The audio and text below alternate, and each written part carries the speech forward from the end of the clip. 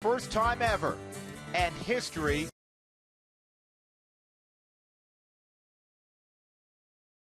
And then my daddy used to show me how to give that old ball just the perfect spin. A childhood filled with summer days and playing Little League. What I'd give to bring it back again.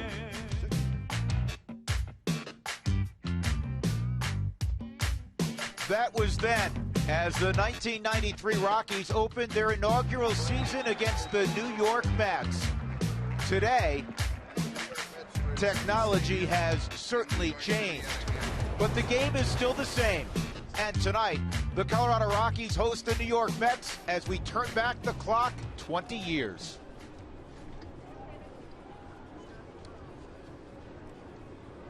Yeah, it's throwback night. 20 years ago, Frazier broke out all his best stuff from 1993. Sideburns. Yeah, how about me? Thing. Yeah, I had the full shock of hair back I don't want to in think about it. 1993. Well, the Rockies won Game 1, 8-4. And when you think back to 1993, the gentleman calling the game back then, a guy we see all the time now, Dwayne Kuiper, was doing the coloring, and the late Charlie Jones, who was one of the great voices of sports television for about 3 decades, was calling the Rockies. Well, you know, you look back at that time, and I played here at Mile High in the minor leagues when I came into town and played against the Denver Bears, and everybody said, would baseball work in Denver? I knew it would work then when 25,000 showed up for a AAA game in the middle of July. To come watch it, and later on after I'd retired I came back and broadcast games here in the minor leagues, and I knew it would work then. It's obviously worked, and it's been a great marriage with this wonderful city, and the Colorado Rockies and the fans in Colorado have surrounded us and the surrounding areas. It's been a wonderful, wonderful marriage. It has indeed. Almost 4.5 million people came in year 1, and they found the absolute right guy to guide the ship initially for the Rockies, Don Baylor. This club was ready for that particular day for about 5 or 6 days prior to this, because we kind of wavered a little, and everyone's in shape, everyone's ready to go. You played also, so you know that time when you're ready to play. A lot of our players got a lot of at-bats in spring training, so they're just kind of spinning their wheels for the last 4 or 5 days. Well, they were ready to go. They ran into Doc Gooden that day, though. Wrong guy to run into, obviously. I mean, it ended up in a good way. But, I mean, it's in the same essence of what Don's talking about. The anticipation of being a club entering into the National League in spring training the last 5 days. Everything was new in Tucson. The ballpark coming into Mile High, a lot of guys have played in it in the minor leagues, and I don't think they could anticipate that kind of crowd showing up on opening day, regardless of where you are. Yeah, it was amazing stuff. It was a year of firsts, including the first hit for the Colorado Rockies, produced by the Big Cat, who went on to hit .370 that year.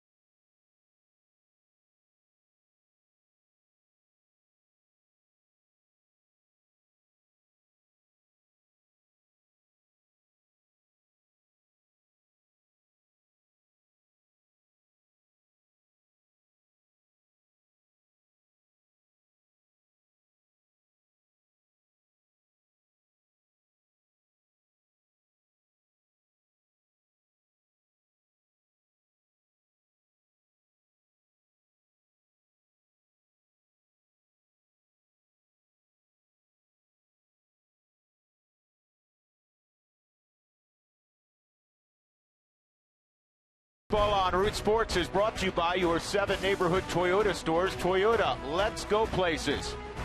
And by Southwest Airlines. Find our fares online only at southwest.com. Good afternoon, everybody. I'm Charlie Jones along with Dwayne Kuiper, and in New York City, it is absolutely gorgeous. Early this morning, you called me about 7 o'clock.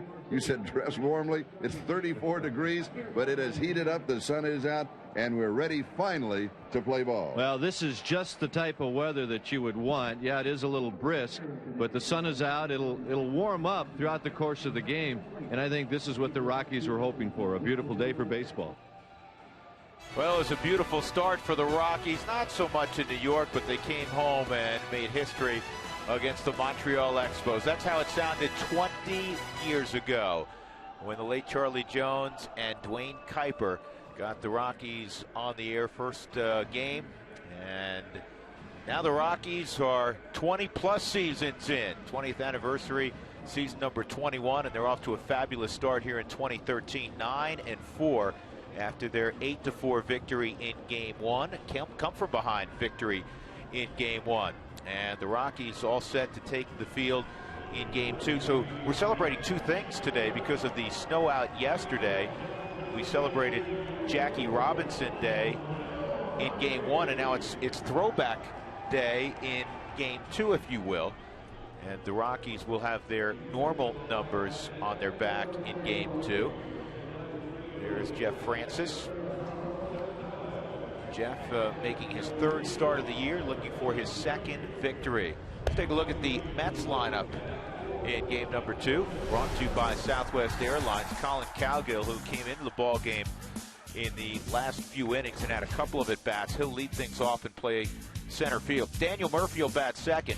David Wright, he had a 3-hit ball game, including a couple of home runs in Game 1. Marlon Byrd will be in right field batting cleanup. Lucas Duda, Justin Turner, Ruben Tejada again at shortstop. Anthony Recker will do the catching. And the former American leaguer Aaron Laffey will be on the hill. And Jeff Francis looking to bounce back after a rough outing in San Francisco. It was a rough outing for Jeff, and it ballooned everything. Earned run average, hits per innings, and he looks to rectify that today against a ball club. He's 2-2 in his career, with 37-33 overall record in his home starts with the Colorado Rockies and Kansas City Royals. Tonight's defense brought to you by Excel Energy. We bring you the energy you need so that you can live the life you want. Visit responsiblebynature.com today to learn more. In the outfield, the Rockies will again have Eric Young Jr. Dexter Fowler's got a sore foot. That's why you're not seeing him today. Kadire and Cargo, same outfield as Game 1. Chris Nelson again third. Reed Brignac at shortstop. Josh Rutledge at second. Jordan Pacheco at first. And Yorvi Torrealba doing the catching. So after a little less than a 35-minute break, it's an old-fashioned doubleheader. It's turned into somewhat of a twilight doubleheader because the first pitch in Game 1 came around 3:10 this afternoon. Colin Cowgill against Jeff Francis, and the first pitch on the outside corner, strike one. And you'll only see some left-handers in this lineup. Francis has only seen 5 all year long in all of his starts. Most of the opposition is really pounded on the right side of that lineup, which is 295 against him. Left-handers only 265. It's 176 career start, just 30 behind Aaron Cook for the most in club history. On the ground up the third base line, long throw for Nelson, safe. Infield hit for Cowgill. Well, what a play by Nelly. He did everything he could do to produce the out. Cowgill just got up the line. Beat it. You're not anticipating with a changeup away. He reaches out, hooks this thing. Nelly from the gets up, gets about back leg and tries to plant, put something behind the throw. Very close play for Nelly. Nice play. Very nice play defensively. He's trying to pull that one in to get the out. Upset that he didn't get it. That'll bring up Daniel Murphy. And this is chopped slowly to second. Rutledge will get the lead runner. That's all. Flipping to the shortstop, Brignac.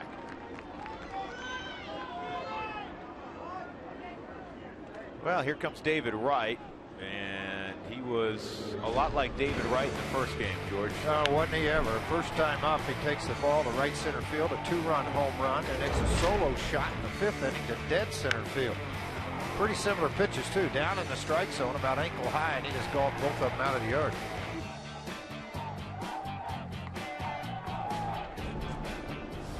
Well, he's not a perennial all-star for no reason. He played third base for Team USA in the WBC, and Team USA unfortunately didn't last very long. They played 4 games, but George, he drove in 10. There's Nelly again. Now a chance for 2. Nice pick at first.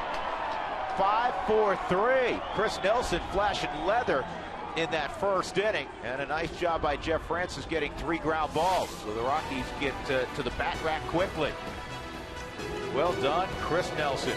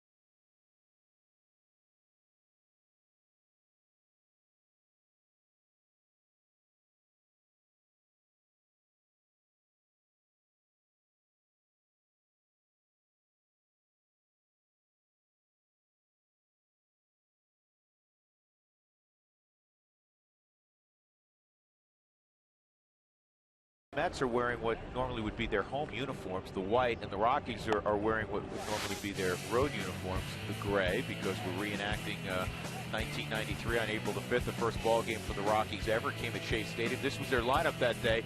Eric Young Sr. was leading off, then Alex Cole, Dante Bichette, the Big Cat, Gerald Clark, Charlie Hayes, Joe Girardi. He knows a little something about New York these days. Freddie Benavidez batted 8th, and David Need was on the hill. And today's Southwest batting order once again will feature an Eric Young. Isn't that appropriate up top? EY had a great first ball game, and again he's starting both ends of the doubleheader. Dexter Fowler just being given a day off with that sore foot. Josh Rutledge, Cargo, Kadire, Pacheco, Nelson, Torrealba, Reed Brignac, and Jeff Francis. Aaron Laffey is on the hill for the New York Mets. And the league is hitting .417 in the early going against Laffey. Yeah, he's had a little bit of a rough time. Right-handers have hit near 300 against him in his career, too. In 155 games, 66 total starts, 25 and 29. He's 0-1 in his career versus the Rockies. There's the overall numbers. A couple of games, 1 started, a .506 earned run average, a lot of hits, 6 strikeouts, and Drew mentioned the opposition, .417 average. And the 1-1 is laced into right field. Another hit for Junior. And you go back to the first game, Frage, that's 4 straight hits for EY. Yeah, that's, come in hitting 182 and walk out of the park tonight hitting well in there 300. It's a pretty good day at the yard.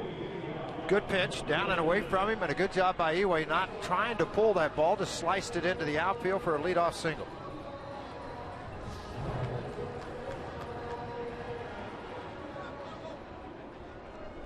Bring up Josh Rutledge, scuffling a little bit, 4 for 24 on the road trip. They took a look at some video with Josh, he and Dante. Walt was involved, and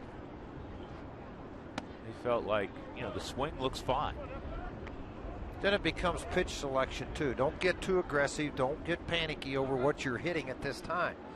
And a lot of young guys will do that. I mean, they'll start to panic. Oh my gosh, I'm hitting 191 with only 1 home run and 4 RBIs. I hit 280 plus a year ago. What's wrong?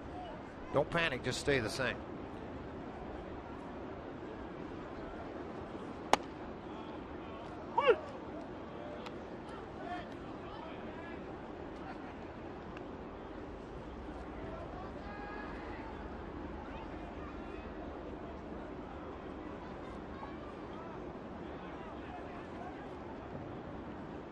Ball and a strike on Rutledge.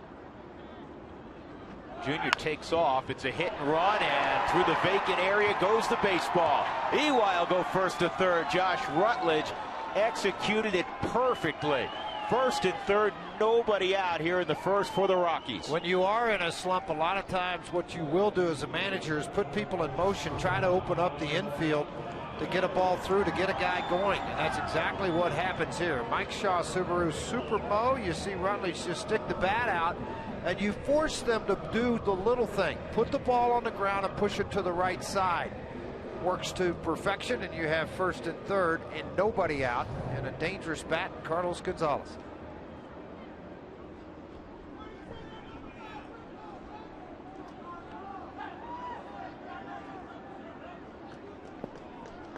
Cargo a triple and a home run in game 1. Batting average resting at a cool 348. Not only are their uniforms going back to 1993, the scoreboard in left field is also going back to 1993, the way it looked back in the day. Not bad, huh? As long as you can read the numbers, right? Read the names. Here's the 0-1, and Cargo drives this ball to center field, plenty deep enough to get the run home. And the Rockies will take a 1-0 lead. Couple singles, long fly ball. Well done on all ends. Cargo with a bounce in his step going through the dugout. This is 8th ribbon. Boy, winning's fun, George. Winning's contagious, isn't it? No question about it. I mean, you know, here you are in the lineup, and it's very cold outside with the temperature today in this ball game, and you're going out and having some fun doing what you like to do. Swing the bat, score a run. Why not drive in one? That'll bring up Kadire, and Michael hitting 341. He was 1 for 2, a pair of walks and an RBI in the first game. The one was a double down the left field line, a line shot to the left field corner.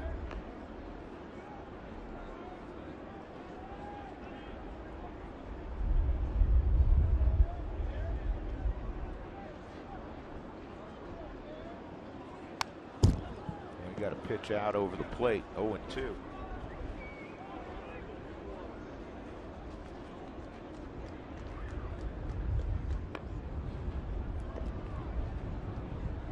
Dyer's seen Laffey a lot from his American League days. 8 for 22 with a home run in his career against Aaron Laffey.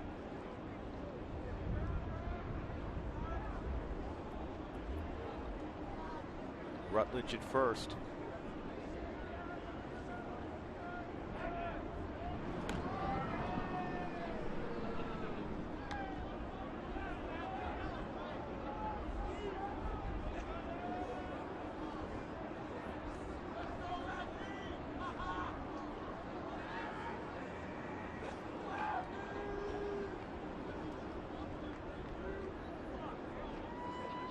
Way outside. Dan Bellino's calling balls and strikes. He had the luxury of not working in game 1. Ted Barrett's at first, Alfonso Marquez at second, and Lance Barrett's at third.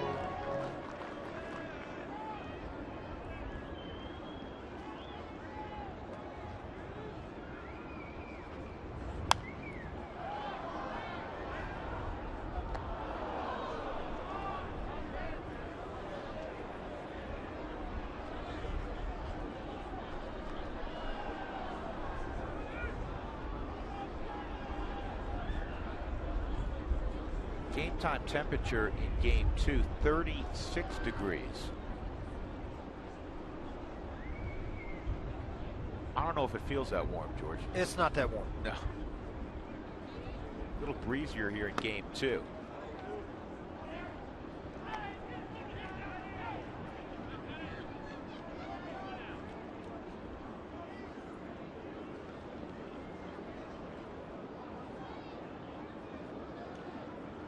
This makes it the 4th coldest game in terms of the temperature at start time in Rockies history.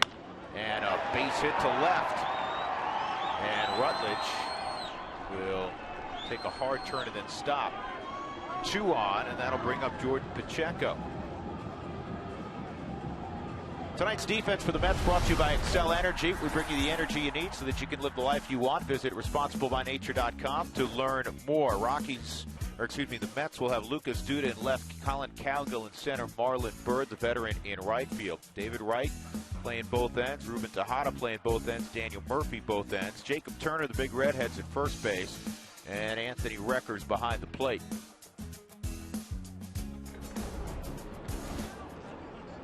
Gold Glover, great offensive player, the Mets ambassador. That's been around since '62 now.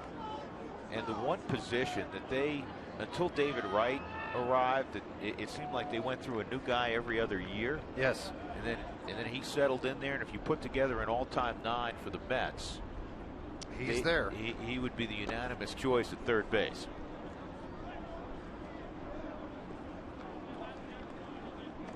Jordan Pacheco got an AB in that first game and threw out a base hit.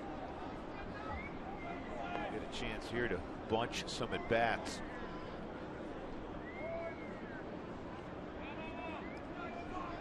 Rutledge at second.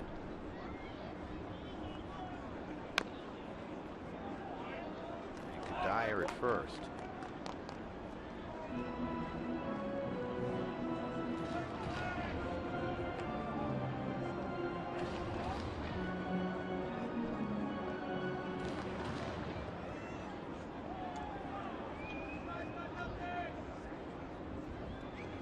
Pacheco a year ago was terrific in every way, shape, and form offensively. He hit .309, and he had 325 runners in scoring position. Looking for his first knock in that situation this year. 0 for 5.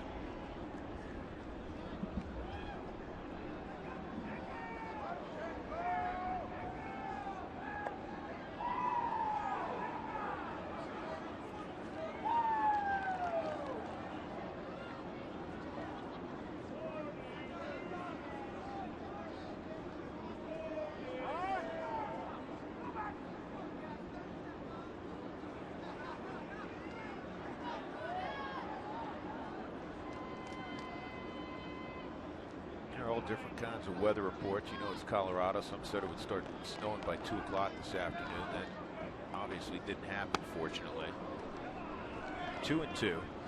And then it's supposed to snow around 6 o'clock. Then it's 8 o'clock. And guess what? We're playing baseball. It's 7 o'clock, and the Rockies got a 1-0 lead in the bottom of the first.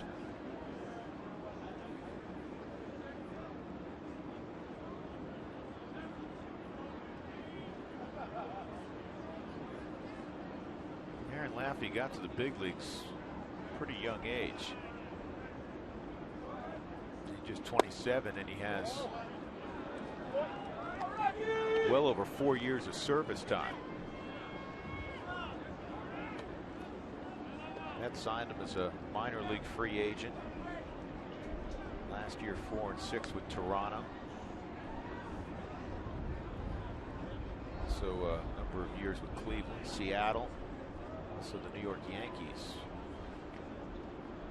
Here's the 3-2, and Pacheco fouls this one off.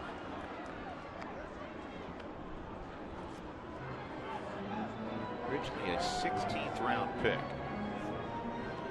You'd like to see that. He's left-handed. That helped him get moved along. A strike thrower typically, that helps move you along. Then you add a changeup and a breaking ball to the mix. It gets you to the big leagues pretty quick, and they hope you have success doing it. Yeah, he signed out of high school, opting to go the professional route instead of going to Virginia Tech. Runners on the move, and it's foul. Well, Walt White's being very aggressive here in this first inning. They hit and run with Rutledge. Now you put the runners in motion on a 3-2. Right-handed bat up. And I kind of like it. I like it a lot, George. One of the other things, Walt's factoring in is Laffey's not a big strikeout guy. No, he's not a big strikeout guy, but if that happens, then you got to have the problem of throwing behind the runner. In other words, the guy stealing from first. You really got to bust your rear end. Most guys will go there versus third. Turner's playing a little bit behind Cuddyer, so Michael gets the bigger lead, and they're going again, and once again it's punched into the seats foul. Walt, true to his word, he said we're going to be an aggressive, smart base running team.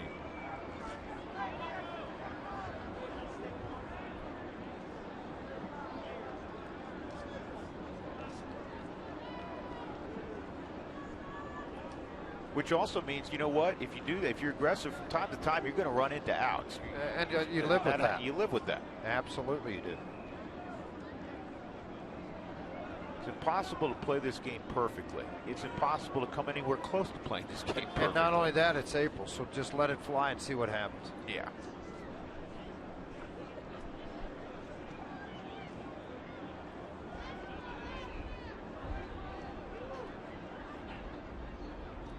They're going again, and once again, Pacheco fouls it back. We're getting a good long look at Laffey. Rutledge singled, he's at second base. Cuddyer singled, he's at first. Rockies already have a run. Eric Young Jr. with his 4th straight hit between the Twin Bills.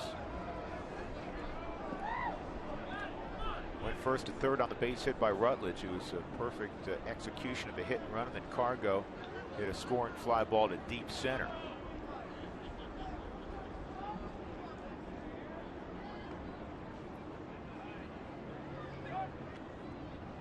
There they go, and swung on and missed, and they'll steal the bases though. No place for Recker to go with the baseball. Third stolen base for Cuddyer on the season. He's yet to be thrown out. Rutledge gets his 3rd stolen base. Am I right with that? Old stats, but they should be updated as far as Rutledge is concerned. Actually, it's 4 for Rutledge and 2 for Cuddyer. That'll bring up Chris Nelson. He's been swinging the bat well. 2 ribbies out there for Nelly.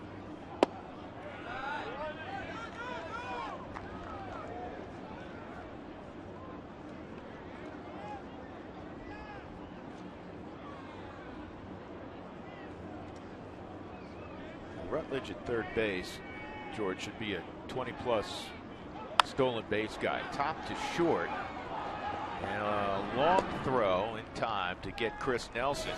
In the inning, the Rockies come up with a run. As we go to inning number 2, 1-0 Rockies.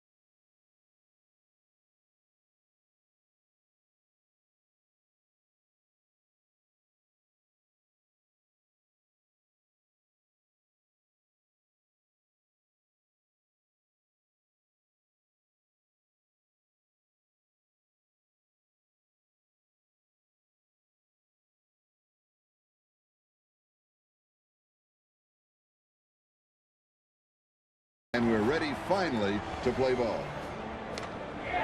Base hit. First hit for the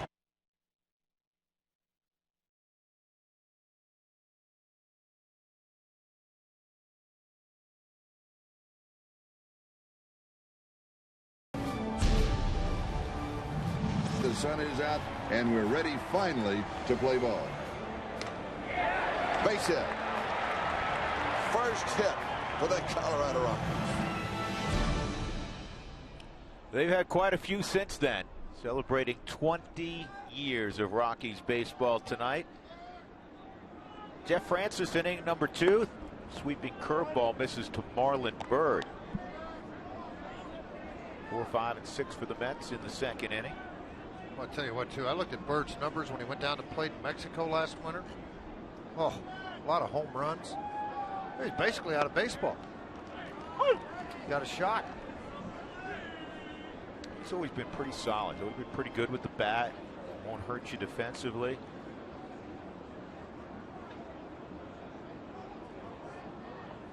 Big, strong guy, 35-year-old.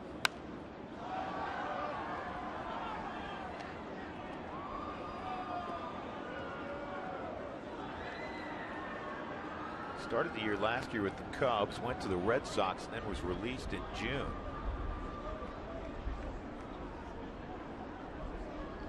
He was suspended for 50 games shortly thereafter for violating the league substance joint drug program.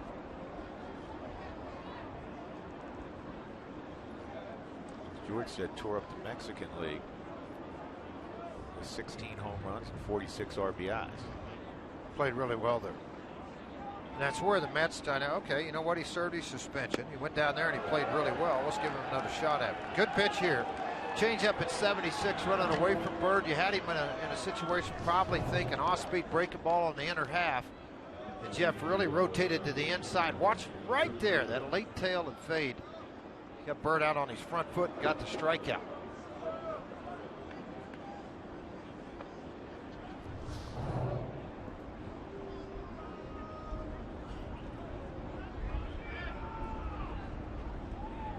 You know, I put this 4th coat on. I feel pretty good. The 4th one usually keeps you warm. Straightens you out, doesn't it? 1 strike to count on Lucas Duda.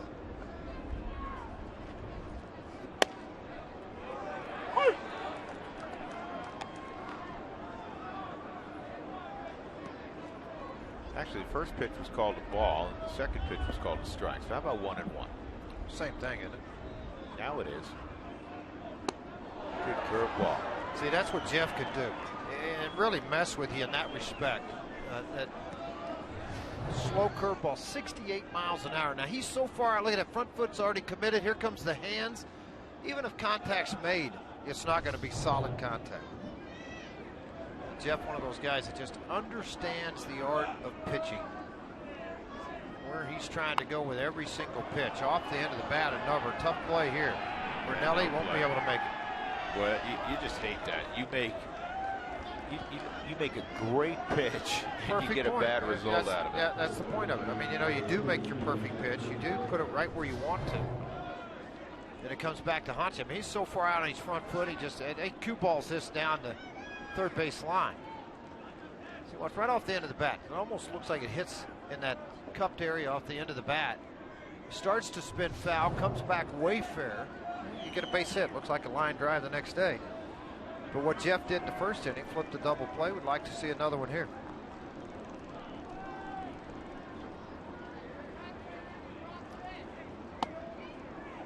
At the top of the strike zone on Jacob Turner. Just me, or a lot more guys got beards this year. A lot of guys in the league have a lot more beards. Seem that way? Yeah, it does kind of. Well, let's make the first tour of the league. We'll count. 2-strike count on Turner. Here, we'll give Dougie something to do. Hey, Dougie, what percentage of players have beards in the National League versus the American League? And then this year versus '93, Doug. Yeah. The inaugural season. Could you have that by the 3rd inning, please? You gonna give him that much time? Yeah, well, he deserves it. Comebacker. Jeff with a good feed. It's not caught by Brignac. A perfect feed by Jeff Francis. As a pitcher, when it's hit back at you like that, what you have to do is you have to get your footing underneath you. so you can be able to square up to make a solid throw. If you just turn and fire, a lot of times your elbow will drop and the ball will sail on you. Watch when Jeff catches the ball. Perfectly set up. Now throw it right over where he is coming. I mean, it's a little bit high, but a throw that's got to be caught by Reed. So, I mean, right here, felt like he had to jump a little bit to get it, but probably didn't. It just popped out of the glove. That's just the 5th error on the Rockies this year. The error on Reed Brignac. Rockies played an extraordinary defense so far this year. I hope that's not costly because that's not. You can't assume a double play, but that would have been a double play. Taylor-made. He'd be in the dugout right now. You got to make a pitch on Ruben Tejada, see if you can roll one over again. But that's where Jeff a lot of times will pick his teammates up and make that pitch to get that double play.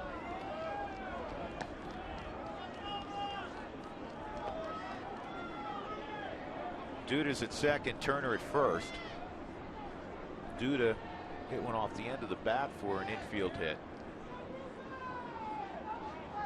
Shortstop Ruben Tejada. And a base hit that's going to tie up the baseball game. Yeah, Kosler too, because you got second, third now, just one out.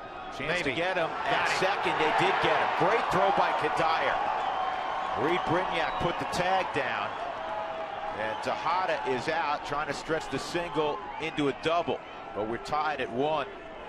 Yeah, the double play costly, or I should say the inability to turn the double play costly. Tejada trying to make the turn on that thing, and Tom Goodwin, the former Rocky, sent him as he got to the first base area, thinking maybe that Kadire would not get to this baseball because it was hit softly and is tailing away from Kadire into foul territory, but he picked it up, snap throw into second base on line perfectly, and then they get Tejada for the second out.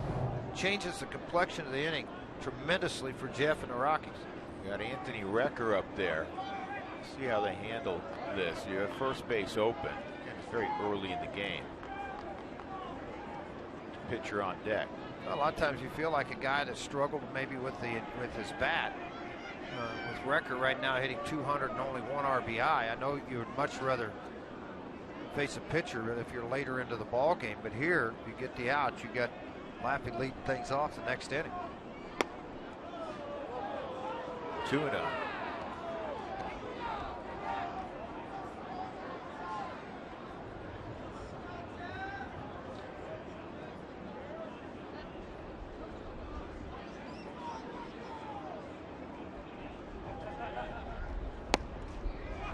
Sometimes as a manager, when you get to 3-0, you just take it out of their hands and go ahead and walk them. That's what they'll do. So the free pass to Recker. And that'll bring up Aaron Laffey. Wells Fargo customers, get your 2-for-1 Rockies club level seats today by going to wellsfargo.com/Rockies. Wells Fargo Bank, member FDIC.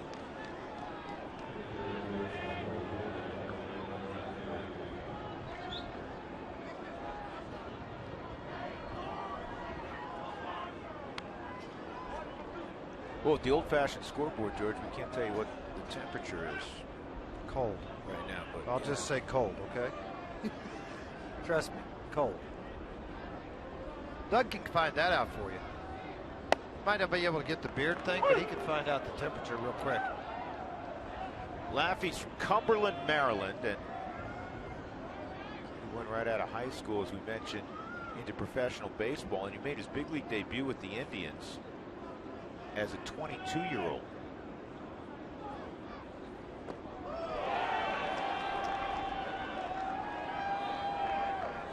Looked like he almost hurt himself swinging at that pitch.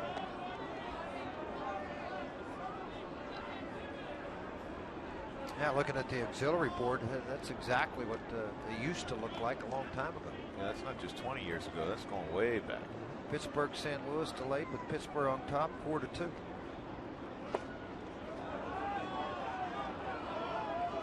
Zito's at it again, 3-1 over Milwaukee. San Francisco, he's like resurrected his whole career since last year. Really amazing. Just struggled year after year after signing that big deal with the Giants, and then found himself last year, won 16 games. Now being told that Pittsburgh and St. Louis has been postponed. A lot of storms going across the northern part of the United States right now. Snow and rain. 2-2. Strike 3 on Laffey. In the inning, there was a couple of hits. There was a costly error, and thus an unearned run for the Mets. They've tied it up at 1 as we go to the bottom of the second.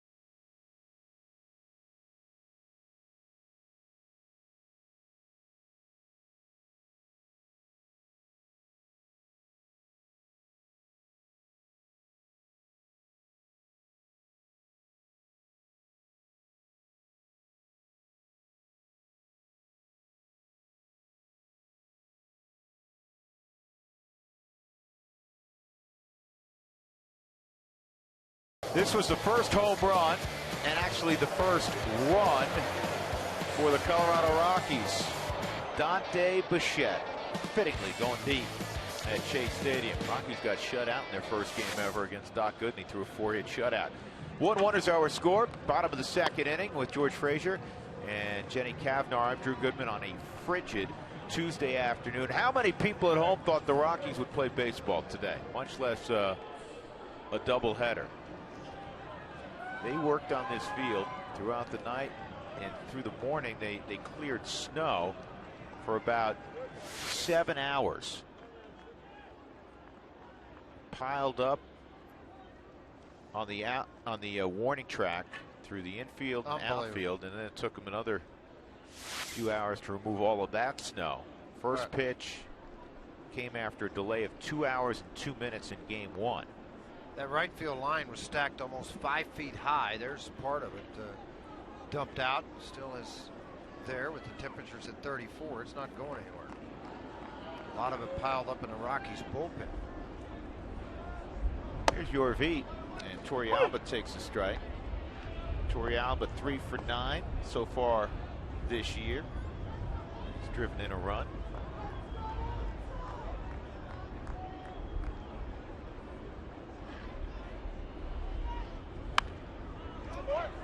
And up to first base.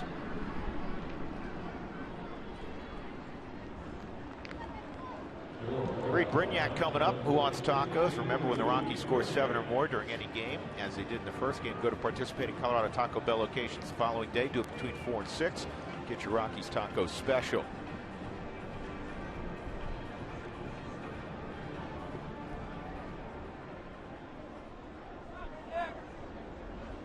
Brignac, a pair of doubles among his 5 hits so far this year. He's got some loud outs also. Bat pretty well out of the gate.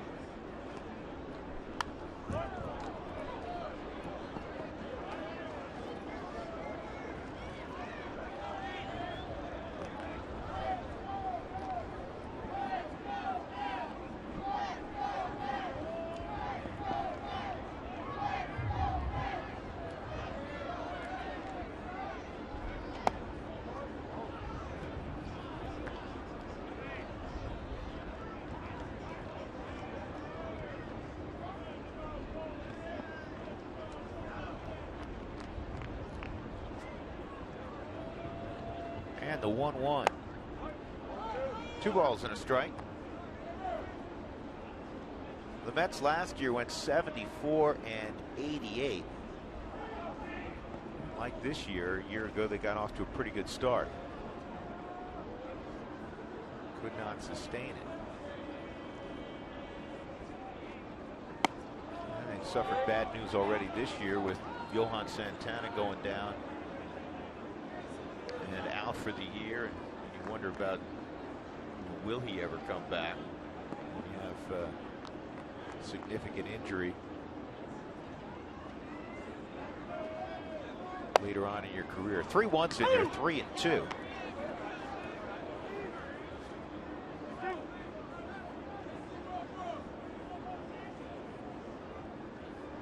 Santana so dominant in the middle portion of the first decade of the 21st century, went 98-42 between 03 and 08, which was the best record in baseball. And Laffey strikes out. Reed Grignard. And the throw ends up in left field. That's not good.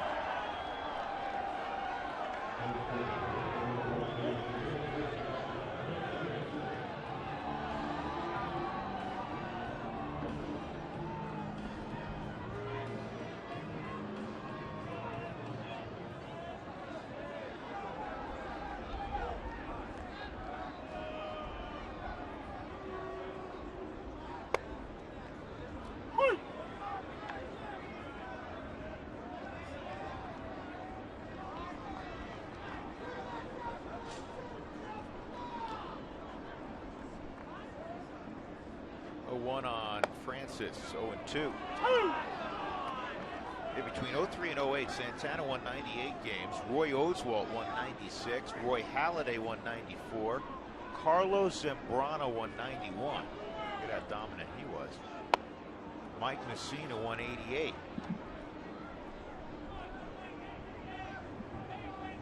Zambrano's looking for a job still, right? Yeah, he is. Yep, still throwing and living in Miami, I believe. Not the same guy. Saw him in spring training, 86, 87 miles an hour. Didn't have the velocity behind it for a guy that threw 95, 96. A lot of changes. It just didn't work out for him.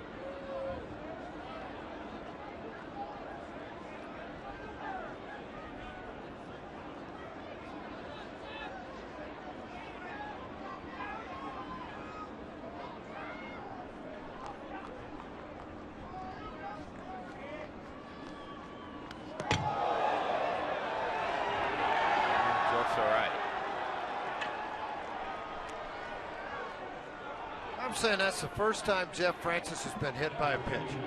Doug's already on it.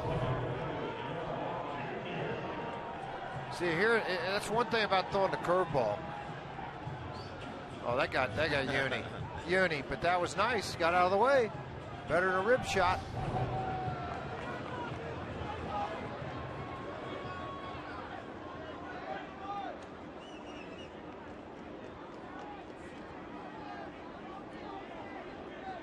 First time he's ever been hit at a big league level. Plus, you know, you go out and run the bases, your body's going to stay warm versus sitting over in the dugout or even down in the tunnel, maybe by a heater. Your body's moving around. Junior with a base hit his first time up. 4 straight hits dating back to game 1 of this doubleheader.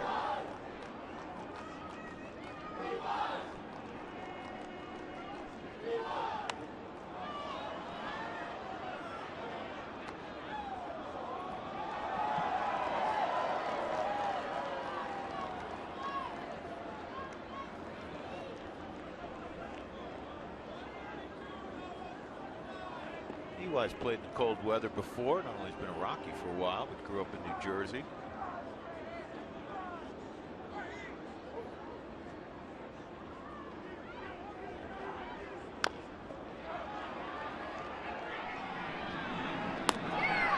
Boy, he's fast.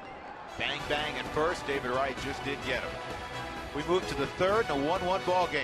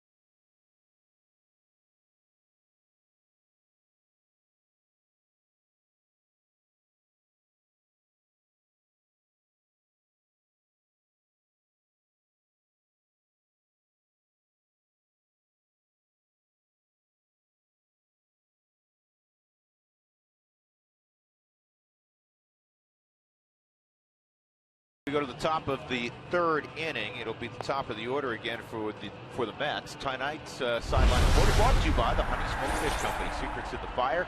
It's a ready-to-eat superfood. Jenny Cavnar. Jenny?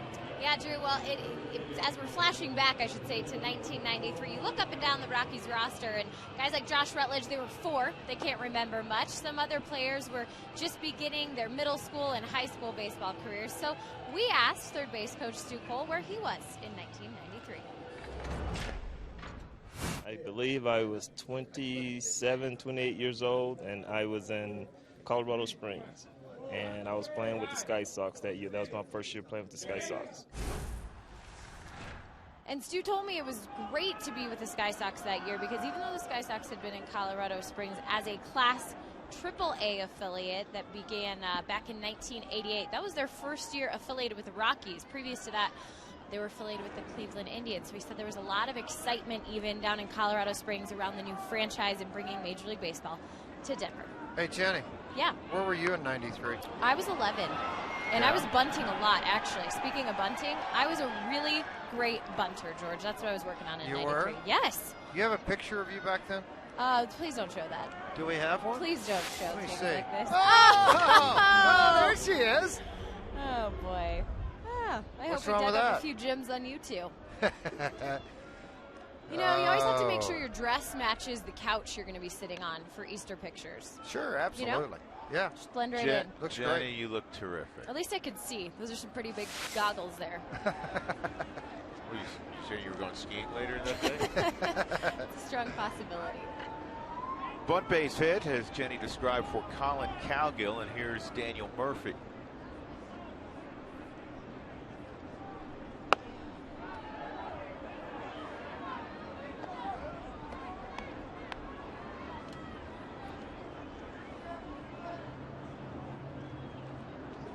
Frazier, what were you doing in 93?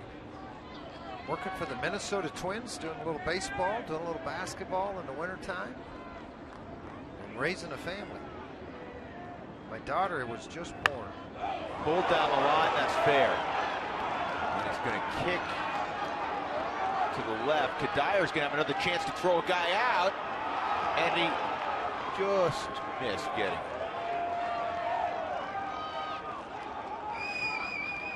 Accurate throw again from Kadir. He's got a really accurate arm because he really plants his feet properly and stays behind the ball, gets in a 4-seam rotation move on the baseball. That's why it stays pretty true and straight. You don't see a lot of tail out of a ball from Kadir. Murphy thought that ball was going to be fouled. Just hooks around the bag and then it ricochets off. And Kadir played it right out in the middle. Now see, watch this ball. Pretty straight and true. Not a lot of tail to it. Head first slide, trying to get out into the center field side to extend that tag. As a runner coming into second, you're looking to see where the defensive player is standing and waiting to receive the baseball. David Wright, second and third, nobody out. And the snap throw, and it's going to go down the left field line.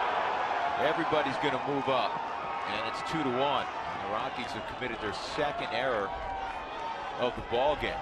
Again, they had just 4 coming into the evening. Yeah, very uncharacteristic even for Torrealba because he really set his feet very well to make that throw. Step behind right, was well balanced, and cold temperatures, did the grip play a role in this? Could have. Over on the third base side, Torrealba trying to make this play and help his pitcher out. Just disappointed.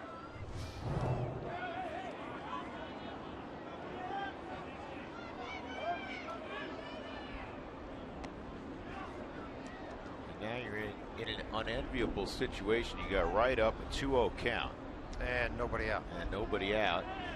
Trailing 2-1. Rockies got off to the quick start. A Cargo sac fly in the first gave the Rockies a 1-0 lead. Should have been out of the second inning, but an error hurt them there. And it's 3-0.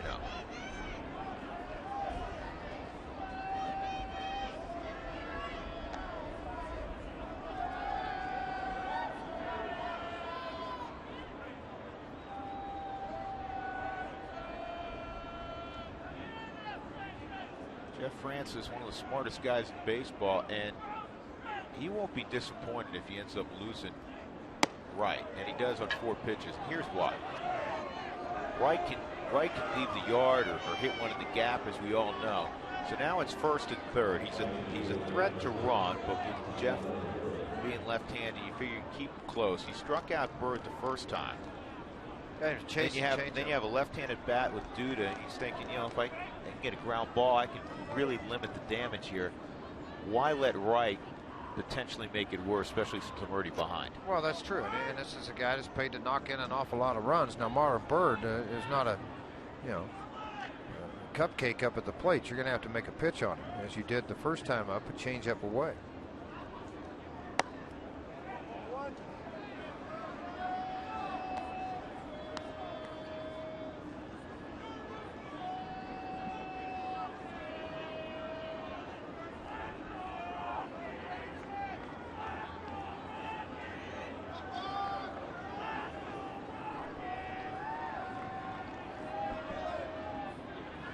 Murphy at third, Wright at first.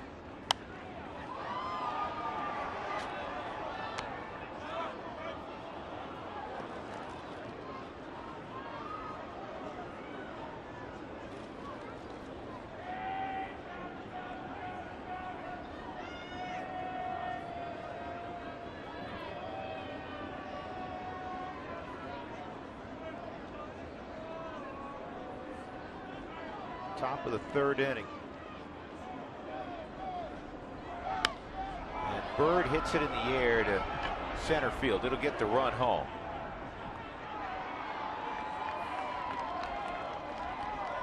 And the Mets have a 3-1 lead. 8th RBI from Marlon Byrd.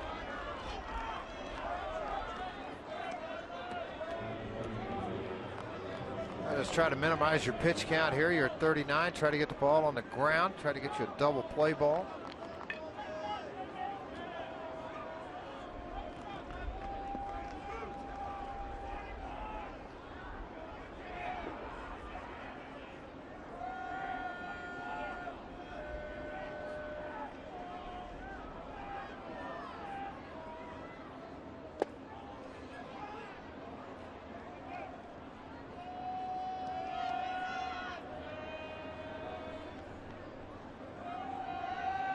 Duda was way out in front his first time up.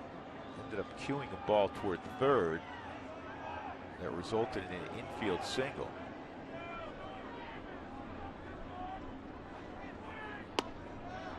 Two and out.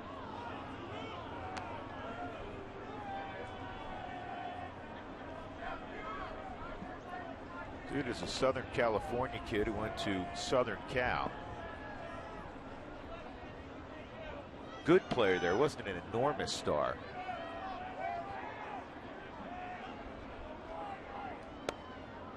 That's in there.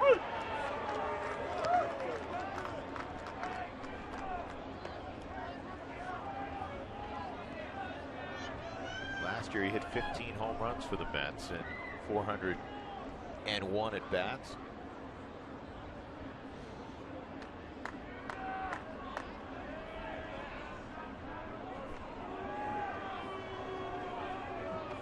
Not a bad idea on a 2-1 count, a running count with 1 out. Even though you got a left-hander up and a left-hander on the mound. It's if you get the proper lead, you're David Wright, who's very good at getting a walking lead at first base.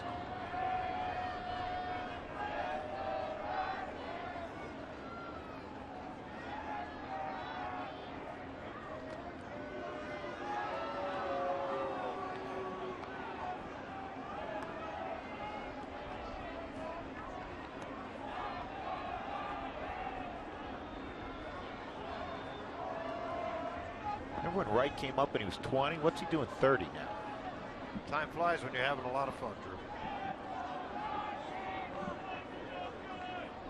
He and Reyes came up. They were puppies. This ball well hit left center field. Cargo will get back and make the catch.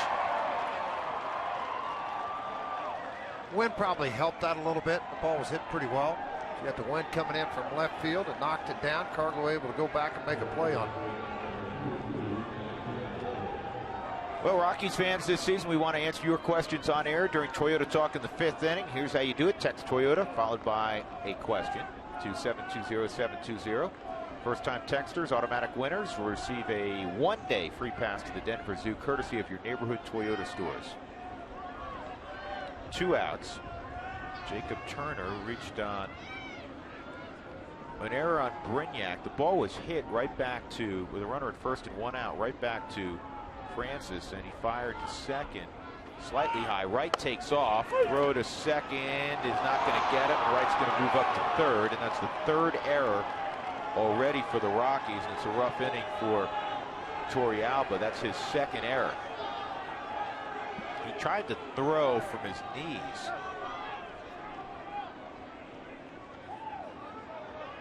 The Rockies, for the first time this year, have not been real tidy defensively. No, they haven't. Some catchers have the ability from the knee to throw the baseball and keep it on line. As Torrealba spun, he tried to keep that ball as straight as he possibly could, but it sailed about that last 4 feet. Rutledge tried to get out. He has a runner coming into him, but the ball actually went behind David Wright into center field. 1-1 on Turner. You can almost count an error on the defensively will add about 10 to 15 pitches to a pitcher's count in an inning to get out of things. Particularly if you're working in the middle of the lineup where you got to pitch carefully. 2-1. 4 stolen bases for Wright.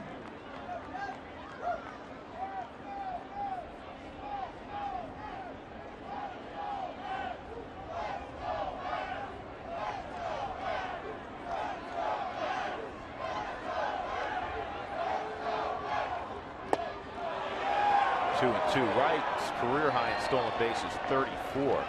Back in 07, he was a 30-30 man that year, 30 home runs. Last year stole 15.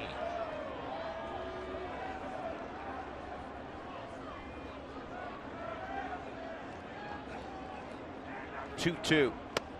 Now 3-2.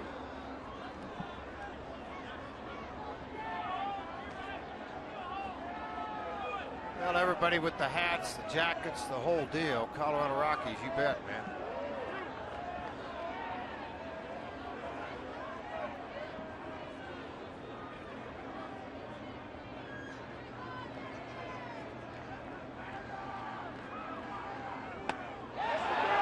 He went around, strike 3. Turner tried to sell it by running to first.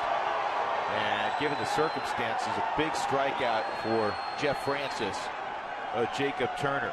In the inning, a couple of runs for the Mets, only one of which was earned. So 2 of the 3 runs tonight, unearned runs for New York. They're up 3-1.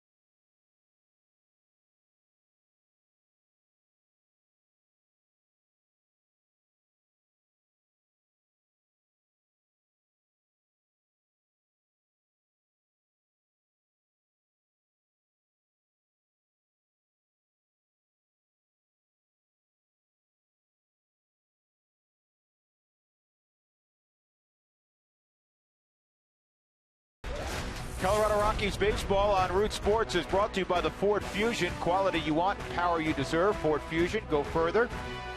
By CenturyLink, your link to what's next. And by Southwest Airlines. Find our fares online only at southwest.com.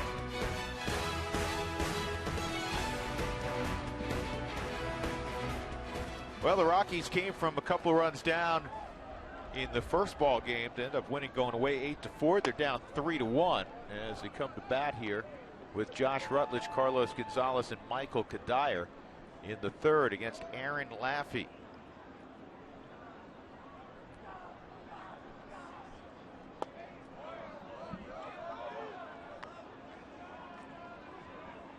Rutledge executed a hit and run perfectly.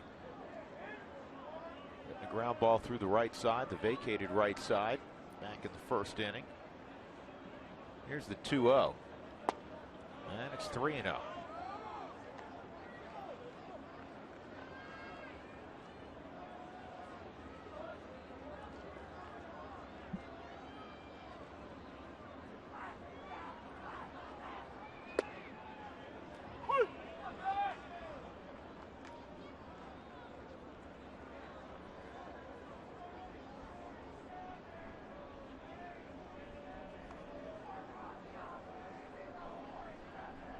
Not even close, and a leadoff walk to Rutledge. Well, the Yankees are coming to town. That's right. The Yankees will be here May 7th through the 9th, so get your tickets today and root on your home team against the New York Yankees. 303 Rockies or Rockies.com to purchase tickets for the Yankee series May 7th through the 9th. I saw that Jeter took a few ground balls, swung the bat yesterday, but not ready, obviously, to get back in that lineup with the Yankees.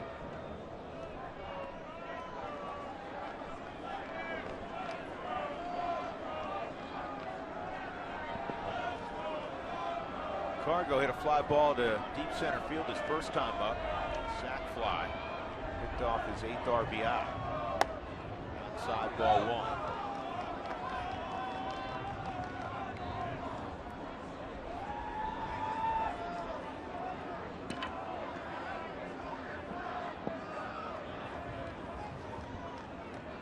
Outfield extremely deep.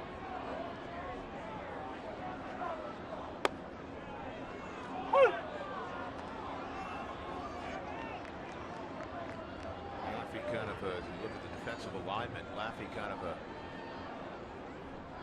typical lefty these days, not overpowering, and he uses that cutter a large portion of the time.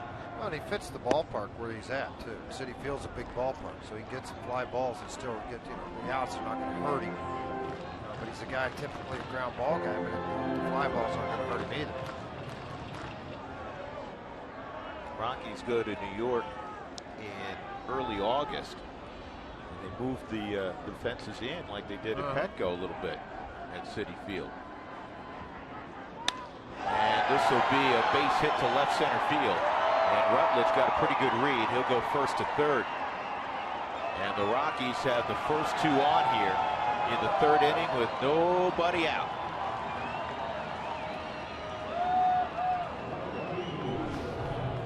Look at this pitch on this Mike Shaw Subaru Supermo right here. It's a spinning breaking ball away, but it didn't have a lot of depth to it. It stayed pretty flat and allowed Cargo just to take it into the opposite field. Hit it on the line, probably hit a little bit too hard. Cowgill hustled over and he was able to keep the double play in order at first and third versus allowing to try to make that strong throw to third base, and then you got second, third. Cuddyer, talking about hot hitters, Cuddyer 341 average coming into this ball game, a base hit in his first at bat. You said it a few times, George, and you just watched Cuddyer, and he was comfortable last year, but he was learning the league, new uniform his entire career in Minnesota, and safe to say he's far more comfortable this year. He's showing it. Well, one thing he told me he fought a little bit was in the American League, they very rarely pounded him in hard. Everything was away. And they might show a fastball in. The National League was just the opposite of that. They threw him a lot of fastballs in, and he had a tough time adjusting early on. Different league, different set of pitchers. Deep short. And because he beat the throw, get an RBI, it's 3-2. Again, that's the second time today one of the quote unquote star players for the Rockies busted it up the line to get an RBI to keep things alive with men on base. as you work your way through this lineup. I mean, Cargo did it earlier in an 8-4 ball game at the bottom of the 8th inning. So you got a couple of guys involved in here. Cargo going hard into second base, a flip, and then Cuddyer hard up the line. That's just proper baseball right there. Well, it goes back to the old adage, effort doesn't take a day off. They both gave great effort. Inside on Jordan Pacheco, he had a lengthy at bat that resulted ultimately in a strikeout against Aaron Laffey. See how he does second time around.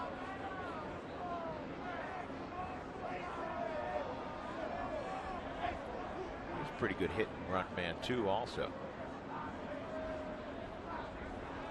Cuddyer takes off, and the throw is low, but it's in time.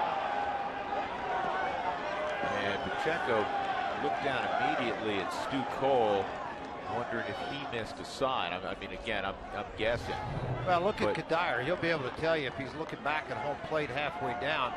Typically, that's what you do when a hit runs on, versus, you know, not looking back at all. So he kind of glanced over his shoulder to see if a swing was made, and it wasn't. Went as hard as he could. Play made on it.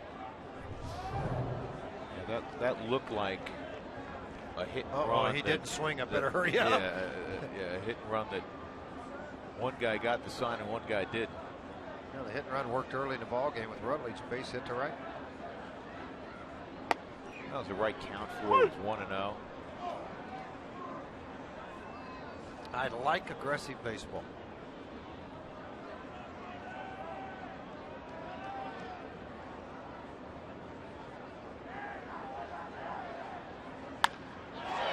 Ball's well struck center field, misread by Cowgill, but he'll recover and make the catch. Rockies get a run back in the third inning. It's 3-2 New York as we go to the fourth.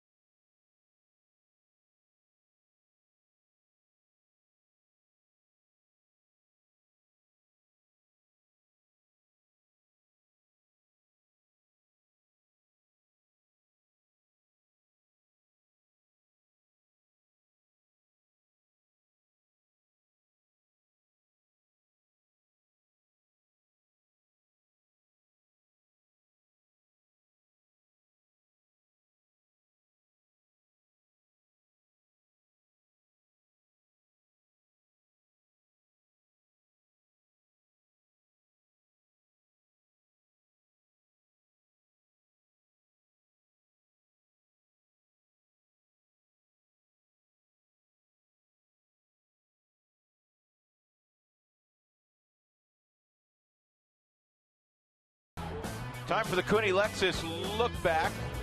We have a 3-2 ball game in the first inning. The Rockies scored quickly. Carlos Gonzalez with a runner at third. Eric Young, who had singled, scoring fly ball. Second inning, this ball dumped into right field would score a run.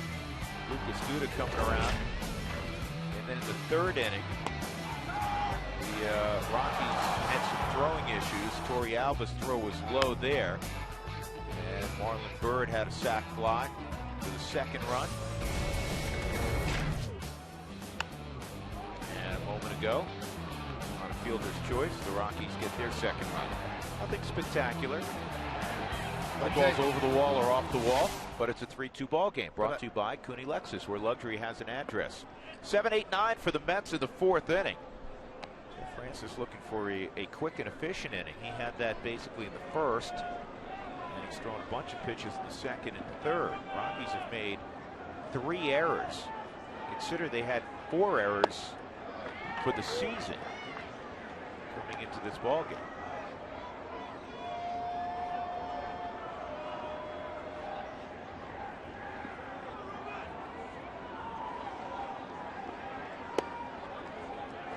2-1 on Ruben Tejada. Jose Reyes, though he's now in Toronto, and you remember, Georgie, he signs a big deal with the Miami Marlins. The Marlins, the big players before opening their stadium a year ago.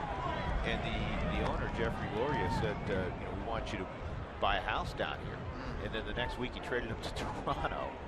And the reason I bring that up is Adam Ottavino, who's a native Brooklynite, works out in the offseason with the former Met, Jose Reyes, because Reyes never did buy a house in Miami. He kept his house in Long Island and still lives in the New York area in the offseason.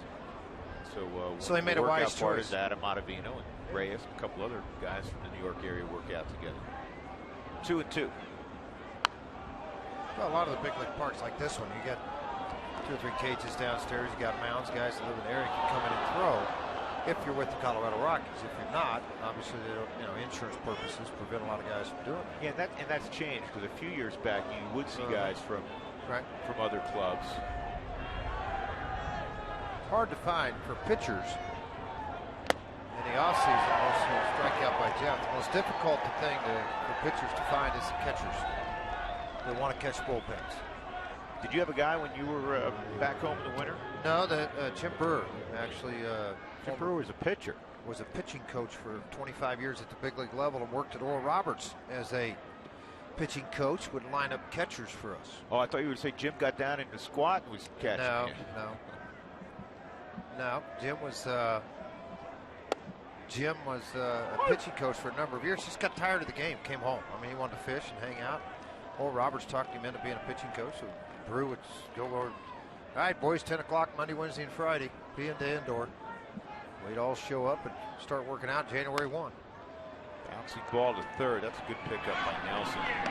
Much improved defensively at third base. Anthony Recker's retired. Autoglass nicked up. Call Safelite Autoglass 303-287-5000. Online at safelite.com.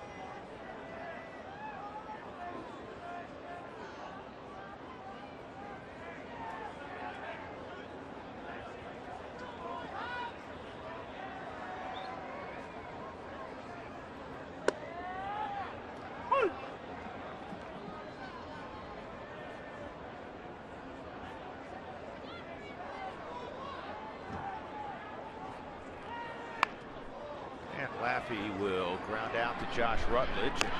Jeff Francis got exactly what he was looking for, a quick and efficient 4th inning. Rockies trailing 3-2.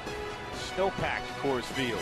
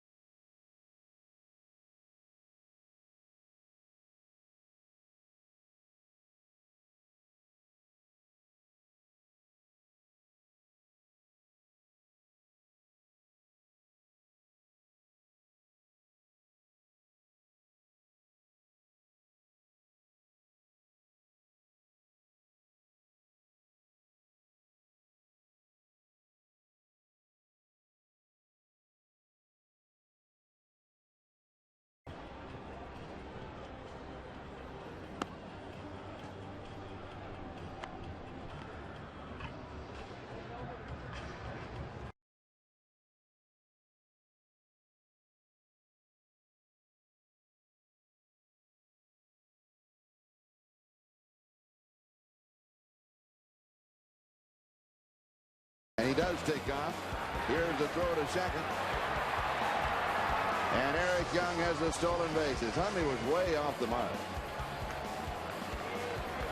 Hundley actually had a pretty good pitch. Well, that was the first stolen base you saw in Colorado Rockies history. Appropriate that it would be Eric Young Sr.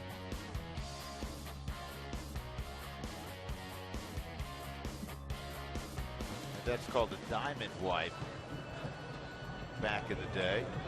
And I understand in the truck tonight we're debuting a new kind of wipe.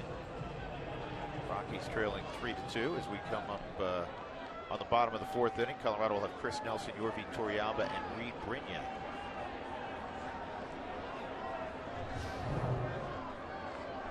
See, that's new, George.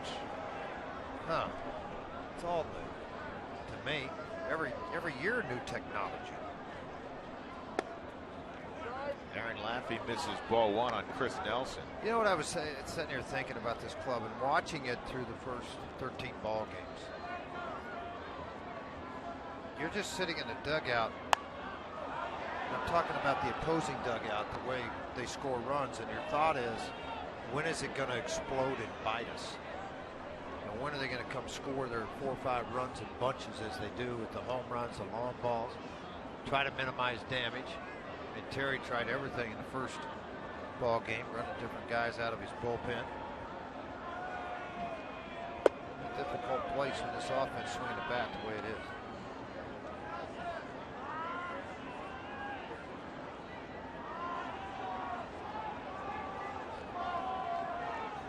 They figure out a pretty good way to minimize damage too. If you thought about it, with the Rockies having 3 errors and giving up 5 hits right now, and you're in the bottom of the fourth inning, would you think that the opposition only have 3 runs? No, you think it'd be a lot worse than it is. But they were, Jeff made pitches to get out of innings. He's done that.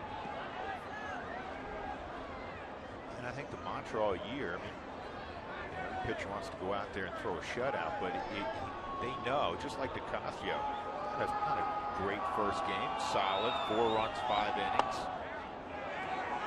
Yet he kept his club in the game. Yes, he did. And again, with this offense, more often than not, they're going to outscore the opposition if you keep them around. And that's why it's so important for the bullpen, even when you get into that 6th, 7th inning, to maintain the game or what it is. If you're down 1 or 2, don't let it get to 4 or 5.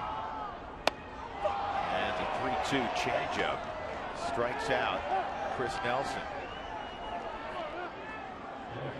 We'll bring up Torrealba. Let's take a look at our AT&T trivia question. Who are the starting pitchers for the first ball game the Rockies ever partook in? Brent Smith started the home opener. Brent Smith started the home opener. So it was Dwight Gooden and... Well, you're answering the question for everybody there, Frank. I'm just running it out there. Yeah, well. I answered half of it, not all of it. That actually was the easy half. Well, because you said earlier in the game, too. Yeah. And you were, at that time, still one of the best pitchers in the game.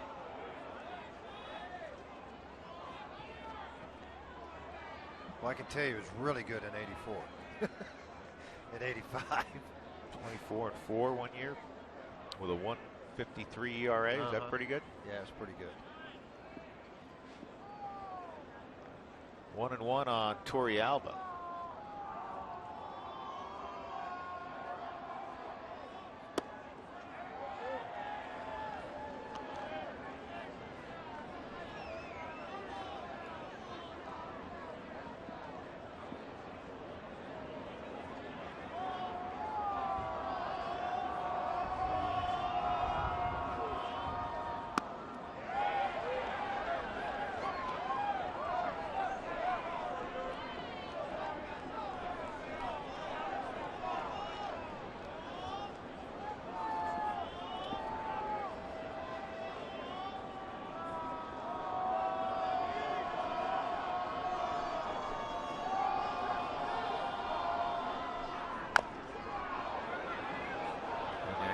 Fouls it off his foot. Well, tonight wasn't the night you want to bike to the ball game, but April 21st will be. How about that, Drew? You can win you don't wanna bite prizes tonight. if you do it also. So get more information and ticket specials at Rockies.com/green. So make sure you do that. Diamondbacks will be in town. $25 green packs, $40 bike to the game packs.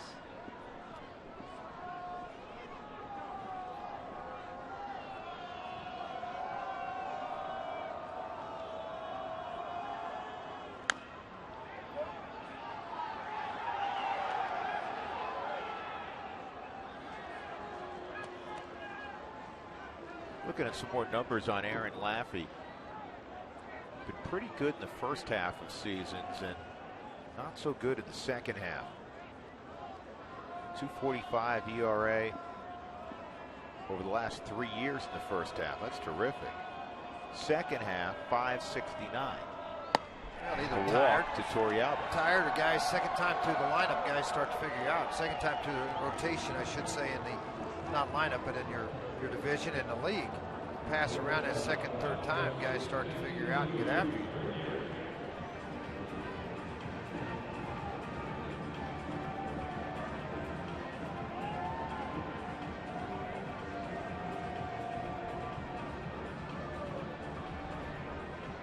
Brignac struck out his first time up.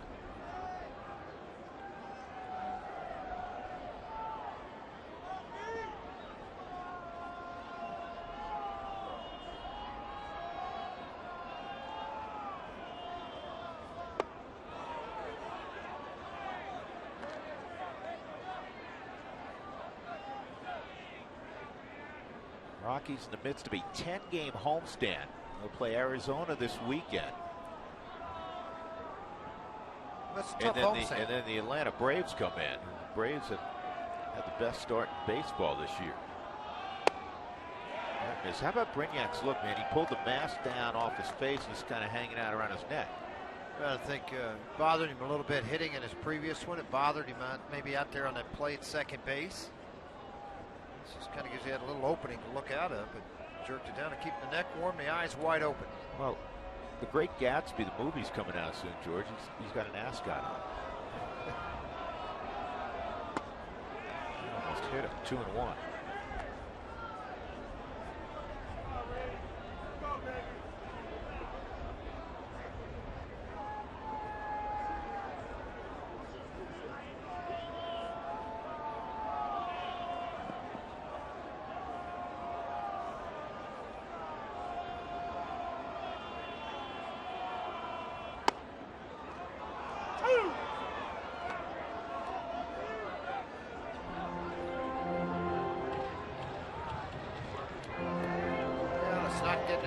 Not going to melt. Yeah, not tonight. Temperature, no. By reports, it's not going to melt tomorrow.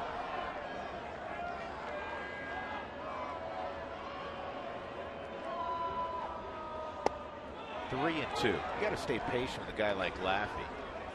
He's going to live on the edges. He's not dissimilar to Francis.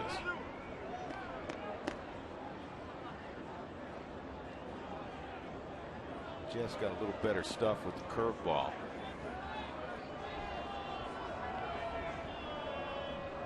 One out, Torrealba at first. Conservative lead naturally. Edgens now up in their bullpen. Ball four. Good eye by Brignac. And now 2 on. And that'll bring up Francis.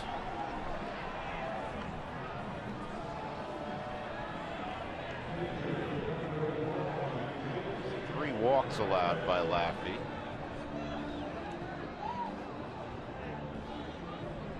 Dan Wortham walked over and sit down and just for a minute talk to Terry Collins. You want me to go out there? Here's this left-hander getting after it. Pretty good edging down in their bullpen.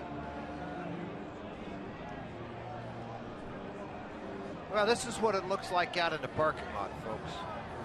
They just started dumping anywhere that they could to get rid of the snow and try to help clean and get things done, and they did the best they could, and by golly, they did a great job to have baseball here, particularly a doubleheader.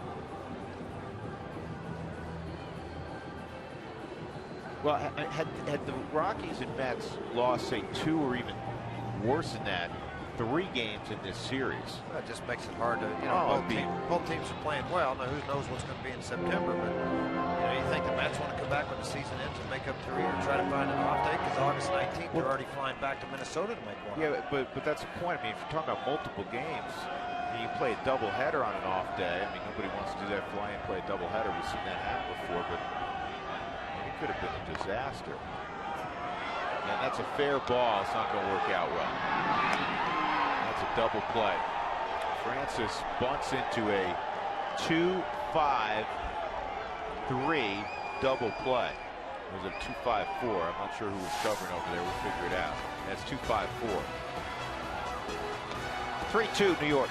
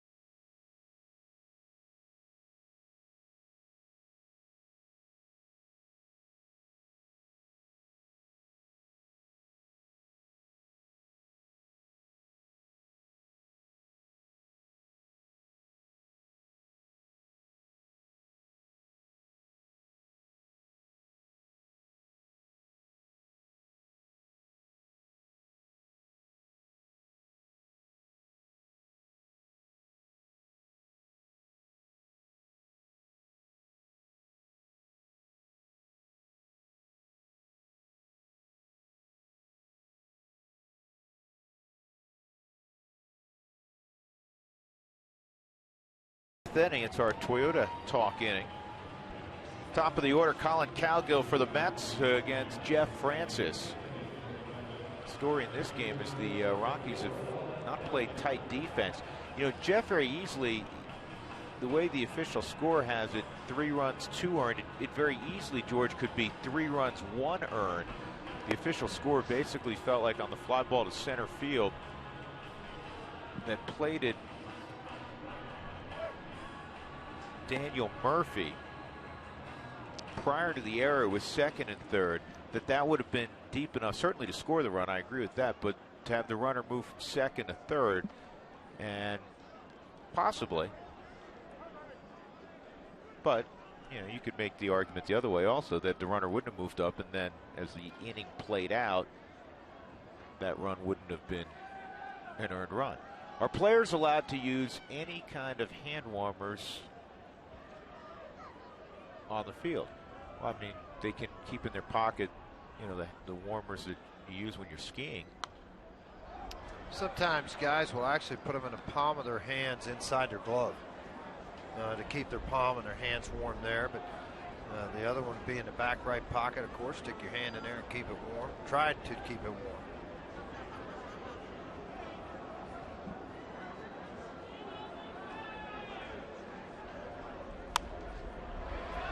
Jam shot, and it's going to drift out of play. Who's the fastest player in the league? Aiden and Craig. Well, I mean, there's a few players I would think of. Eric Young Jr.'s up there. I mean, if you're talking about Major League Baseball, either league, Mike Trout is Bergios might be. Who's that? Center fielder for the Angels. Oh, yeah, Borgios, Peter Borgios. He might be as quick as anybody I've seen. Yeah, he's in the conversation, and Eric Young, Chris Nelson just knocks it down. Cowgill has another infield hit. Drew Stubbs can fly. Andrew McCutchen can fly.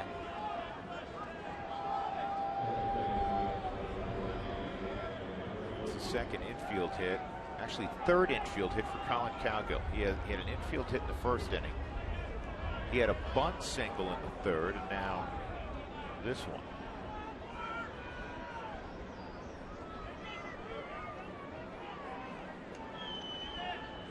I think who else we're forgetting. Well, some of the teams we only see 3 times or 6 when they come here. I mean, I'm just trying to think of some of the guys just like yourself. It's pretty difficult. Try to remember them all, but we've named quite a few so far. The 2 Angels, Trout and Borges.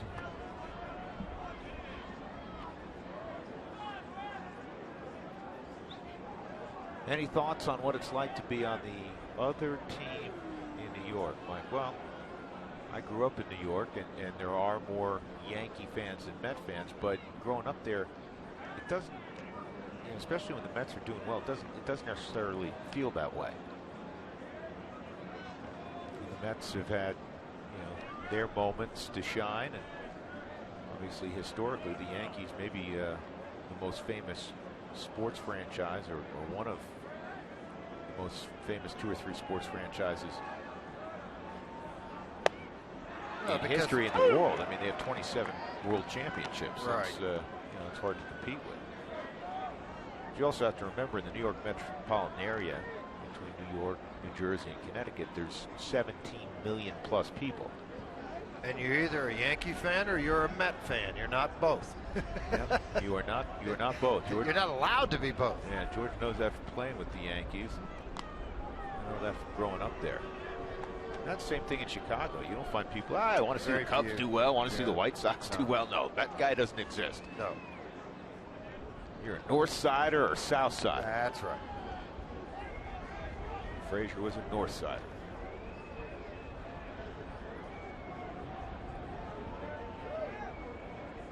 One, 2. Why are the Rockies in road unis and the Mets in home unis? That's a great question. We explained it earlier. This is a throwback ball game. We're celebrating the Rockies' first ever game against the Mets at Shea Stadium. And so the Mets went along, and the Mets are wearing their home white, and the Rockies are wearing their road grays. 2-2. Well, good pitch. It's a tough out here. This is the stickiest part of the lineup. Murphy's a good hitter, off to a great start. Of course, you have David Wright sitting behind him.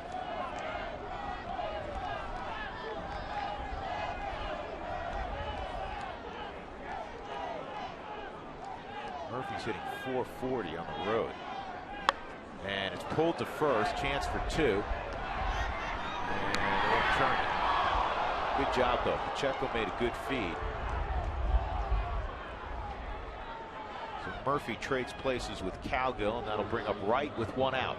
Well, what made this a little more difficult to turn was the fact it was not hit hard. It was hit off the end of the bat.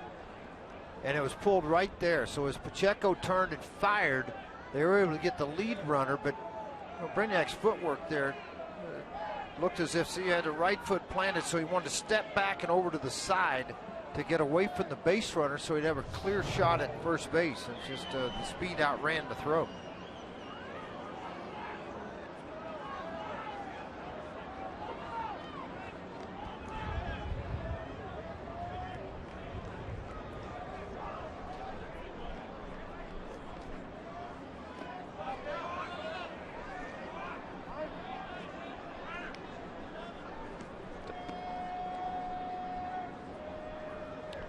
How much does a canceled game mess with player preparation, especially the starting pitcher, George? Well, the starting pitcher, if you're going to start the next day, it depends on if you're going to get skipped or not. Most of the guys will go out and still play catch, so it's just added 1 day to what is your normal routine, and an extra off day, and it's not going to hurt, shouldn't hurt your ability to go out and pitch. Drew, I like the beanie cap. I think you should wear that every night. Well, if it stays this cold, I will.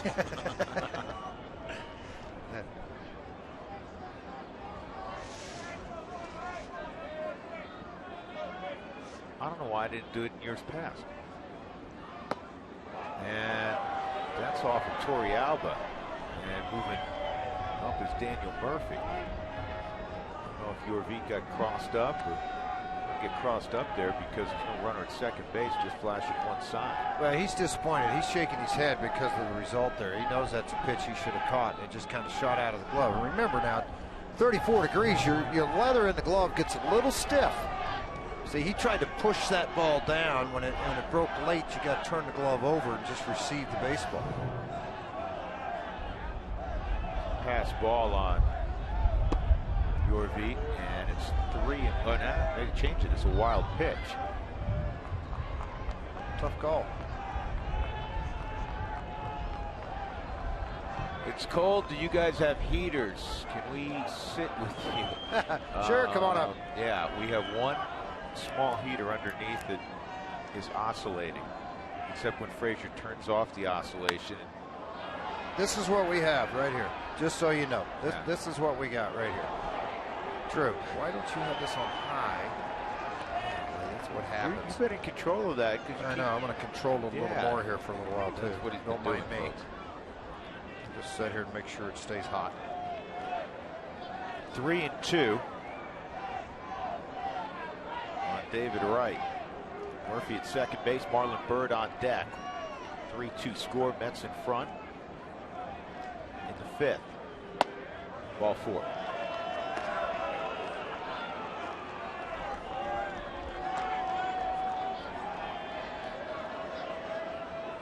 So one thing Jeff tries to avoid is getting deep into games with the least amount of pitches thrown. He's at 75 right now, 45 strikes. But a couple of these have been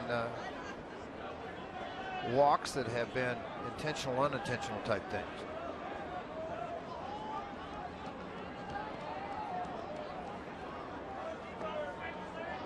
Byrd a strikeout and a sac fly to center field.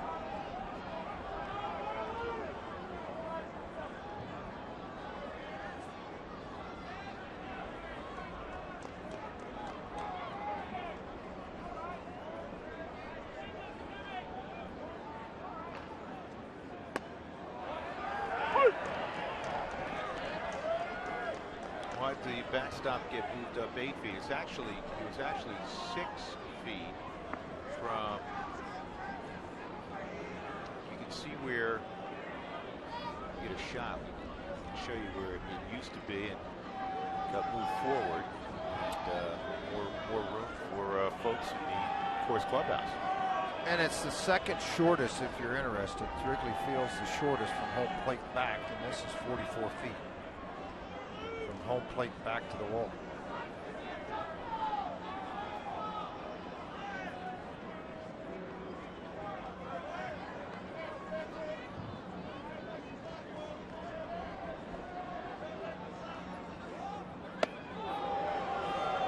Ball, 1 strike. Bird's best year came with Texas in 2009. Hit 20 home runs, drove in 89, 283 average. Was an all-star in 2010 with the Cubs. Finished that year 293 with 12 home runs, 66 RBIs.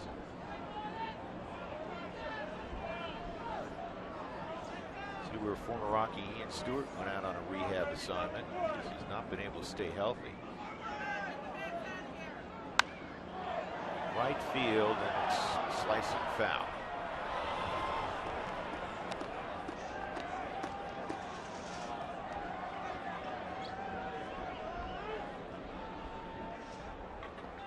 Well, they're starting to try to clean things off over there at the rock pile and push things against the wall and get seats cleared off. Anticipation of good weather and good crowds this weekend. Yeah, you know, actually throughout the first game. Hey there, Jimmy Hucks. What are you doing, Jimmy? Wave. I was just kidding. You're not supposed to wave. It's a cold night for all our photogs. Shooting these elements. Here's the 1-2. And that's a wild pitch. And everybody moves up 90 feet. And again, the double play taken out of order. This has easily been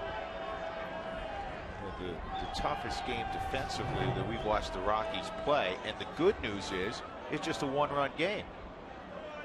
It's the great news. But, that ball just pushed away from Torrealba a little bit too far.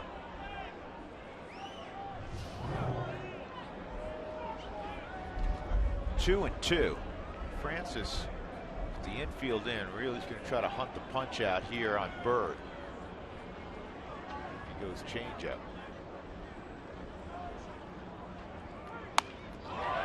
To right, and that's going to drop, and 2 runs are going to score. Boy, David Wright had such a huge read. He was running right up with the back of Murphy. And the wild pitch cost you a couple of runs there. Bird picks up a couple more RBIs, 10 on the year now. One more look at this. Fastball away. Pretty good job with the pitch. I mean, Bird just does a nice job of hitting and dumping this thing into right field. But you watch Wright. Watch him out at second base. As soon as this ball's hit, he's running back. One's going to tag. The other one's coming into third.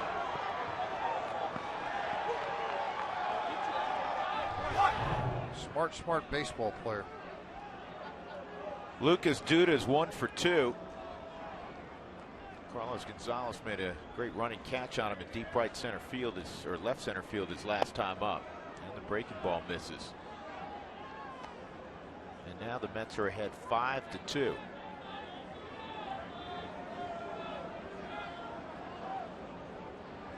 Have you seen 42? I have. If so, how did you like it, Rick? I thought it was a tremendous film. Went with the family last night. 2 of my boys have seen it twice now. And from everything I've read, because anytime you watch a movie that is based in fact, you want to know how much creative license Hollywood took. And from what I've read, most of the accounts are extremely accurate. One of the luxuries is Rachel Robinson is still with us. So she consulted right. the movie. Fortunate enough to meet her at one of the Aflac games. They go out to the high school game every year in August, and she happened to be there and presented the Jackie Award to the top high school player.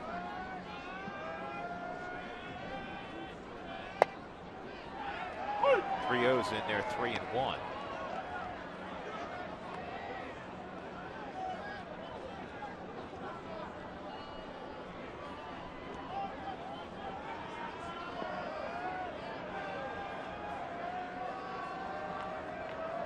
This is where it's really tough playing defense on a night like this, because the Rockies been out in the field now for a while. Get a ball hit to you, you hope to be able to grip it in the infield. Well, this inning's totally different if you're able to flip that double play early. But you didn't.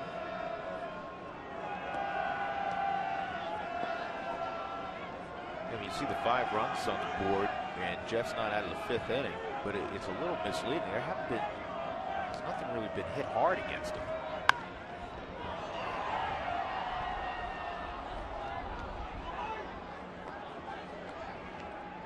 Glenn Allen Hill is now the manager in Colorado Springs.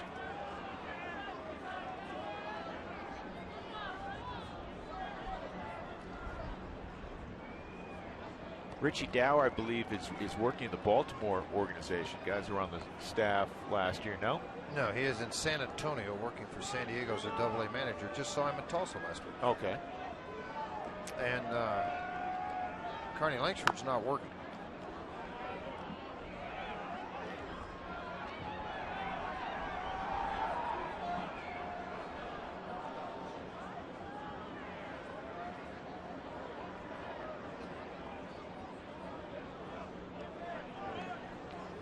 Base coaches, Stu Cole was the manager the last couple of years down in Colorado Springs, and Renee Latchman was the hitting coach in Colorado Springs. He's now the first base coach.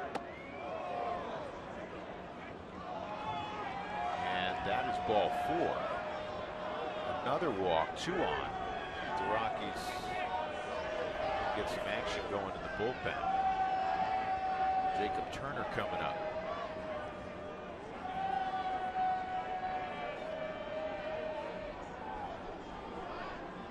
28-pitch inning for Francis. Well, 88 so far in the ballgame too. Typically never that high. 52 strikes, 36 balls.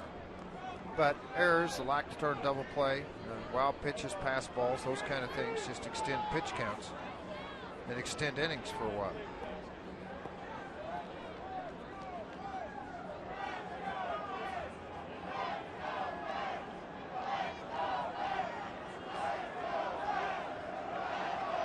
Two on, just one out. And Turner takes a strike.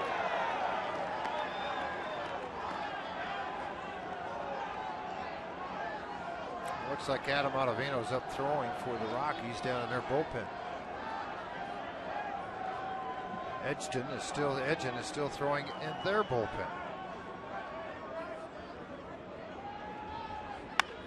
And a base hit.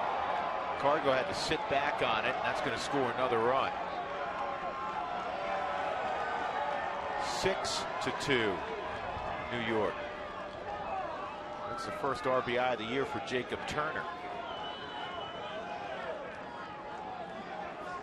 Well, Jeff, trying to run the cutter inside and trying to get enough on the hands that you get the ball down in the zone. So nice job by Turner just opening the front side. The ball was elevated a little bit.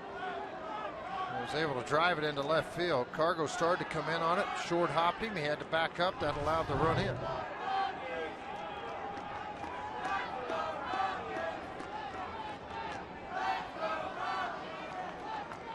Ruben Tejada's 1 for 2.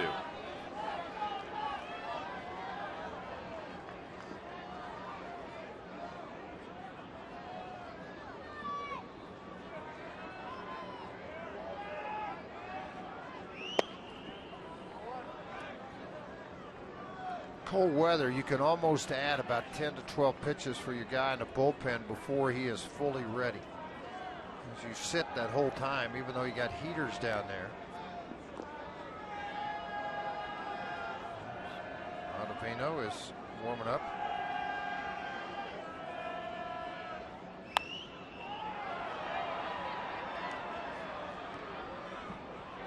One and one on Ruben Tejada, who's from Panama.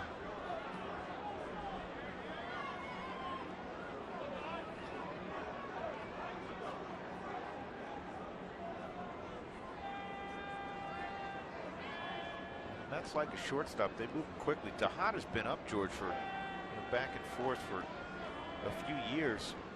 He's just 23. He first hit the big leagues in 2010. 76 games and 78 games in 2010. Is that the year Reyes was hurt? And that's a base hit.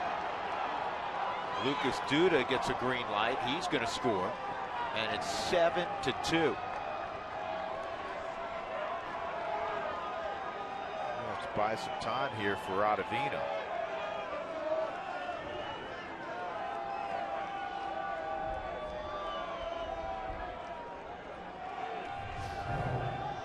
And again, let's look and see if it was the cutter. It was. It appeared to be a cutter. Coming in on the inner half, trying to get in on those hands and get the ball on the ground. Is a little bit elevated up in the strike zone. And Walt Weiss will go to the bullpen now with Ottavino warming up, and Jeff Francis with one out here in the fifth will lead the ball game.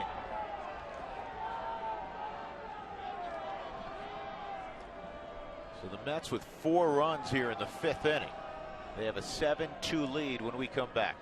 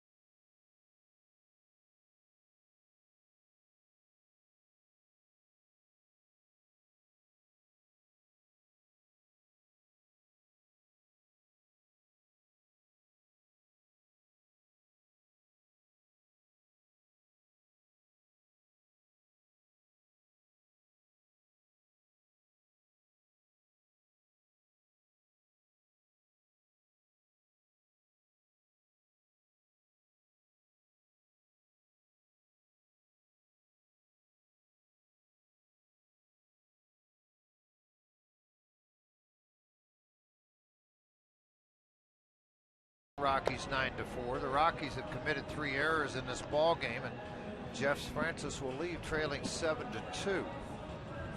Adam Ottavino comes out of the Rockies bullpen to try to shut things down here. He's appeared in 4 ball games. 4 1/3. He's given up 4 hits. He's walked 4. The home run obviously hurt the ERA a little bit, but right now you're trying to get outs, and he's done a nice job of that with his first batter efficiency at 75%. Catcher Anthony Recker will hit first against Adam Ottavino. Turner's at second, Tejada at first.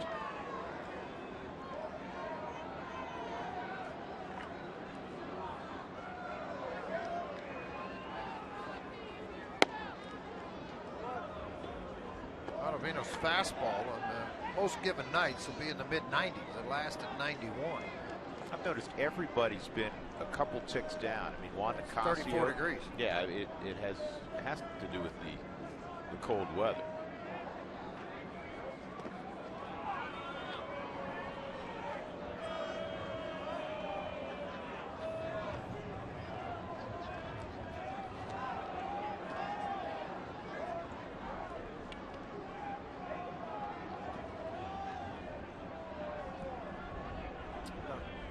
You get an awful lot of these things. Dave Hutchins, the hitting coach, talking to his players about what to expect from Ottavino when he comes in the ballgame. Good fastball there. 90. Well, when you can run an Ottavino out there behind a Jeff Francis, who's basically 84 to 88 miles an hour, and all of a sudden he's popping something from the right side at 90 to 94, you could get a strikeout until the adjustment is made. But you got to throw strikes. Ottavino walked 4 so far on the season.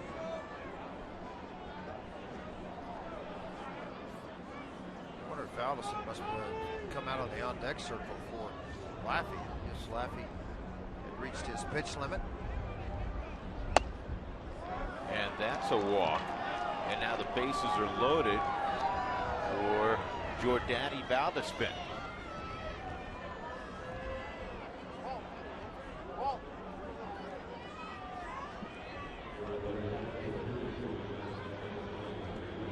Rough inning for the Rockies. Infield hit for Cowgill. Murphy reached on a fielder's choice. Walk to right, base hit Bird, walk to Duda, base hit Turner, base hit Tejada, walk to Recker. Valdespin started game 1 in right field.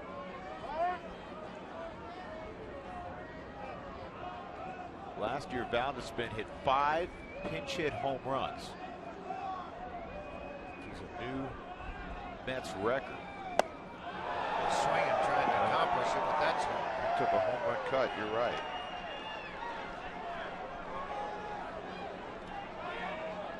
So far, the Mets have had some opportunities with the bases loaded. They're 4 for 10. Valdespin 0 for 2.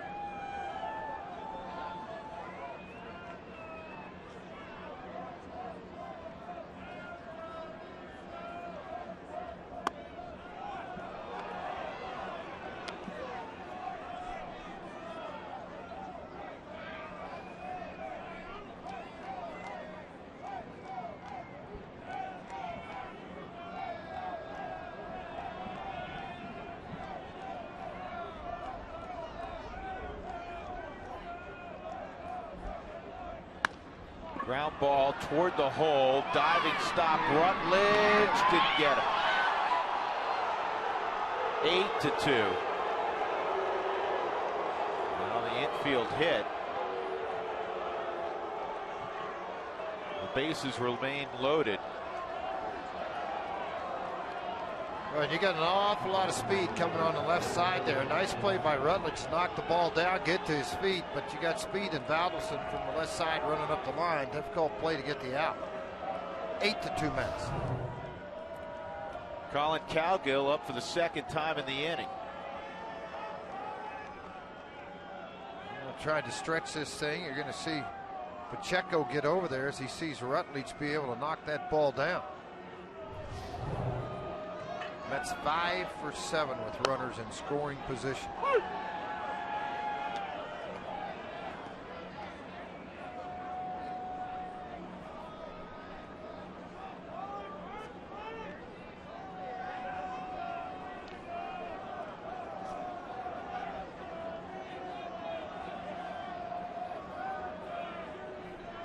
It's a one-strike pitch, and it's outside. There was a question up a moment ago, do the coaches take batting practice? And every once in a while, Vinny or Dante, the players kind of urge them on, egg them on, and they'll get in and take a few swings, but they don't take formal batting practice.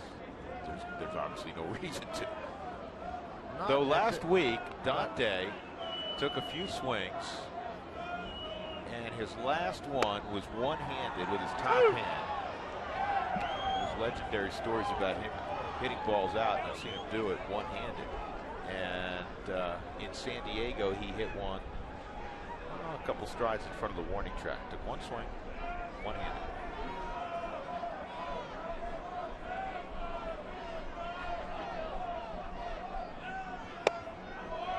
And because it's so unrealistic to today's players, somebody takes a swing one-handed and hits a ball 400 feet, that they egg you on. Come on, let me see you do this. You can't do that. Then they step up and hit it to the warning track, and then everybody just kind of shuts up and walks away.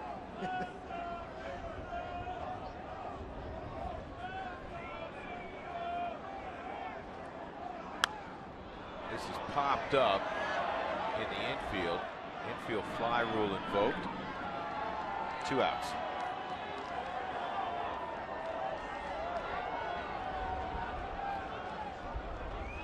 Hey, by the way, happy birthday. I wasn't around for that. Thank you. You're out on the road. You turned to Mario 49 again. It's the first year anniversary of it. He's trying to catch you. Don't want to. I don't want you catching me. No, don't catch me. No, I don't want to catch you.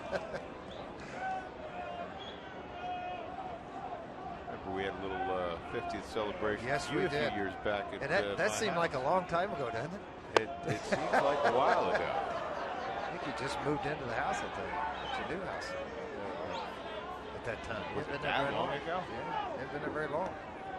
You're creeping up on another one, aren't you? Yeah, the 60s chasing me. And that's okay.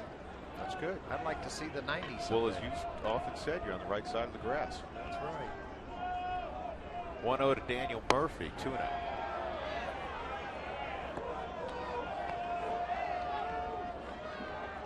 This Saturday, my daughter turns 21. That's unbelievable to me. And yeah, since she was 5 when I started here. Yeah. How about that one, huh? And Kay and I will be married 26 years. So. Congratulations to Kay. You ain't kidding. Pat her on the back every day. Had a baby. 3-0. With nowhere to put Daniel Murphy. David Wright's on deck.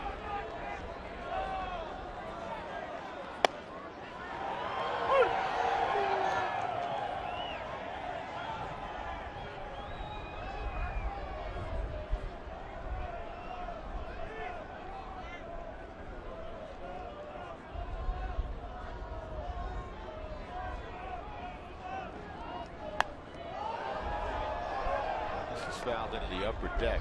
I'm wondering if the guys in the truck can help us out. Tavis, how many minutes, elapsed minutes, with the pitching change and everything, have the Rockies been on defense? Talk all you want, George, about hand warmers right now. They're dead. 9 guys You're that looking are really for new cold. ones. You're 32 minutes on defense. You're looking for new ones. Look at it.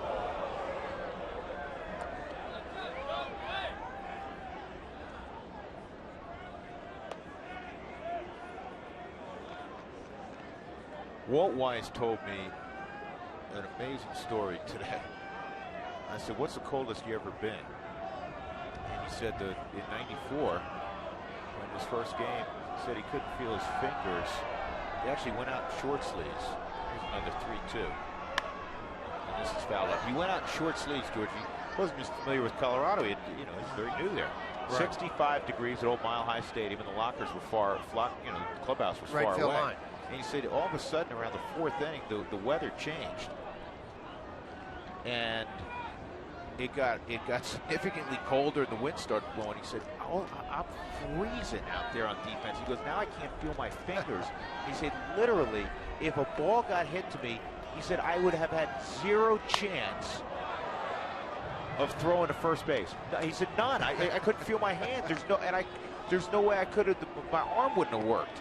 Yeah, you see and he said, by the grace of God, nobody hit the ball didn't come to be the final 4 innings. He said it was painful. That's how cold I was, how much the fingers hurt. You see all these guys now. I mean, they got their hands stuck in pockets. They got them underneath their armpits. They're trying to do anything they can to keep their hand warm while they're out in the field for 34 minutes.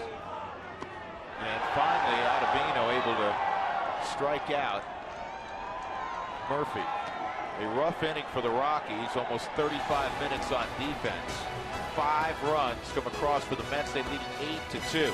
We're in the 5th.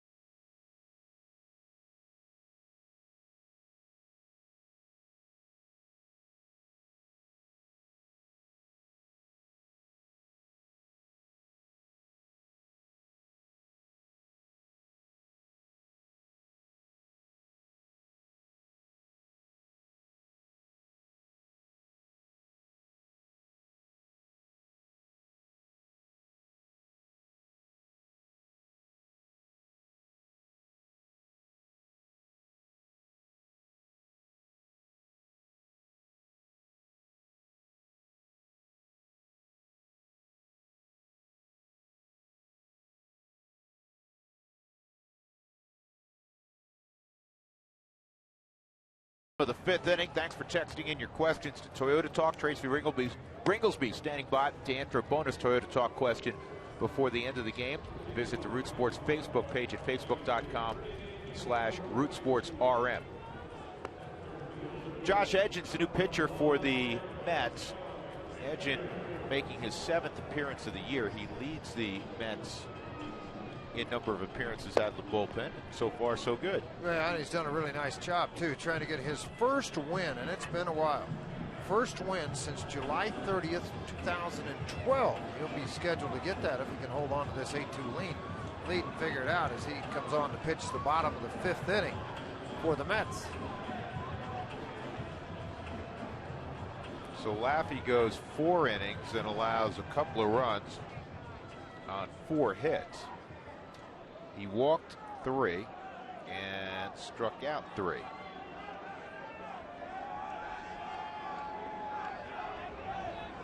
Ewald lead it off. Top of the order for the Rockies. Trying to find a way back in this ball game.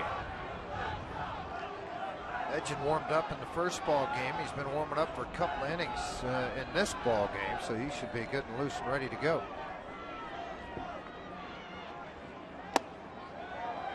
He's quickly ahead, 0-2.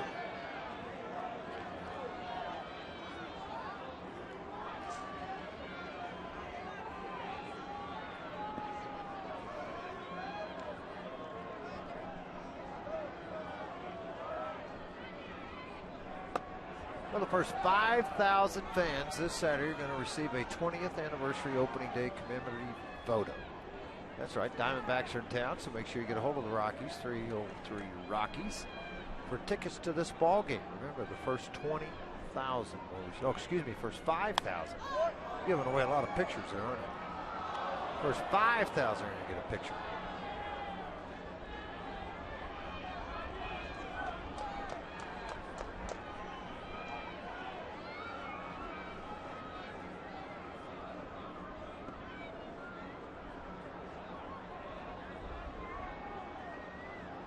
1-2 on EY.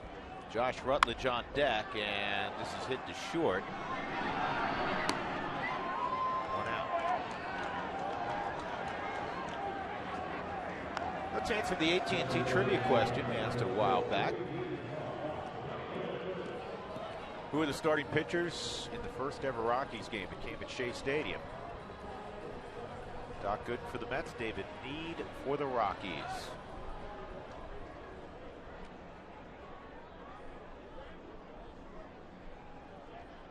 Well, Need to this day, youngest starting pitcher ever for the Rockies. Second on that list is Jason Jennings. Third is Jolie Chassin.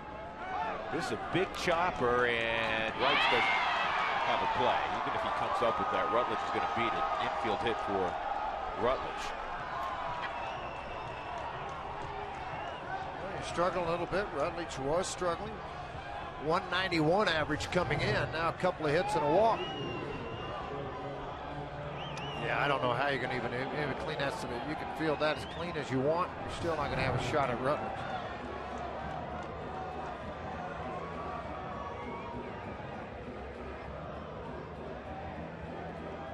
Jacob Turner, man, I'm watching. We had a lot of shots of him.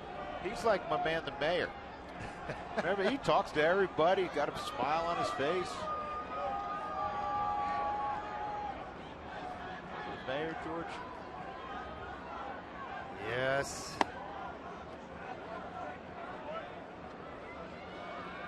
Hernandez is like that all the time, too. Yeah, Sean Casey, though, I mean, He never shut up.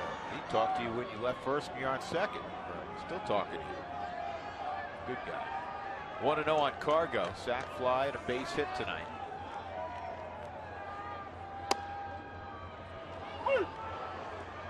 Cargo had a triple and a home run in game one. The Rockies won game one 8-4. They've won 4 straight. To a 9-4 start.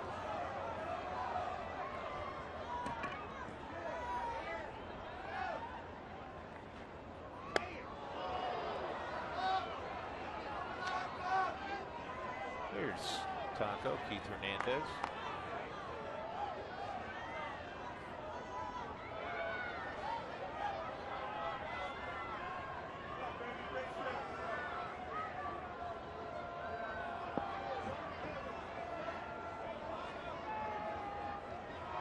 Gary Cohen next to him. I was kidding those guys earlier. I said, hey, let's play 2. And Keith looked at me and said, Ernie Banks wouldn't even said, let's play 2 today.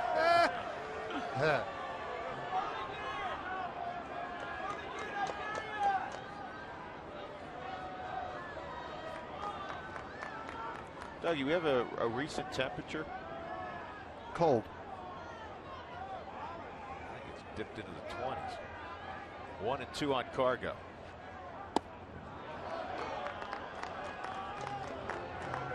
See, the reason I asked Doug for that, he loves looking up weather facts. That's just what you think. He tells me he can just look outside and see it. There, Doug. See, that's not Doug. This is Doug, because Drew's got a beanie on. I know it's hard to tell them. Doug's on with the one beanie cap, the Olympic one he stole somewhere. He worked that Olympic. Oh, you just worked? Or you just went as a, which one? Oh, that's Vancouver. The Francises could have put you up. No, they couldn't.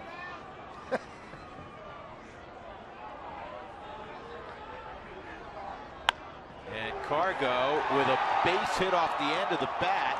Rutledge heading to third and Cargo heading to second. That's going to be a double. You know what that means, George? He's got the twin bill cycle. Correct, he does. It also means Kadyr's coming to the plate with 1 out, second, third, and a base hit, and all of a sudden you got an 8-4 ball game real quick. And here come the Rockies again. That's right. Here comes a little bit of the offense again. Spinning that breaking ball, and Gonzalez hits it off the end of the bat with the shift on. You see how far off of the third base bag that Wright is. It just hits off his glove, goes into the outfield, and everybody advances. Tejada and Wright both saying throw the ball into second. Too late. Cargo was already there. Dougie did exhaustive research, George. He came up with 34 degrees again.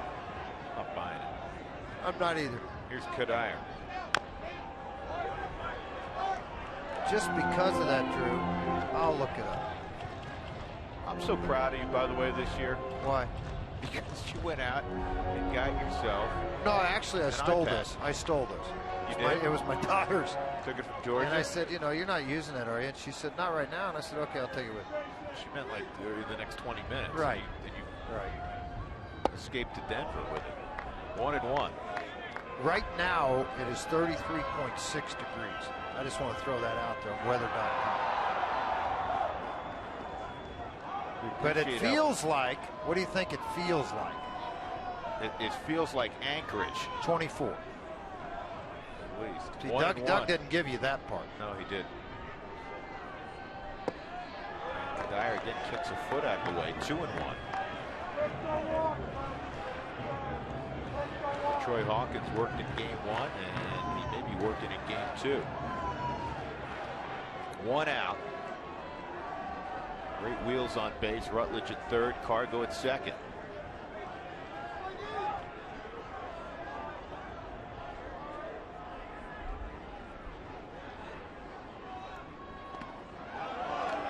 This bounces up there. 3-1.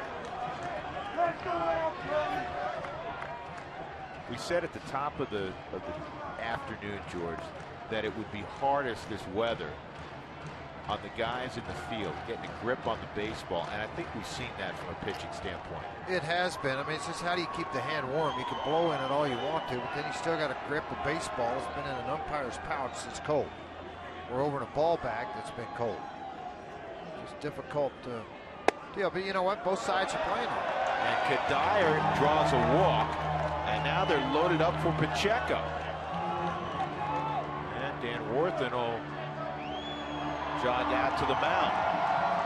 Hey, listen, Terry Collins has been around a long time.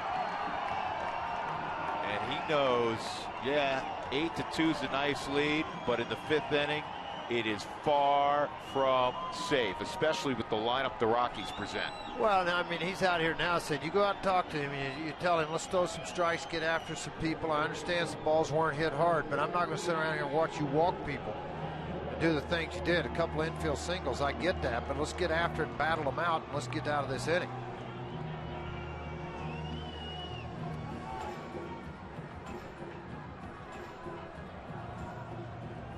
One out. Rutledge had an infield hit. He is at third. Cargo cued a double down the left field line. He is at second, and Michael Kadire just walked. Pacheco a strikeout and a line shot to pretty deep center field.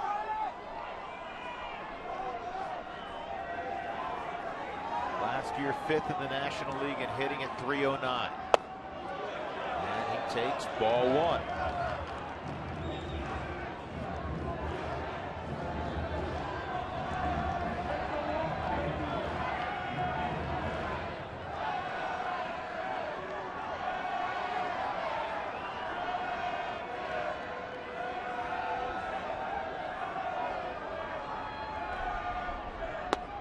And it's 2-0.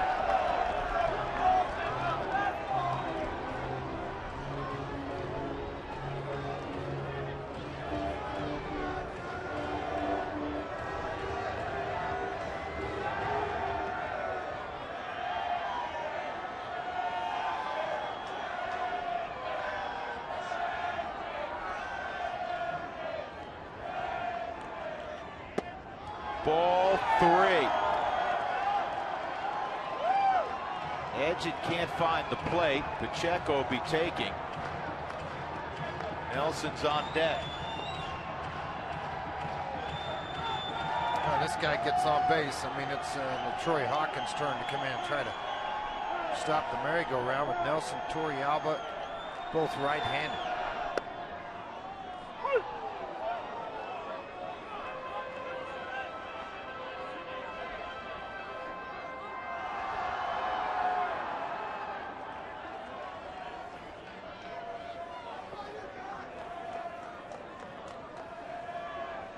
Cowgill shaded toward right center field. Here's the 3-1. Outside and high ball 4. That'll force in a run. It is 8-3. And Terry Collins, I don't think that pitch was halfway to the plate, and he was already walking out to take the baseball from Edgin. You could see it out of his hand. It wasn't going to be close. So the Rockies trying to fight back here. 8-3.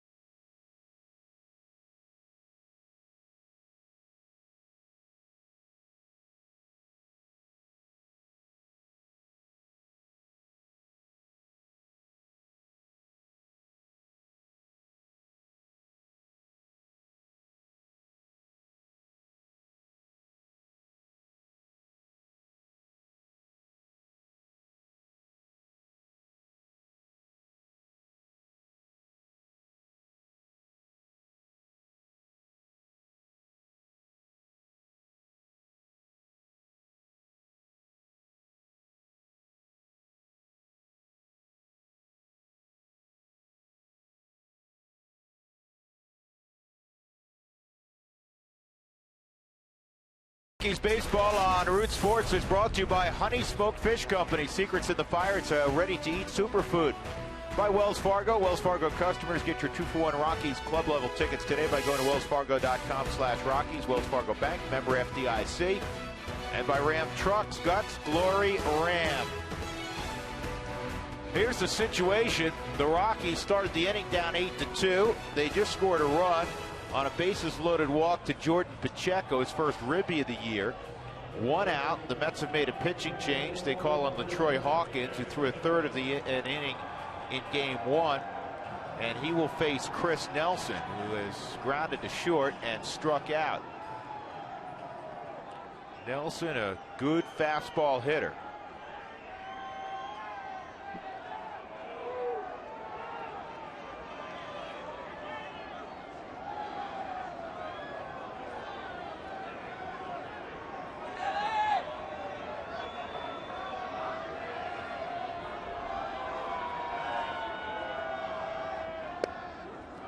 Strike 1 at 89 miles an hour. That's what he was working at in the first game. I thought it's going to change in the second game. Houston, Detroit, 91-96.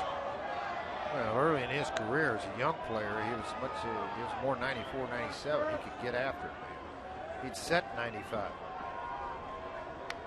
Nelson, last year, 3 for 7 with the bases loaded. Loved this opportunity. Troy celebrated his 40th birthday back in December. Native of Gary, Indiana. Makes his home now down in Texas and has for a long period of time.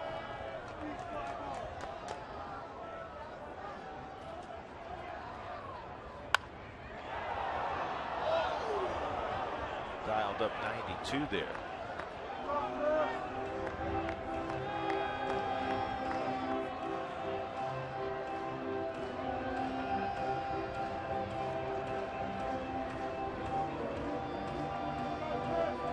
Cargo's at third. He doubled. Kadire walked. He's at second.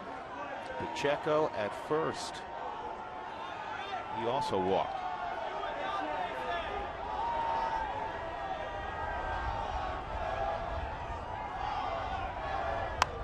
And this is softly hit to right center field.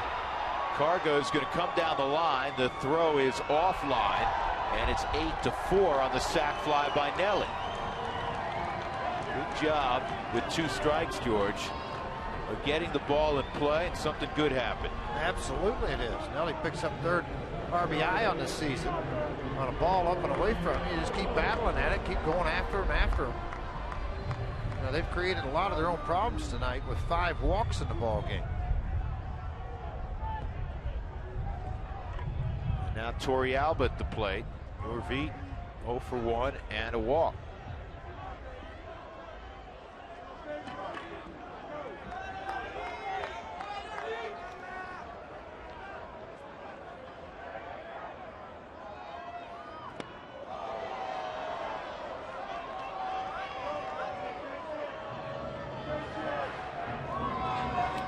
Opposition has hit just .226 against Troy Hawkins at Coors Field in 44 career ball games.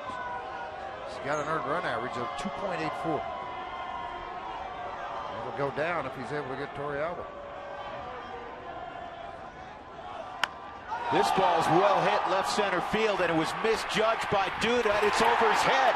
Kadir will score easily. Pacheco gets a green light. He'll score. Double, and it's an 8-6 game. Yorvit Torrealba, a 2-out, 2-run double, and the Rockies are right back in this thing. All that Terry Collins could do is probably shake his head, because in left field it looked like a ball that was going to be caught and should have been caught. Out of the hand and hit out into left field. I'll tell you, he really loaded on that back leg, got the foot down early, the swing started, and then when it was hit well, it just had carry to it that Duda had not seen so far in this game, and it goes over his head into left field. Well, Duda's a first baseman playing in left field to get his bat in there. And he looked like a first baseman on that route to the baseball. Reed Brignac takes ball 1, and actually that's Baxter out there. We apologize to Duda. They made a change. We didn't pick up on it, so it was Baxter. That's not a surprise, George. They tried to put a better defender out there because Duda's in the lineup to swing the bat and is a first baseman, but they're playing Ike Davis there or Jacob Turner. Baxter took that poor route. 1-0 on Brignac. 1-1. Not only did it sneak by us, it also snuck by the Rockies in their scoreboard. Yeah, they still have Duda out there. So we apologize to Duda for talking about his defensive ability in left field, and also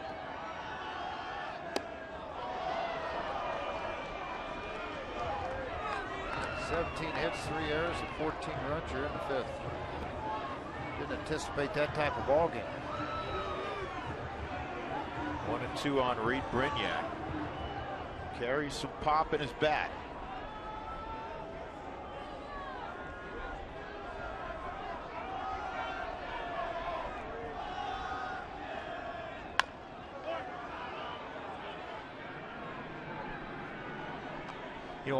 Off the bat, it looked like George Torrealba hit that ball well, and he did. Did it well, but Baxter came in and it kind of ran a little bit of an angle route out to try to get to the baseball. If he had broke straight back on the angle, probably had a better chance to catch it. Didn't do it, and the Rockies benefited from that.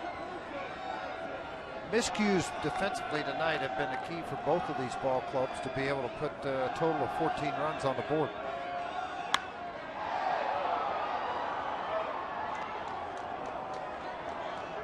A little precipitation in the area. Yeah, it's been going on for a little bit, but the last inning kind of missed here at the ballpark right now. They said it would start between 9 and 10. It's starting.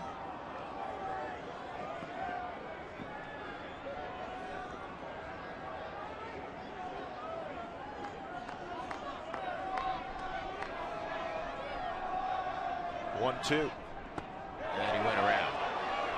But the Rockies get themselves right back in it. After the Mets scored 5 in the top of the 5th, the Rockies come back with a 4 spot in the bottom of the 5th. Torrealba, a 2-run double. And it's 8-6 New York as we move to inning number 6.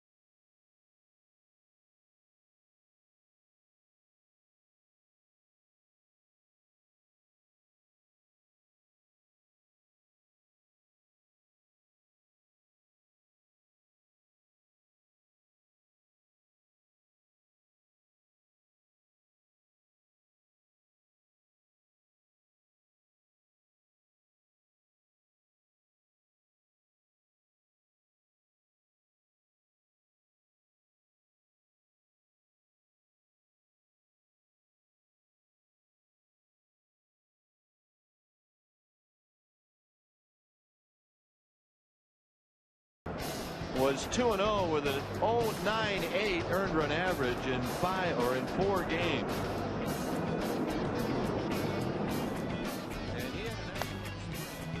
I just love the graphics, don't you?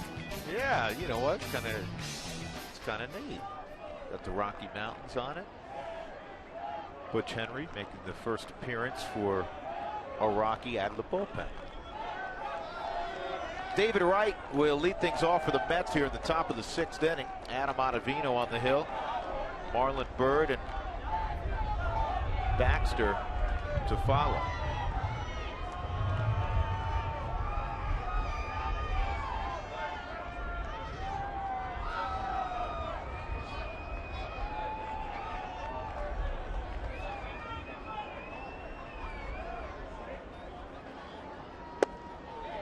Strike one on the slider to David Wright.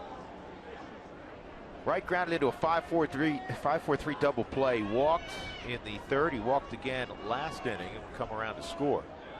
A couple home runs in the first game. 0-2 on Wright.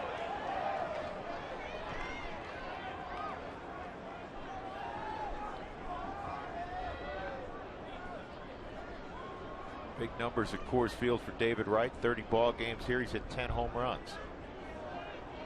Torrey Alba off the outside corner. He didn't get him to bite on a slider. It's 1-2. Some scores around baseball. Rangers beat the Cubs at Wrigley 4-2. Beltre hit his second. Yankees beat the Diamondbacks in the Bronx 4-2. Wow, that just missed. How do you not swing at that? Well, that's the key. How do you not swing at it? I mean, it's off the plate, but it was really late leaving the plate. That's what really very good pitch by Ottavino. Because he watched fastball, and now all of a sudden it's going to start to disappear.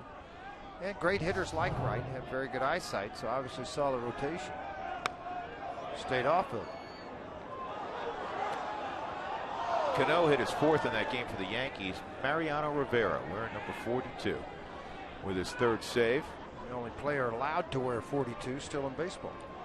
George, the Braves did it again. 6-3 over the Royals at Turner Field. They're 12-1. They hit 5 home runs. They've won 10 in a row. Outside on the heater.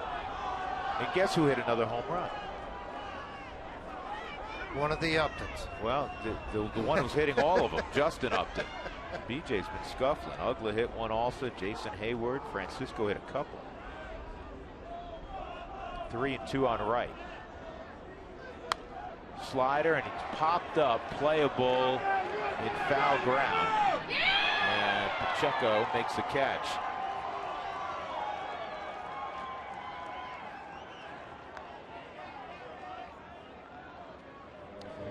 Well, Dwayne Kuiper's been doing Giants baseball for a number of years, but he did Rockies baseball as an analyst in year one. And we asked him recently about his memories of 1993. Obviously, it was great anticipation for the entire state, the entire region. What I remember about that day was Charlie Jones, who was my partner at that time, said that it was such a special day we had to take a limo to Shea Stadium. And I was, well, all right, dude, Charlie's paying, you know. He invited one of the TV and radio reporters from one of the New York papers to ride with us. So there we were in a limo headed to Shea Stadium. That's how Frazier goes to every game. I'm trying to figure out what was peculiar about that, because George, you're very kind to give me a ride. The only difference is you aren't driving it. You're always driving mine. Exactly. It usually comes from Hertz. Yeah. 1-2 on Marlon Byrd.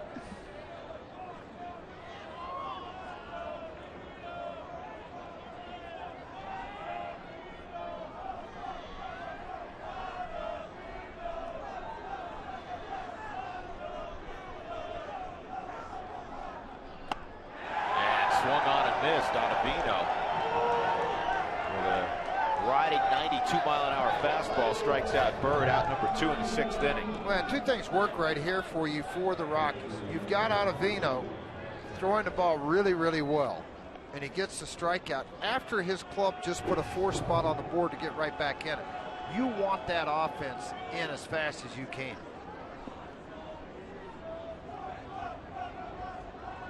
Mike Baxter at the plate, first at bat for Baxter, and it softly hit up the middle. On the move, Rutledge throws him out. Nice play by Josh Rutledge. Good inning, Adam Ottavino, and the Rockies accomplished exactly what you were talking about. They'll get back on offense very quickly, down by 2.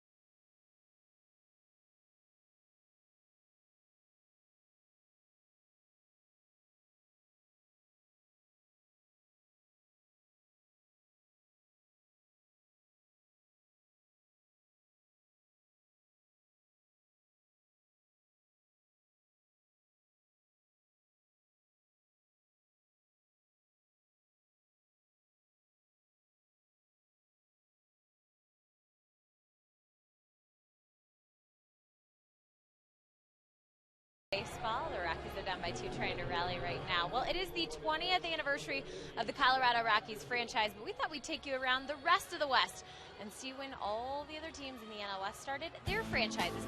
The Rockies, they're not the youngest franchise, believe it or not. The Arizona Diamondbacks, they're celebrating their 15th anniversary this year.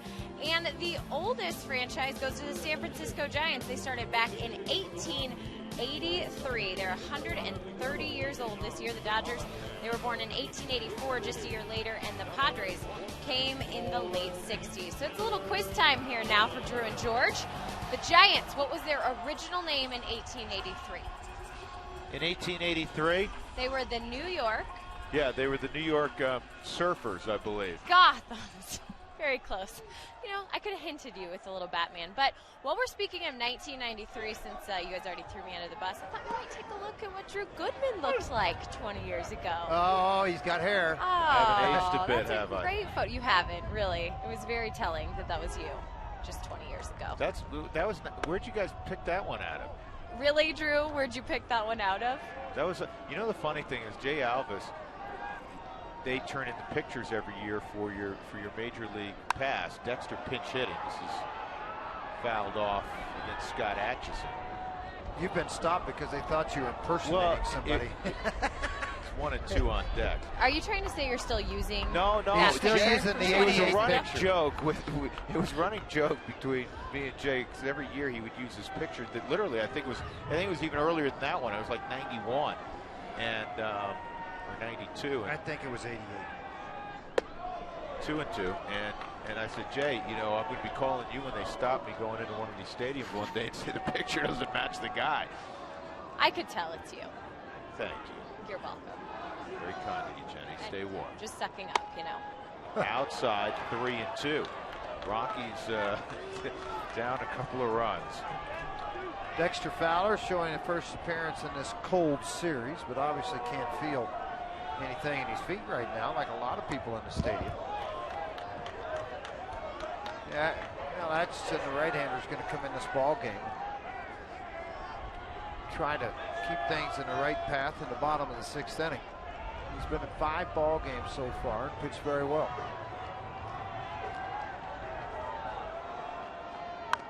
This is pulled foul. Come on, Bo, you got to catch that. Hey, Jenny. Hey, yeah. It's sometimes hard, in all seriousness, we're looking at it. Is it like lightly snowing? What is it doing? Yeah, it's a light snow. Remember Sunday in San Diego, we got a little bit of mist? It almost has that feel to it, but with a little more snow element. So I don't think it's affecting vision at this point in time, but it's definitely, there's some moisture in the air. If you would have said light snow in San Diego, I didn't know where she was headed with that. Yeah, I don't remember it snowing in San Diego. It has before. Not in my travels out there, it hasn't. 1 out, Eric Young. Oh my gosh.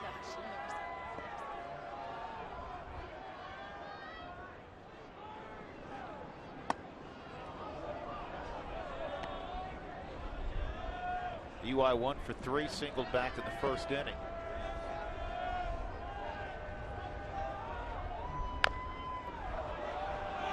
That is a fair ball. We're just getting word now that Lucas Duda was removed from the game with lower back tightness. That's why Baxter came in. Kind of did it in a clandestine manner. Nobody knew he was in the game. Snow swirling a little bit. 2 outs. Josh Rutledge will come up. Rutledge 2 for 2 and a walk. Scored a couple of runs. There's Baxter out in left field. Follow the Rockies on your phone or iPad with MLB.com at Bat13, featuring pitch tracking, stats, highlights, and a whole lot more. Go to Rockies.com and find out more information on how to apply that.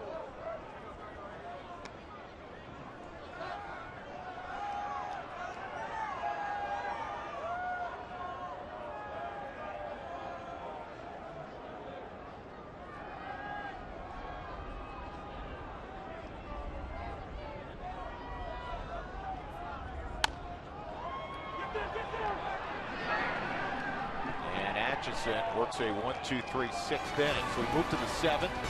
The Mets leading 8-6.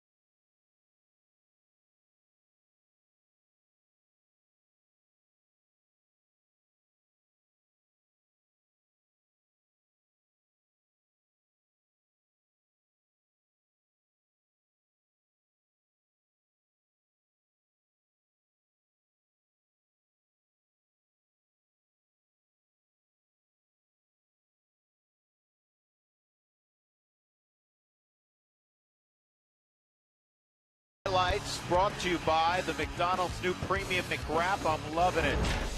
Fifth inning was a rough inning for the Rockies. The Mets were able to score 5 runs. Here's a single off the bat of Marlon Byrd that brought in a couple of runs. And then this ball is ripped to left. That would score a run. And Ruben Tejada with a base hit to center field.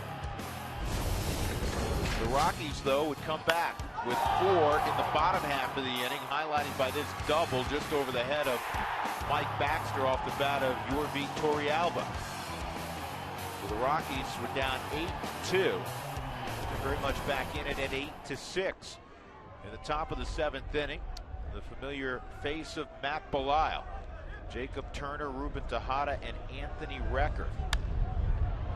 First pitch is fouled off.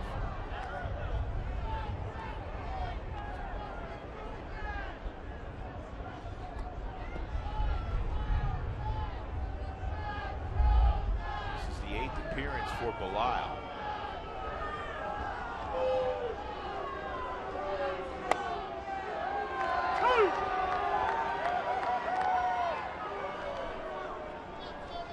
More scores from around baseball in the National League in the top of the 6th inning.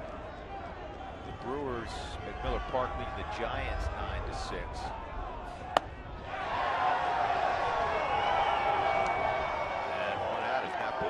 Strikes out Jacob Turner. Ruben Tejada coming up.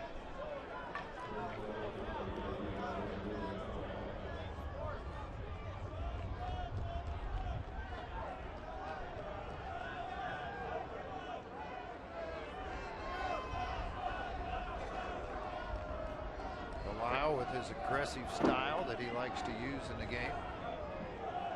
Coming right at the hitters. I said Jacob Turner. Justin Turner. Jacob Turner's a right-handed starting pitcher for the Detroit Tigers, who they tried to trade all spring. Well, every time you see Todd Frazier with the Cincinnati Reds, I want to call him George. Do you? Yeah. He's a lot better hitter than you are. Oh,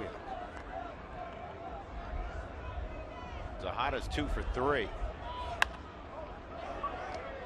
Nice play, Pacheco. Pacheco, good feed. Good lead to Belisle, 2 outs. Well, kids at home, I mean, just a quick reminder, anytime the ball's hit to the right side, you move, you go. And if Belisle doesn't break immediately off the mound when that ball's hit to Pacheco, he probably doesn't record the out because Pacheco's gets turned around. I mean, this ball, he has to go out, get it, get to the knee, get back up, and make a long toss to Belisle, who got there in a hurry. Nice play both ways. You know, Belisle broke very early. Got in a great position. Anthony Recker, the catcher for the Mets, 0 for 1, a couple of walks, one was intentional. And that's strike 1. Top of the 9th inning, the Phillies and Reds are scoreless.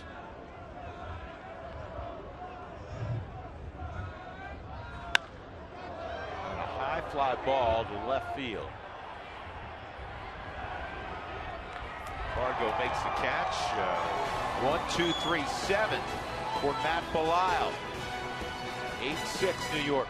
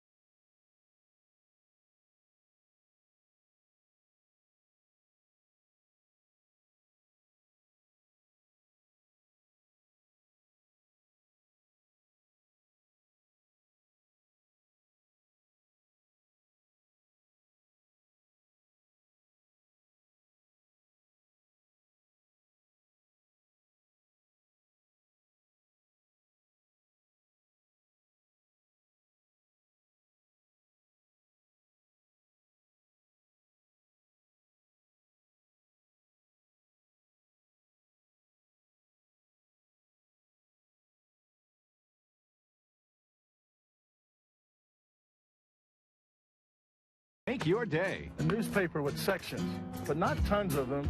Just a few big league sections like sports. Well, we've got news to share. The new Rocky Mountain News. Now with colorful big league lift-out sections every day. And still in the easy-to-read format you like best. I hope the Rockies can fill the sections at Mile High Stadium as well as the news is fill in their news sections.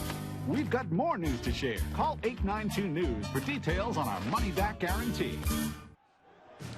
Our flashback ball game, a spot for the old Rocky Mountain News with Don Baylor 20 years ago.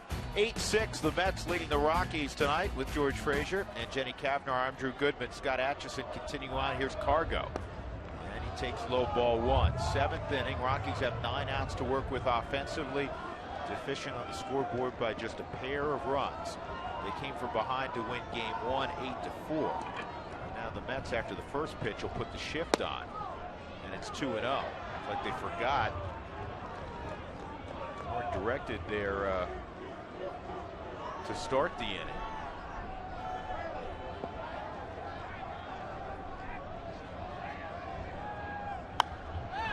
This is popped up, playable for David Wright.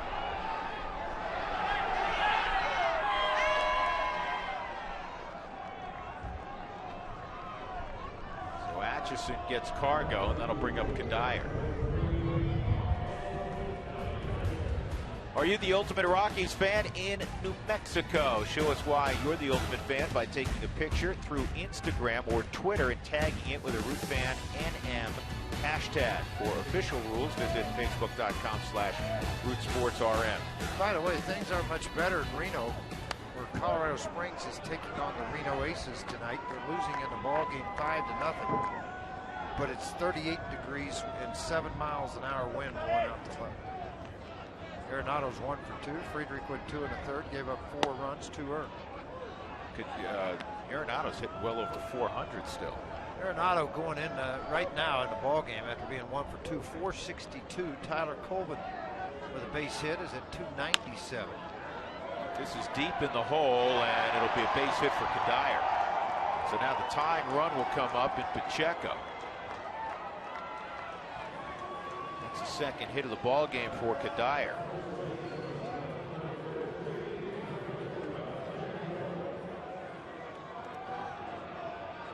Seventh hit for the Rockies in the game. The Mets have 10. Aaron Laffey went 4 innings for the Mets. Jeff Francis 4 1/3. Jeff gave up 8 runs, 7 earned, 8 hits, walked 4, struck out 4. One of the walks was an intentional walk.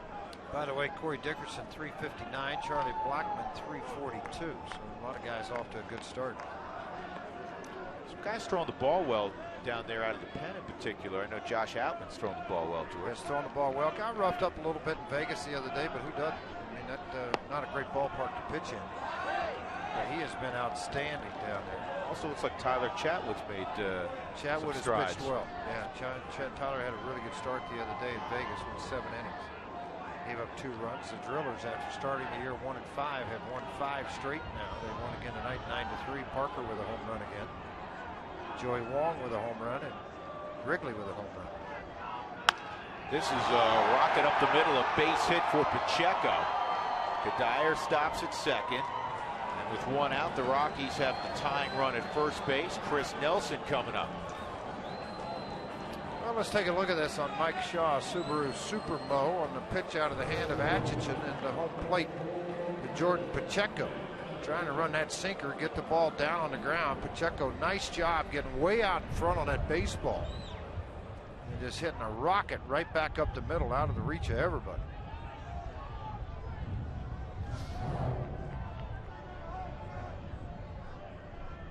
Chris Nelson 0 for 3 on the night. Torrealba, who had the big base hit to drive in 2 back in the 5th inning, is in the on-deck circle.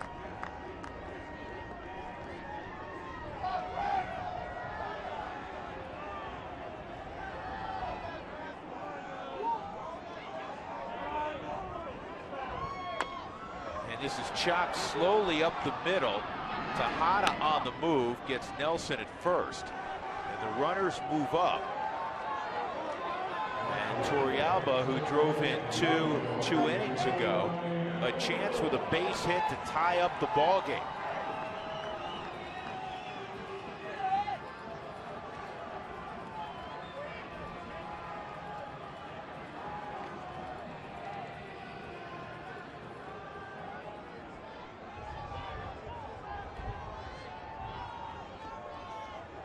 Torrealba, who almost became a Met. Remember, George, way yes, back? He did. Yes, he did. A career .310 average against the Mets.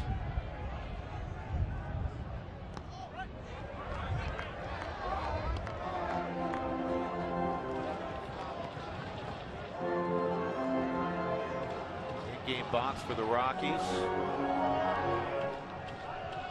6 hits between Rutledge, Cargo, and Kadire. Revit would love to produce a knock right here. To right field, down the line, and it's going to be in the seats foul.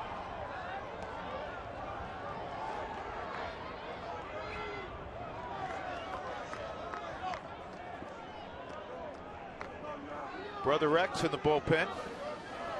Yeah, not surprising as they work their way down this lineup. You got to be prepared, even with 2 outs, but you get a pretty good rally going here. You got to be prepared to have your bullpen ready to go.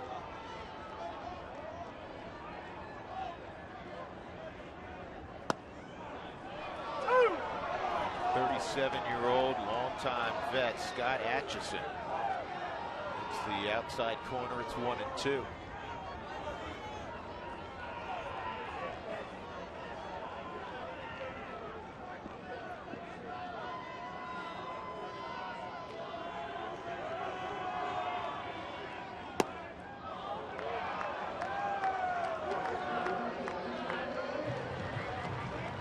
Brignac.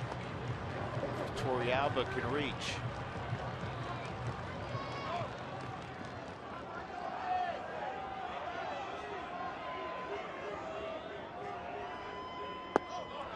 Three and two.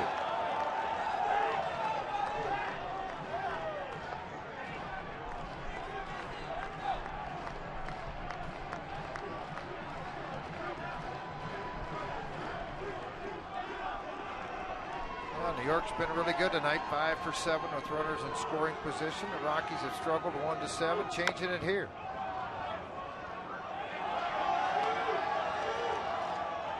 Atchison last year in the Red Sox organization, really the last few years in the Red Sox organization, was up and down. He pitched a couple of years in Japan, 08 and 09. Got 22 games with the Giants in 07. Prior to that, he was in the Mariners organization. 3 and 2 again. High ball 4. Torrealba's walk loads the bases for Brignac, who is 4 for 5 this year with runners in scoring position.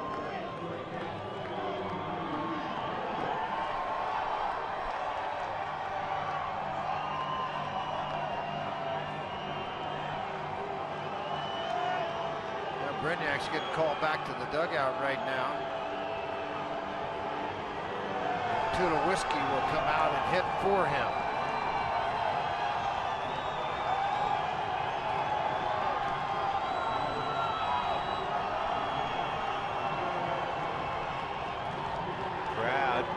Big crowd, obviously, with the weather conditions, but they're already excited because they see number 2 in the on-deck circle. Tulowitzki's going to get an opportunity here. Difficult, obviously sitting around. That man's very excited with Tulowitzki coming up, dancing in the streets.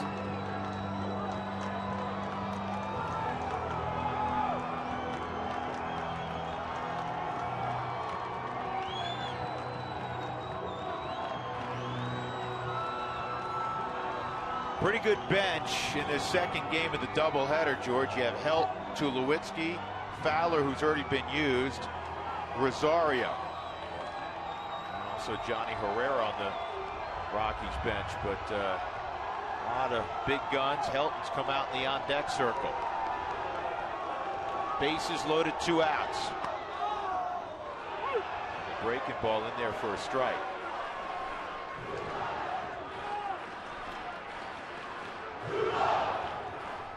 Tulo chant going. Troy in the first game 0 for 4. It was hit by a pitch. Rockies down 8-6. Cuddyer, Pacheco, and Torrealba all aboard. And that's in there. It's 0-2.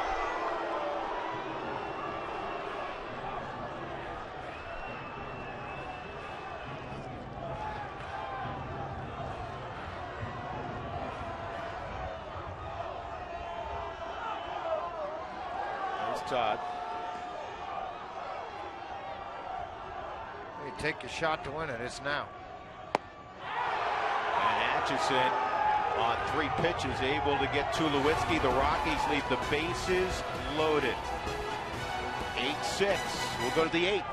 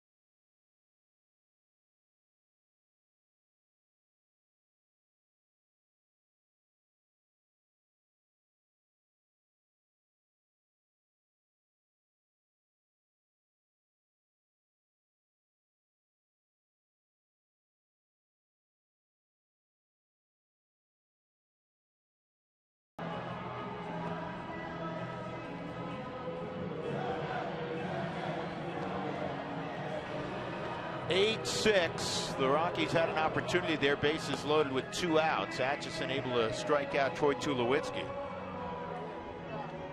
Auto glass damage. Call Safelite Auto Glass, America's vehicle glass experts. 303-287-5000. Online at safelite.com.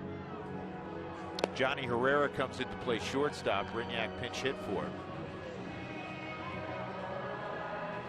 And Belisle stays on the hill to throw after a 1-2-3 inning in the 7th inning with a strikeout.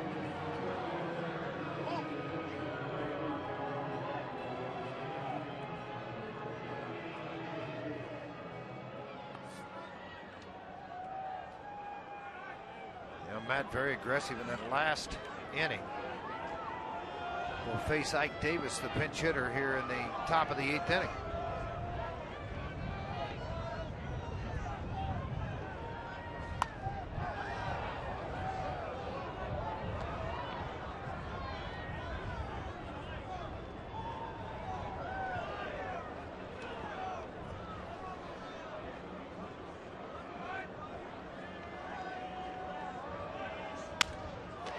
Broken bat floater. Johnny's not going to be able to get there.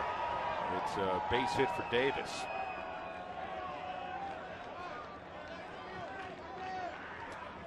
Now, so far, the bullpen with Ottavino, he gave up a base hit, then he got a ground out and strikeout.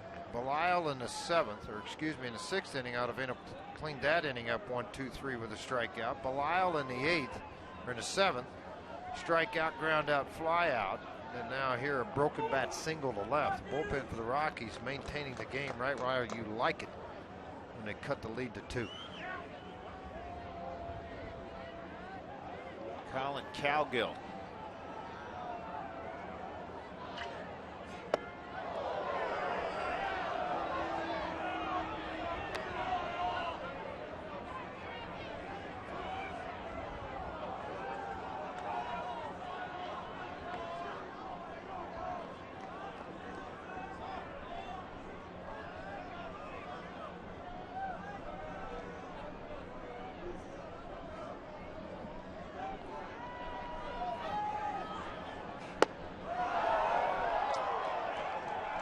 Purple Monday's coming up. It's April 22nd, where Purple win prizes, including fan experiences, and the first 10,000 will receive a Rockies Purple t-shirt. April 22nd for Purple Monday. 303 Rockies to get your tickets, or Rockies.com.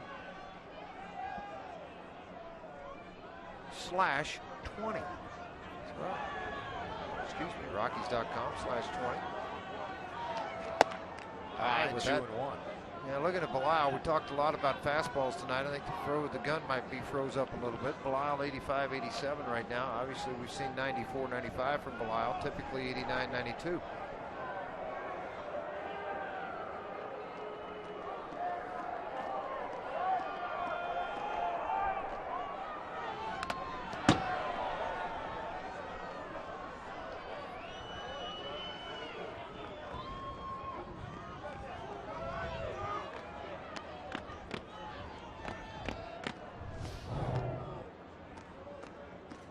Belisle right out of the hand. Here's some heat coming right at you. Through the ball just nicked. And umpire's saying, well, I'm cold, but I'm awake. Torey Alba giving him a couple of seconds here. He's one of those umpires using the old school mask with a lot of padding.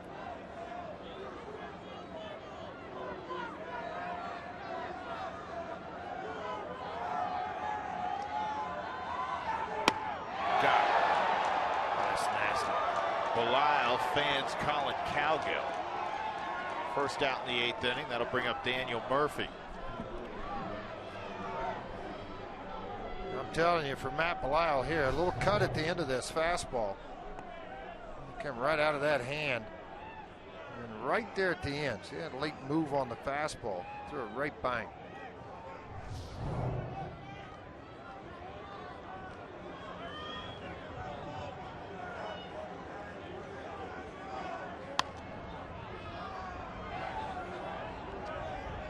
Murphy fouls it off. 1 strike count on Daniel Murphy.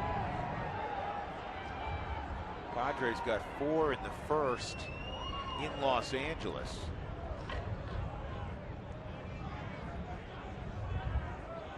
A rematch. The very festive series from a few days ago. Who did you say you got 4 in the first? The Padres did. Yeah, well, it's showing 6-1 on our board now in the 5th. Started for the Dodgers in that game. Sitting there 1-2. I'll tell you, Belisle just pounding the zone.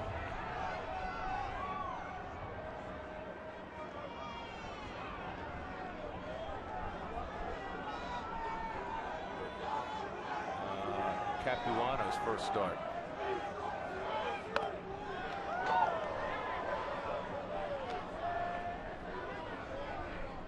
He lasted just 2 innings, gave up 5 runs.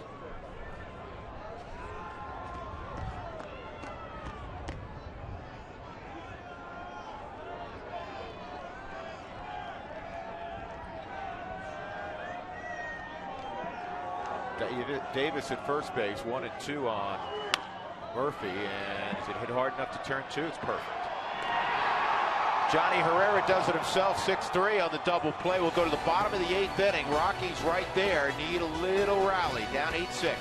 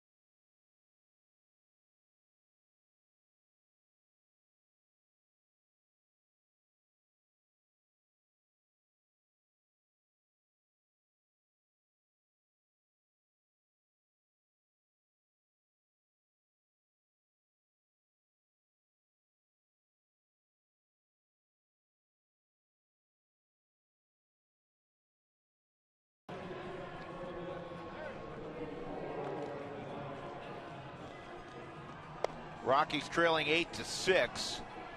Todd Helton is going to pinch hit to lead things off in the 8th inning. Then Eric Young, Josh Rutledge. What's next is brought to you by CenturyLink. Tomorrow, weather permitting, John Garland will make his 3rd start in a Rockies uniform against Jeremy Hefner. We're on the air with our pregame show at 6 o'clock right here on Root Sports. A couple changes for the Mets to tell you about.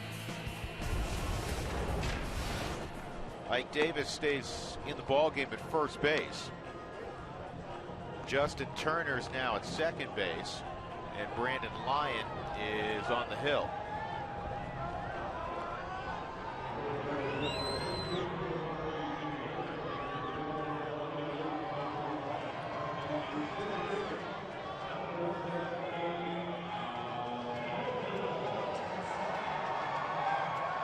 Lyon pitched in the first game.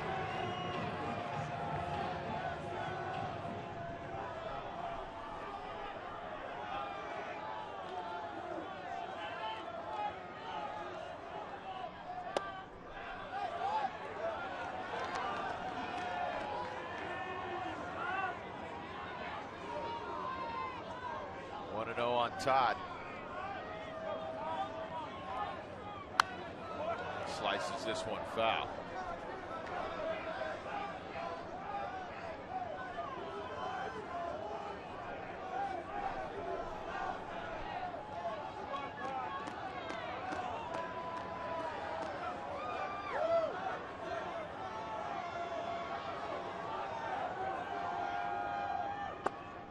Outside, 2-1.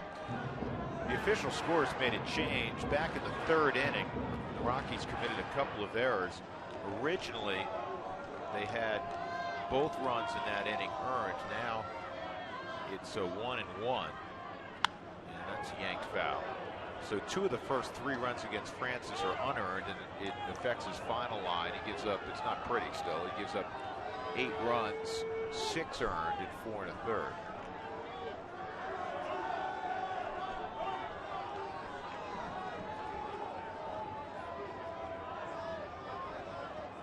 Two balls, 2 strikes on Helton against Brandon Lyon.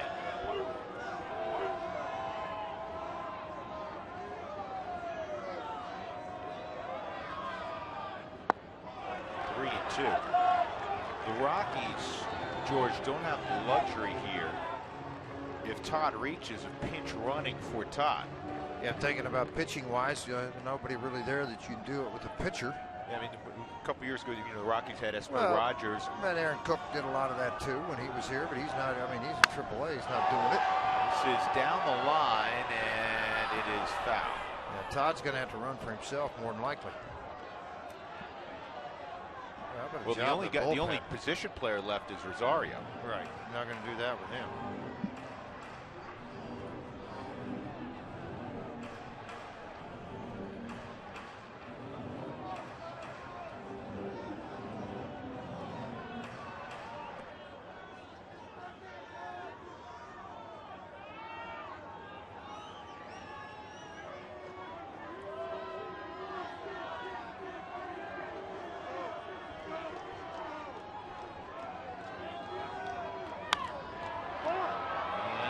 Down the left field line at a play.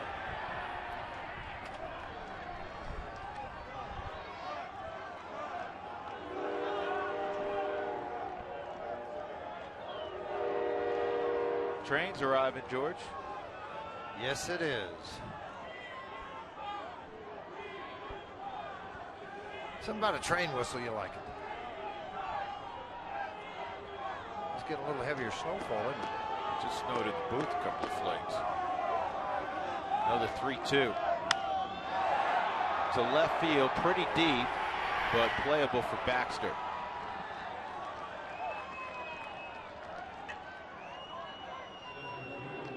That'll bring up EY. Who Wants Tacos fans, if you'd like to receive text message alerts when the Rockies score 7 or more runs for the Rockies Taco Special, text the keyword taco to 720-720. And when the Rockies do score 7, as they did in Game 1, Taco Bell and Root Sports will donate $250 to the Colorado I Have a Dream Foundation. Make sure you go to Taco Bell in the area tomorrow.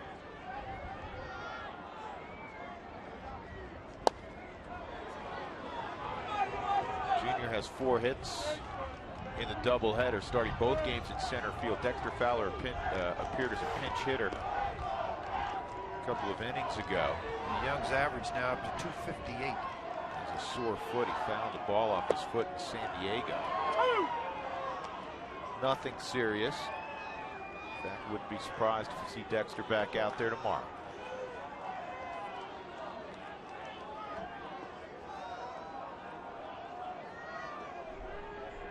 Two-strike count on Junior. 8th inning, Rockies down 8-6. Atchison did a good job of working out of that jam last inning. And if you look back at who's done what for the Mets, Atchison probably, if the Mets were to prevail, would get the win. Hopefully it doesn't come down to that, but he was the most effective pitcher out of the bullpen. Hawkins did a good job 2/3 of an inning. Laffey, the starter, not eligible for the victory. He went just 4 innings. Gave up a couple of runs on 4 hits.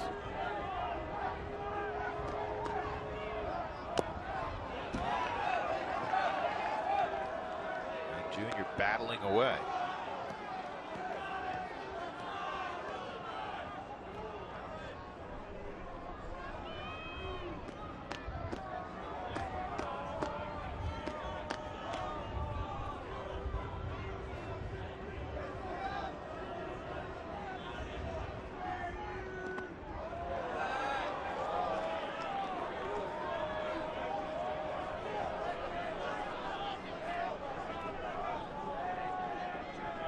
Record caught that on the side of the jaw as it bounced into the dirt. Lyon made some mistakes in his first outing here tonight and got some balls up on a breaking ball. Really overemphasized on that one to keep it in the dirt.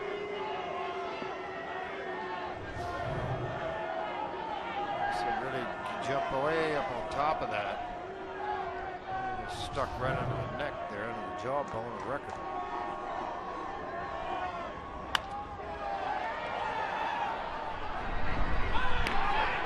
Barely. Wow.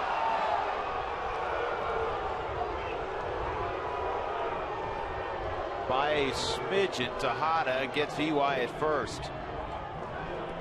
Yeah, it is a smidgen too. EY busted it up the line as you usually don't expect to see from him. There's one hop and then EY just head down. It's a sprint to the finish. And out by about a half a step. One more to look at it here. Ball caught, foot still not on the bag. 2 outs, Josh Rutledge. And this is going to turn into a hit. That had crazy English on it. And once Lyon couldn't come up with it, it was an infield hit for Rutledge. His second infield hit of the ball game.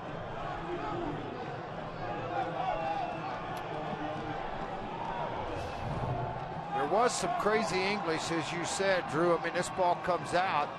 Lyons thought he had it. It hit his glove and then hopped by. Personally, I think an error more than a hit. That's going to be it for Lyon. He's out.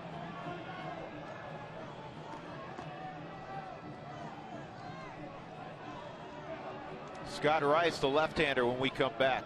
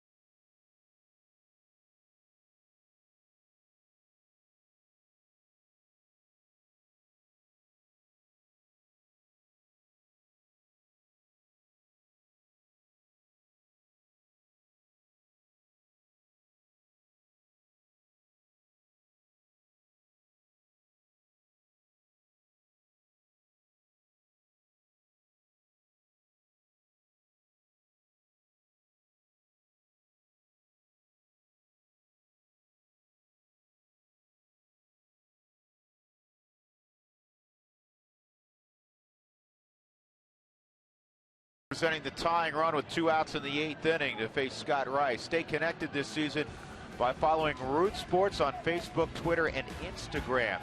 We want to hear from you as the Rockies have embarked on the 2013 season. Get online and tell us your favorite part of the season thus far.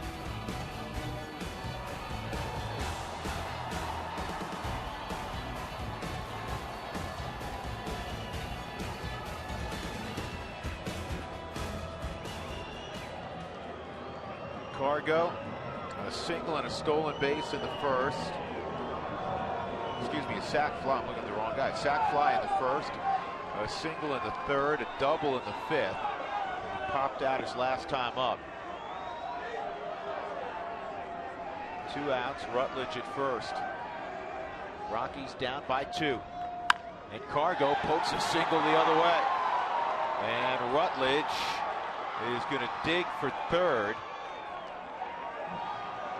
He's first and third with 2 outs, and that'll bring up Cuddyer. And he'll go to the bullpen after Rice faces one batter and gives up the base hit. I mean, it's just a nice job of hitting here. That's a slider well out of the zone, out on his front foot. Kept the hands back, though, and was able to control the ball into the outfield and left field for a base hit.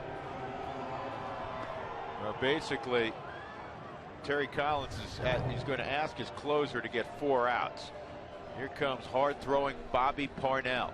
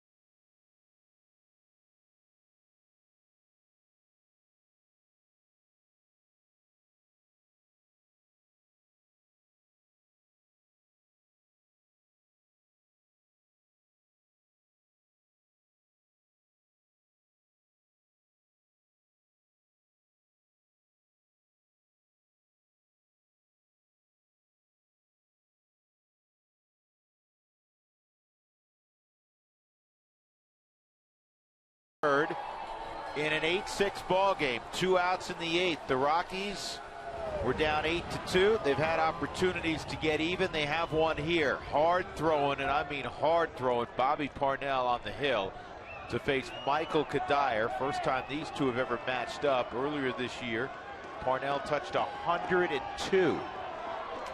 Well, you see what happens in this ball game. Everybody's velocity's been way down because of the cold tonight. Parnell used to be a multi-inning guy. That fastball at 92. A multi-inning reliever out of the bullpen. And I know Drew said ask the closer to get an out here in the 8th. It's such a rarity in baseball now. But, you know, not too long ago, it was 2- and 3-inning saves for guys. Cuddyer 2 for 3 and a walk. Cargo takes off, and he swipes second base.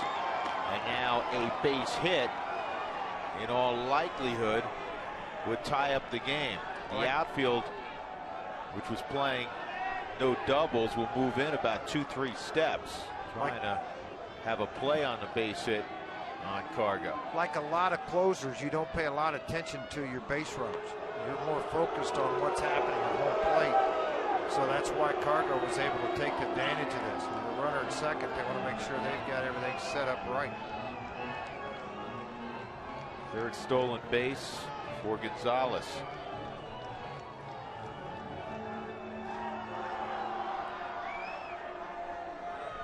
Rockies in the 7th inning had the bases loaded. Reed Brignac was due up. Walt Weiss had Tulowitzki pinch hit. Atchison was able to strike him out. Now 2 on for Cuddyer. Way out. And Michael gets out of the way. With a 93-mile-an-hour fastball, 2-1. Trying not to let Cuddyer extend his arms, but this one was a little too close for comfort. Plain and simple. Fastball really got away from Parnell. By no means is he trying to do that. Cuddyer able just to get the head out of the way, barely.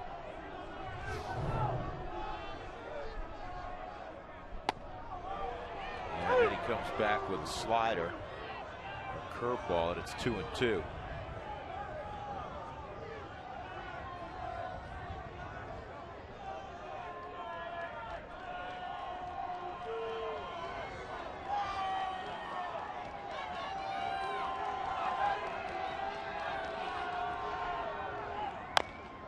Big chopper up the middle. Tejada's got it. And a high throw. 2 runs will score. And the Rockies have tied it up. Ruben Tejada, who has really struggled defensively this year with his 6th error in the Mets' 13th game. And this one is really costly. Yeah, you do your job. Routine play. And now the Rockies have tied him up. You do your job as a pitcher to get a ball on the ground. And because Cuddyer's hustling out of the box to try to beat this high chopper out, he just rushes to throw and flips it underhanded, and it just sails over the head of Ike Davis and almost into the seats. You get a good look here. I mean, misses by 15, 20 feet at first base. Both runs scored, tie ball game, and don't be surprised if Cuddyer with 2 outs doesn't try to steal a base. I was thinking the same thing, and so's Bobby Parnell. Michael stolen base earlier. Not that he's a speed demon, but he's a good situational base stealer. He gets good reads, typically gets good jumps. Get back to what we said earlier, George. It's hard to throw when you're standing out there playing defense and trying to keep the hands warm. Well, remember, this is the 3rd pitcher in this inning. So you've had 3 pitching changes. You've had all the moves. You've stood out there the whole time. It's not that your pitching staff was failing. They just tried to work it as much as they could to get it right.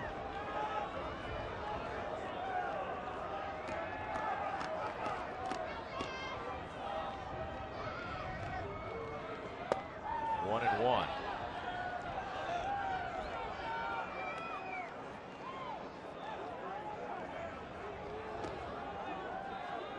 So the Rockies have come all the way back, and it's 8-8 here in the 8th inning. 8 runs, 11 hits, and 2 errors for the Mets. 8 runs, 10 hits, 3 errors for the Rockies.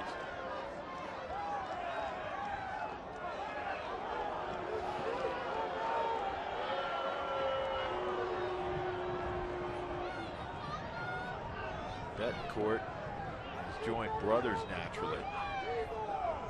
Now Betancourt have now pitched the 9th inning. When you're at home, you want to ensure the fact you try to keep it tied, and hitting the 9th is a tie game. Pacheco pulls it through the hole, and it redirects off a glove. I thought for a moment Cuddyer would try to get to 3rd, but he's in scoring position with 2 outs. No reason to risk it. And now the go-ahead run is out there for Chris Nelson. Yeah, Nelly's had some tough at-bats tonight, too. 0 for 4. Now he's got a chance to win a ball game. Pacheco, after a couple of rough at-bats, he walked. Now a couple of hits back-to-back for Pacheco.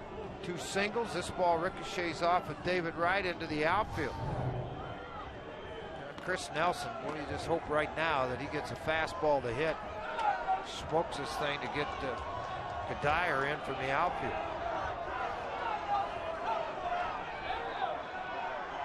Nelson 1 for 3 in his career versus Parnell.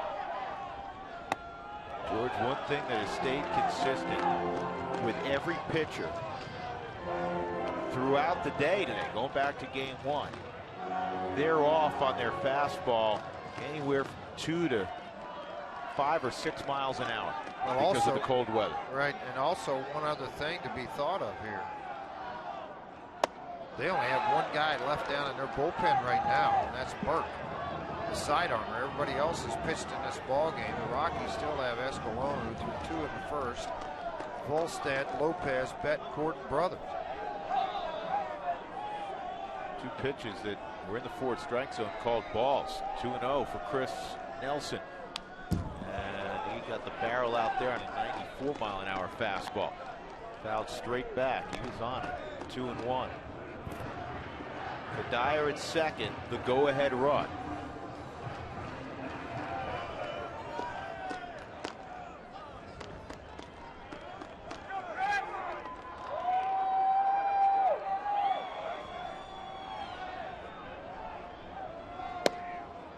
And that's called a strike.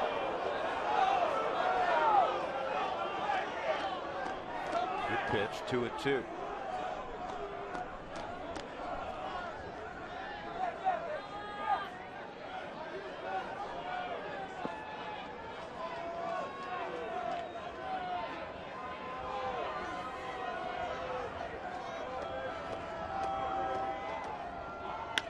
This ball driven to left field. Baxter has to reach up and make the catch. The Rockies get even in the 8th, taking advantage of the error by Ruben Tejada. We'll go to the 9th, 8 apiece.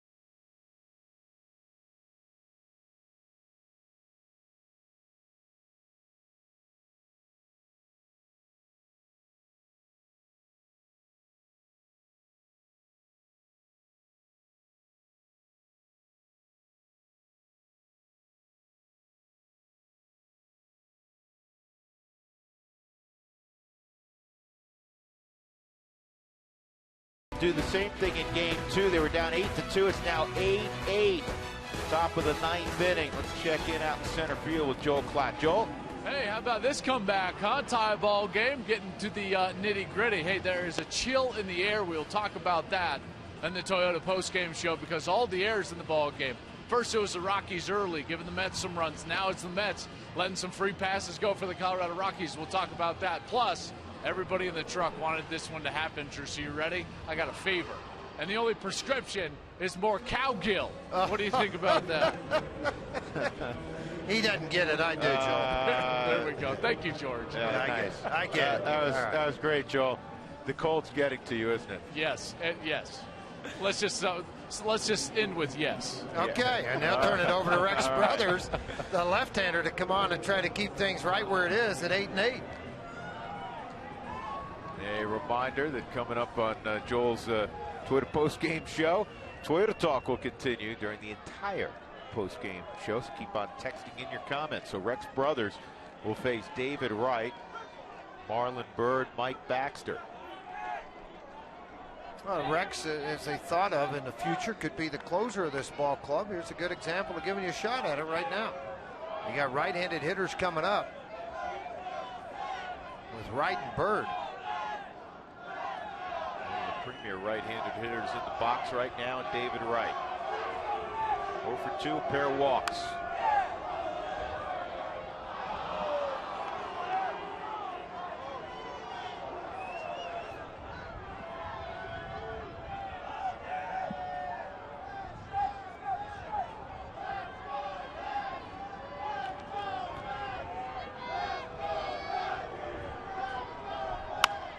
hard on the ground, diving stop, and Rutledge will get his man. Great play by Josh Rutledge. He's made a couple of sparklers tonight, making the transition from shortstop to second base. Well, all you can do, too, is just dive and hope that you grab leather on this ball, because it was hit hard by David Wright. Shading up the middle, caught the edge of the mound, may have kicked it towards Rutledge, and then he's able to fire to Pacheco. Boy, that's a big out right there. Now Marlon Byrd. He's driven in 3 in the ball game. A sac fly and a 2-run single. Ground ball to third. Good job by Pacheco staying with that throw. 2 outs.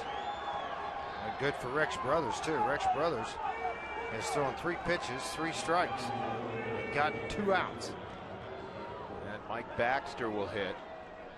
The Rockies, George, in the bottom of the 9th, will have Yorvit Torrealba. Johnny Herrera in the pitcher's spot. You mentioned earlier, a couple innings ago, the only position player left was Rosario. And you can go ahead and pinch hit him because you have Pacheco at first. If something were to happen to him, Pacheco being the 3rd catcher on the ball club.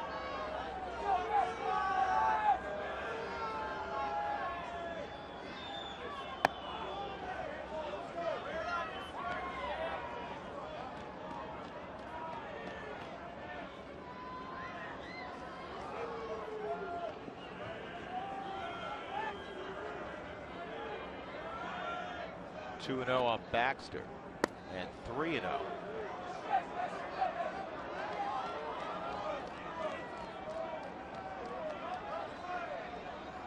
Justin Turner on deck.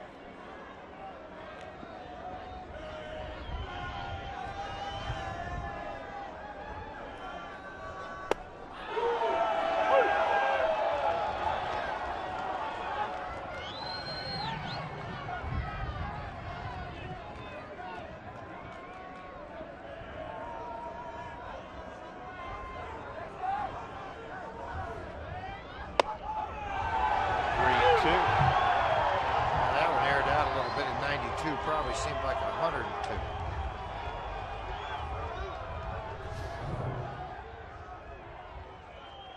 Very top of the strike zone.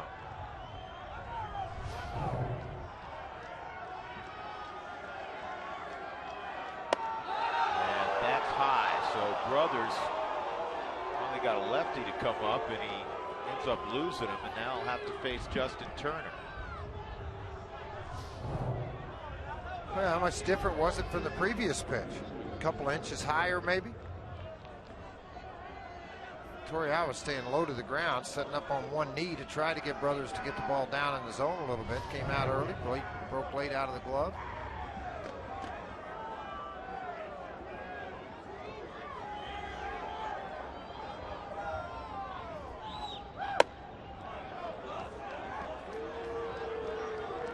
Torrealba sees Brothers miss high 3 times in a row. Will go out and converse with him. Veteran move, just go out and talk to him a little bit. Tell him, let's get down in the zone. Really focus in on me here. You want to go slider, try to get it back down. Sometimes that will get you to do that.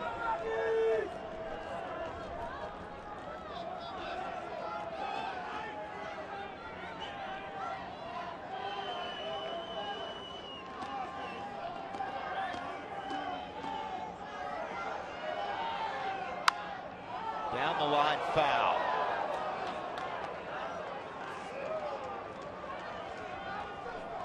Turner's got gaudy early season numbers. He doesn't play every day. Very good minor league hitter.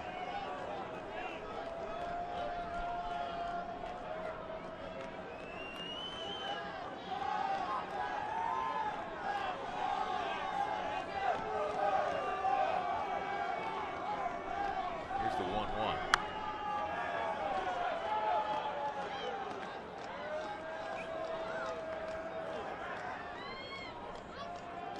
Justin at 309 and almost 2,000 at bats in the minor leagues.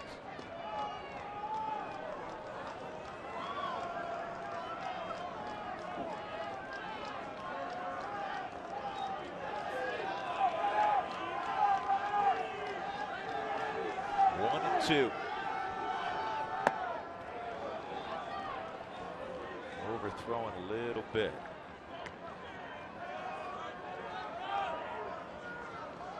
We often speak of how difficult it is because of the lack of humidity to get a grip on the baseball. Now you try to play this sport with the temperature in the upper 20s. That's the hardest part, because you want to try to get on a seam where you got a little bit of a feel against your finger, but when your fingertips get numb, you know, now you feel you don't have a feel for your release point. You're just trying to hope you get it down. 2-2 with 2 outs. Baxter at first. And again, it's fouled off.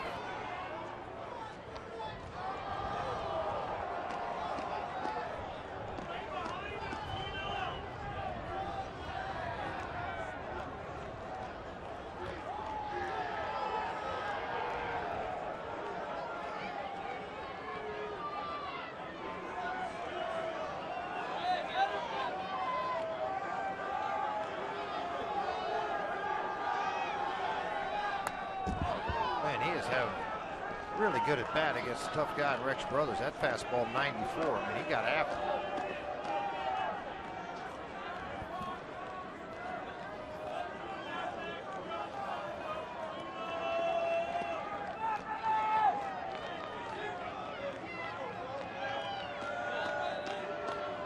Tell you what, it's cold down there right now, folks. Rex's ears are purple. That's cold.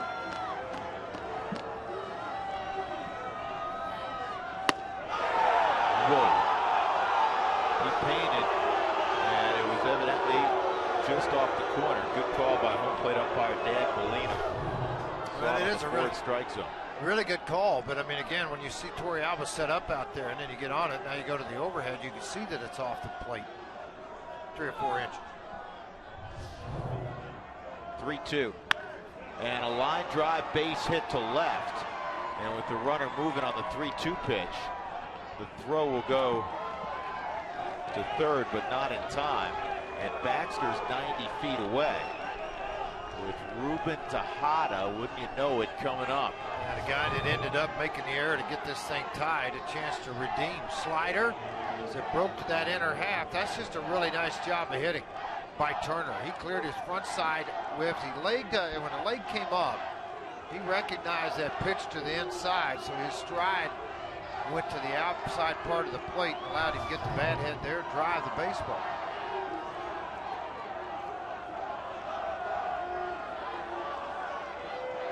Funny game, baseball. Took 3 pitches for Brothers to produce 2 outs. And then the walk to Mike Baxter, left on left, and then the lengthy at bat by Turner. And Tejada takes ball 1. First and third, 2 outs in the top of the 9th, tied at 8. Yeah, Jimmy Wright's going to jump out of the dugout. He's going to have a soft jog out there.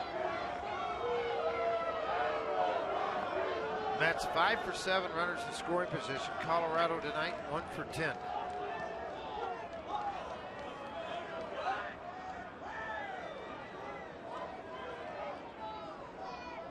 Look at that. You ever see, I've never seen anything like that. You have 5 position players, the entire infield in, and everyone has a mascot. The only one that doesn't is Brothers, and maybe he ought to get one. Really hard right now. You can see just blowing into his hand there, the smoke coming out of the mouth, just trying to create some kind of warmth into your hand. See, the wind chill's 21 degrees. Raw temperature's 31. Find a way to get an out. Mets are 5 for 8 runners in scoring position tonight. The Rockies just 1 for 10. But we're tied at 8. Here's the 1-0 on Tejada. Center field, and EY is there. We'll go to the bottom of the 9th inning. The Rockies looking for 1 marker.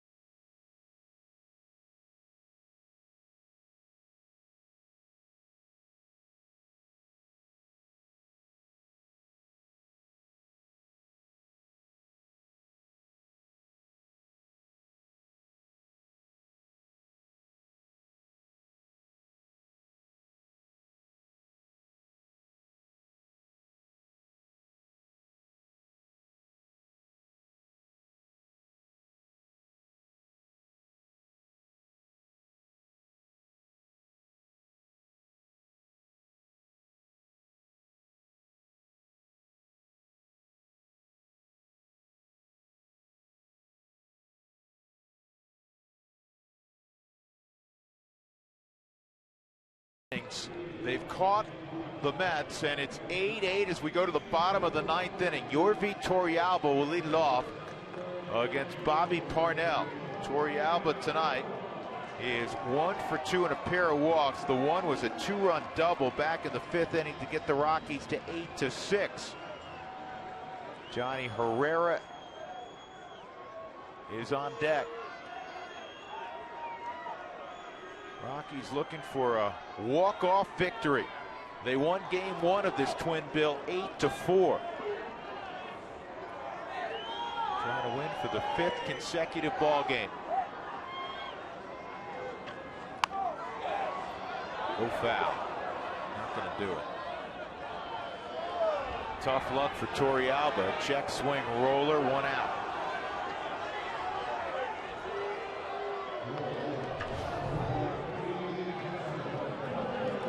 Yeah, tough break there. You know, you think sooner or later maybe hit the grass, hit the lip, hit something. I tell you what, Ike Davis came so hard, George, he almost overran that thing. Slammed it like he was swatting a fly.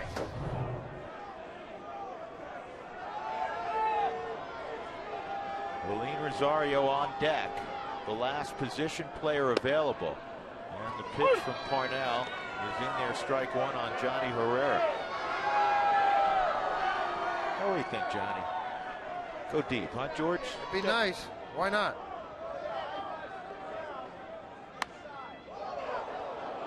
The least likely guy to do it. Yep. It would be, but you know what? Get that fastball in the inner half to expect it, turn on it. Let's have some handshakes in the dog pile at home plate. How about it? Yeah, and it'd be quite a dog pile.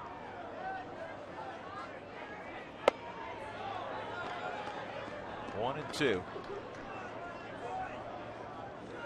Saw Johnny go deep a couple times last year. Guy who almost never goes deep in batting practice. 1 and 2. Oh, locked him up. Lance Barrett says he went around. 2 outs. And that'll bring up Willeen Rosario. You see, really tried to commit early there. Yeah, you know what? You got it right. He did come around on it. See that bat come around it. Anytime it gets past that foul line area, it's kind of the guideline for the umpires.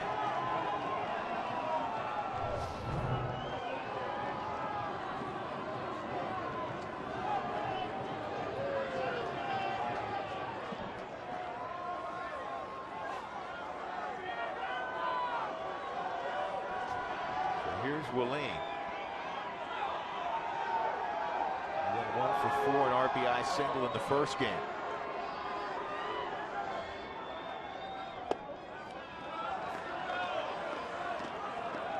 One and 0 on the baby bull. I know it's cold when you're blowing on your hands and you have gloves on. Yeah.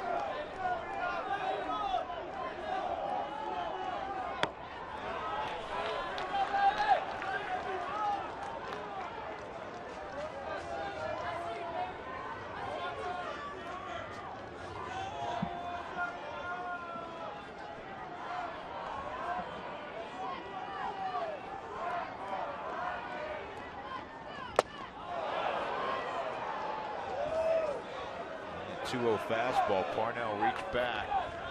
He got 96. And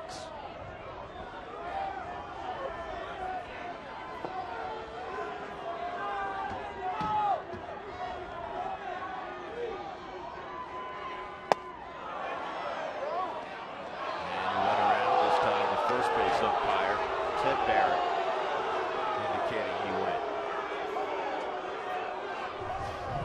Another look at it here. Again, that guideline's kind of that first baseline, but obviously somebody saw him do something like that. Yeah, I think he went also. 2 balls, 2 strikes.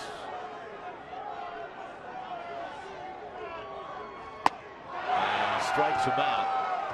A 1-2-3 ninth inning for Bobby Parnell. And if you haven't played enough baseball already today in these frigid conditions, we'll play extras now.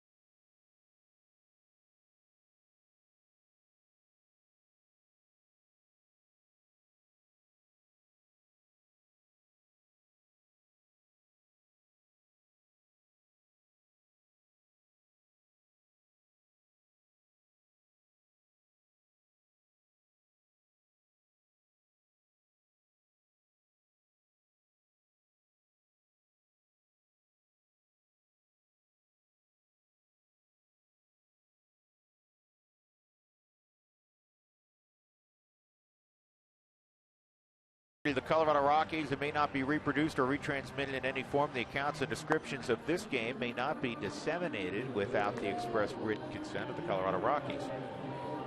Drew Goodman, George Frazier, Jenny Cavnar on a bitter cold evening at Coors Field. The Rockies won game 1 after a 2-hour and 2-minute snow removal delay, 8-4. And now this nightcap will go to extra frames. Rockies 6 unanswered runs to catch the Mets. Rafael Betancourt will throw the 10th. Anthony Recker will lead it off, then Ike Davis and Colin Cowgill. And now the Mets Buck will come are going to go to the bench, and John Buck will pinch hit for Anthony Recker.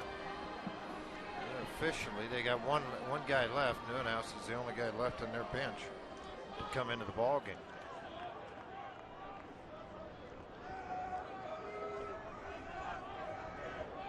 Second extra inning game for the Rockies. They're 0-1 in extra frames. The Mets playing their initial extra inning game of the season.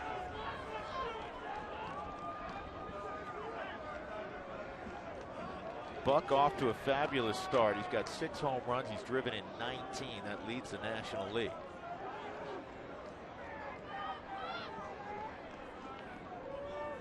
And it's a high fly ball to left center field.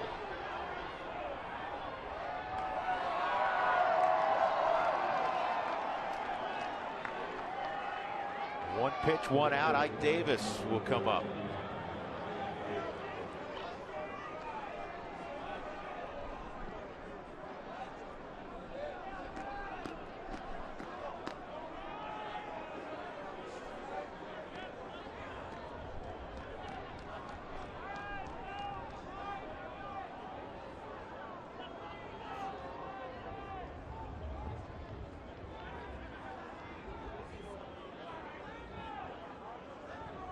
Davis pinch hit in the 8th, stayed in. He had a single in the 8th inning.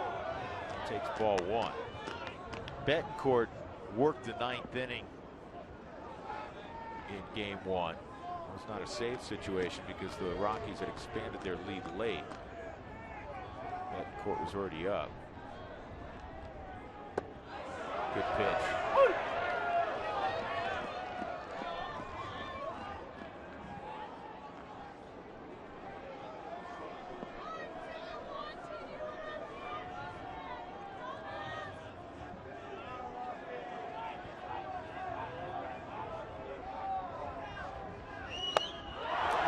Anytime, like Ike Davis right now is trying to be really pull happy hard. He's trying to hit the ball out of the ballpark, so you just take it away from his power. Stay to the outside corner and stay down. You got the flare hit to left field against Belial, but that was on a ball in on the hands, and it seemed to be in on the hands. Broke the bat in half. Oriala right on that outside corner. Trying to go get a little extra.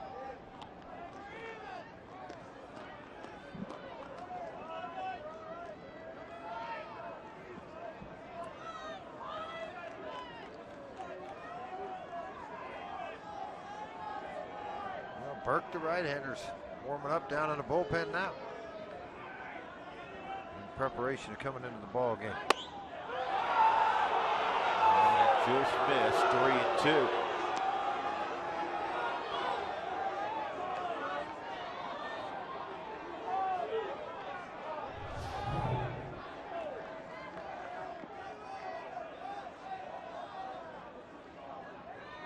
Pretty good zone tonight for Bellino.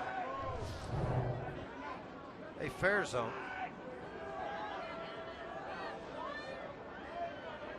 3-2, way outside, ball 4.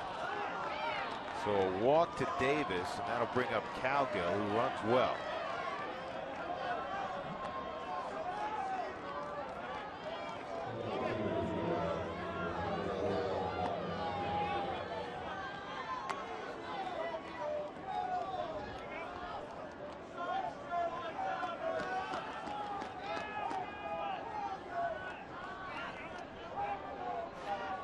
Cowgill, very good fastball hitter. He's 3 for 5. Drew mentioned that a minute ago. He scored a run in the ball game. His average at 206 after 3 for 5. So you know how much he was welcoming those base hits tonight. Hugging the line. Johnny Herrera pushing up the middle for 2. Chris Nelson right on top of the line at third base. Give up the single, not the double. It's late in the game.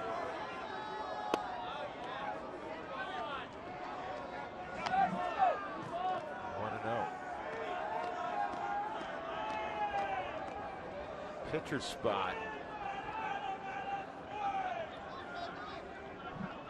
That's why I was surprised he used Buck, Drew, because he used his last. He's got Neuenhuis, one more guy to swing it, and he's in the on-deck circle.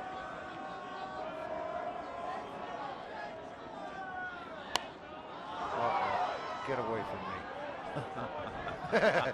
It's too cold. Go someplace else. And it did.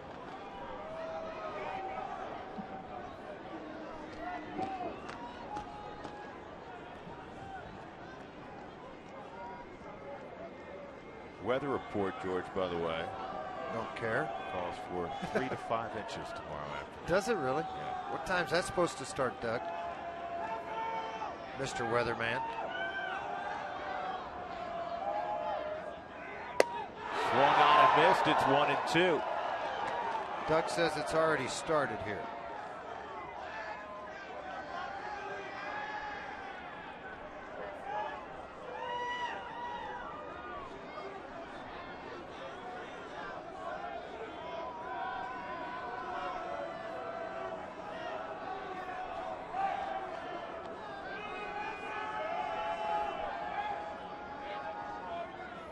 Mike Davis at first base. 8-8 in the 10th.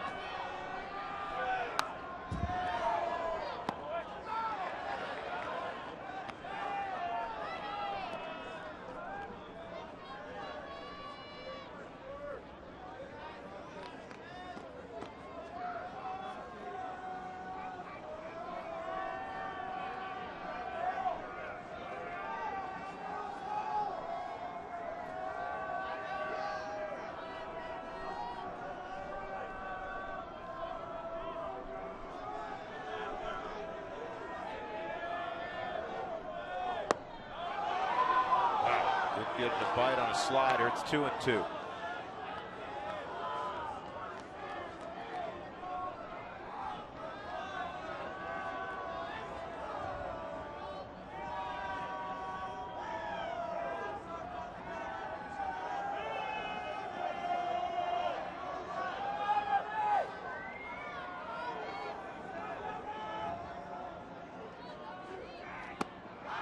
Strike 3. And Cowgill has gone out, number 2 in the 10th. Now, Cowgill's disappointed that he called that a strike because I think he thought it was an elevated breaking ball. But it had late break and movement, and it was right on the outer half of the plate. Caught and received very well by Torrealba.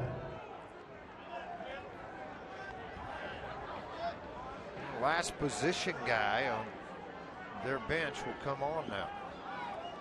Kirk Neuenhuis, Denver Christian High School, started game 1.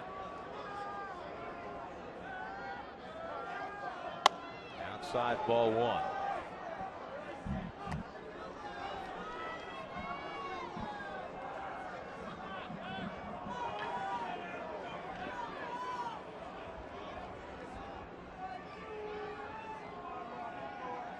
Game 1 seems like 3 days ago.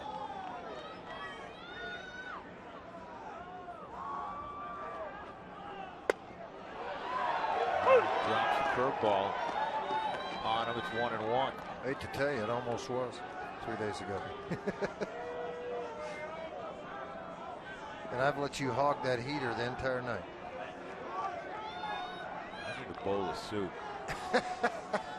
Call home. He'll have it ready when you get there. I'm sure. Night. Here's the 1-1. It's 2-1.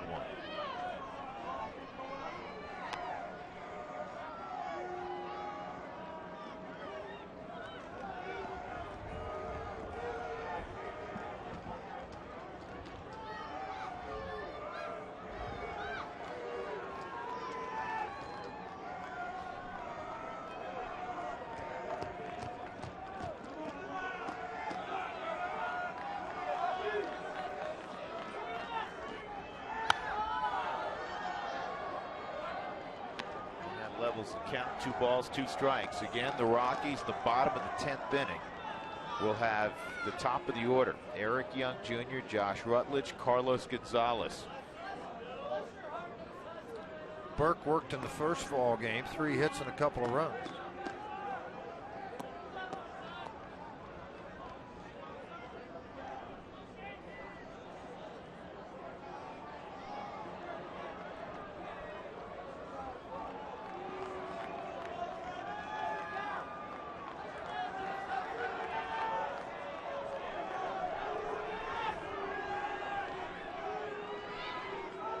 Two. You don't want it to get to 3-2. Yeah, just don't. Davis in motion. Yeah, because Davis would be in motion, and if you get a gapper, even though Davis is not fleet of foot, he's not slow either. I mean, but once he's underway, you get one in the gap Yeah. in this big yard. There's a strong likelihood he scores. 2-2.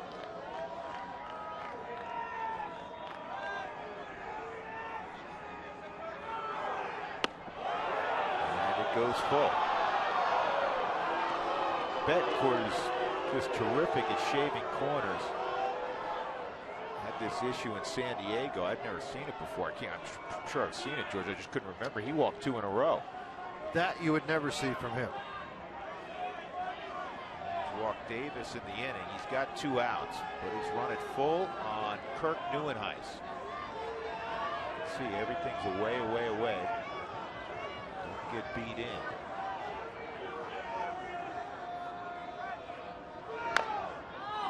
a bouncing ball foul. Big Ike Davis will go back to first base.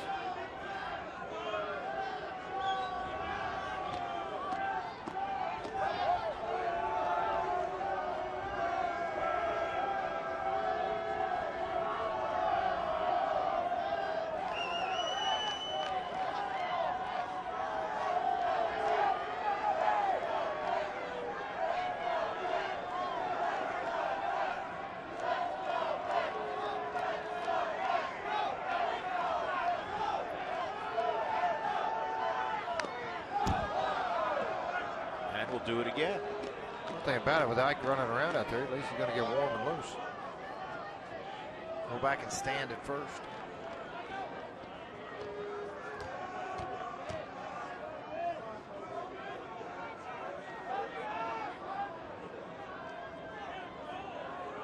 The 9th pitch of the at-bat, 22nd pitch of the inning for Betancourt. Keep in mind he worked the 9th inning in game 1.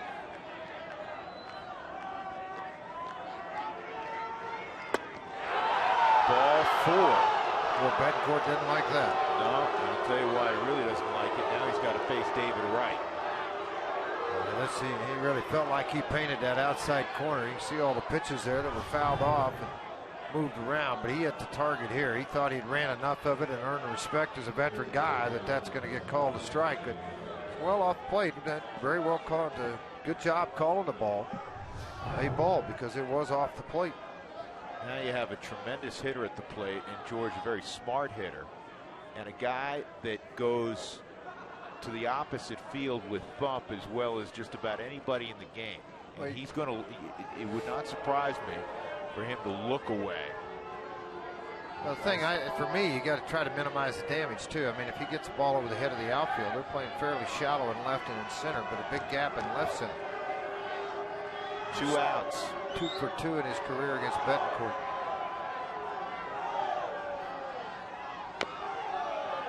And Betancourt, try as he couldn't get it in fair territory.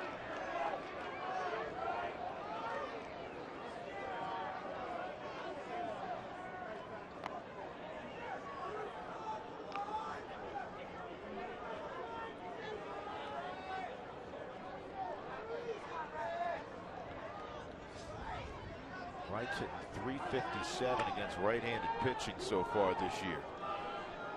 0 for 3, 2 walks in the game, robbed of a hit his last time up in his last inning on a diving stop up the middle by Josh Rutledge. A really nice job by Rutledge. Actually hit the side of the mound, kind of kicked towards Rutledge. You're not sure that play would have been made.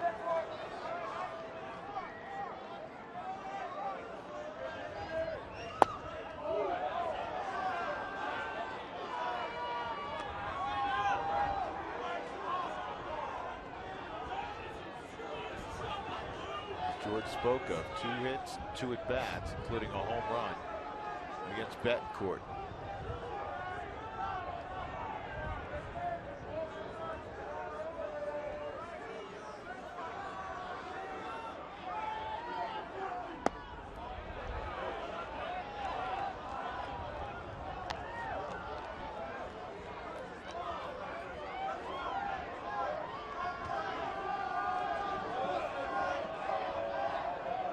Well, if there is a game tomorrow, Rafael Betancourt does not figure to be available with all the pitches he's thrown tonight. Yeah, Belisle probably not available either. A couple innings for him, but knowing Belisle, he'd be willing to work. 2-1. In the air and playable in right field. Michael Kadire waiting. He's got it, and Betancourt, despite the 2 walks, works out of it in the 10th inning. So the Rockies will have the top of the order looking for 1 when we return.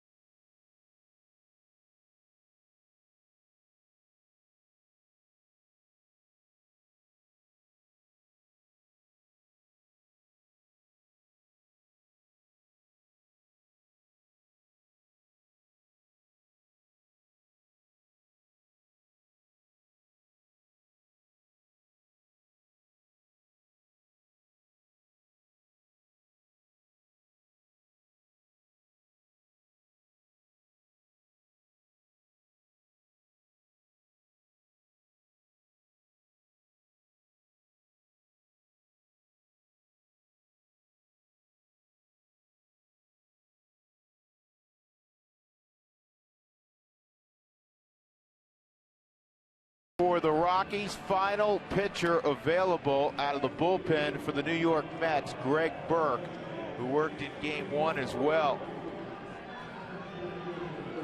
Eric Young Jr. will lead off against the Sidewinder. Yeah, and he's, 7 innings. He's struck out 7, but he gave up 3 hits, 2 runs. He's a veteran guy. But this is it. It's all yours now, buddy.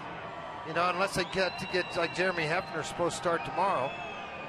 If they ran him down there, because he's had 6 days rest and has pitched out of the bullpen, could give you multiple innings if they wanted to do that, but then they're going to have to start hunting a starter if it gets deep and goes a lot of extra innings here. There's crazy stuff going on right now at the ballpark. David Wright actually shortens up at third base. Ike Davis is even with the bag. Wilton Lopez now throwing for the Rockies in their pen. Outside ball 1. Junior is 1 for 5 in the ball game. Base hit back in the first inning, and he scored on a Carlos Gonzalez sac fly.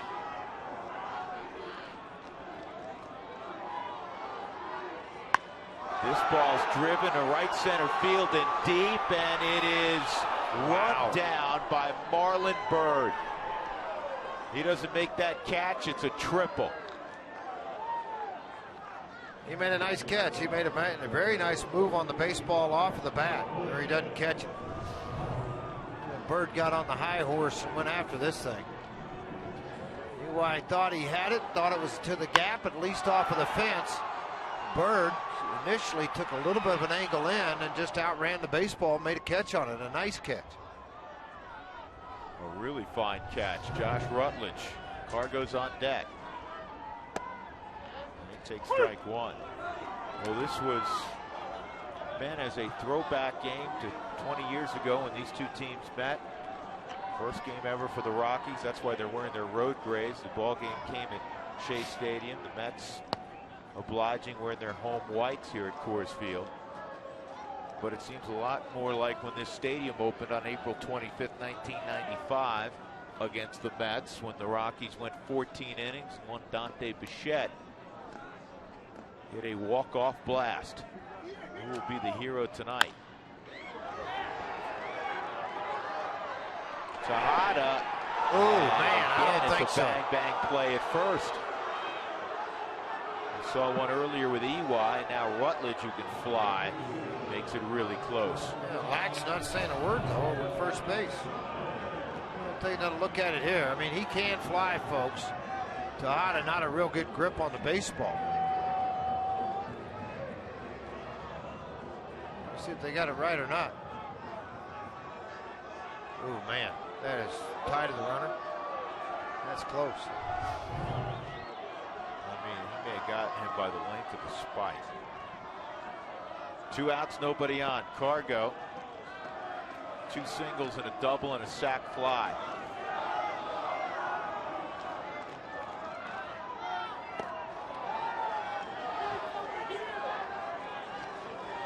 Changeup that was 6 feet outside. This is one of those spots in the game where you go, you know what? Can I use the Little League rule on the speed up thing? We'll just go forward and go to first. You know, you're going to not try to pitch to Cargo at all.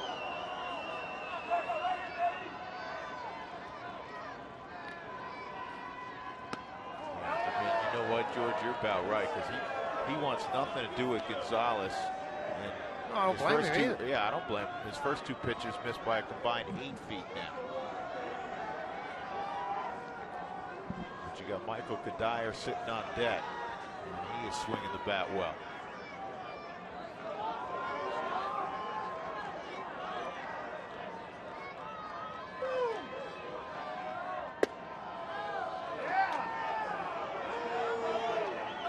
What you hope happens is that, you know, if he walks Gonzalez, that it will affect him when he has to pitch against Kadire here in just a second if he walks Gonzalez, which I think he will. He's go fastball, but he's going to move way off the plate again. John Buck's now behind the dish. So a 4-pitch. That was as intentional and unintentional walk as you will ever see. Gonzalez to first, and here comes Kadire.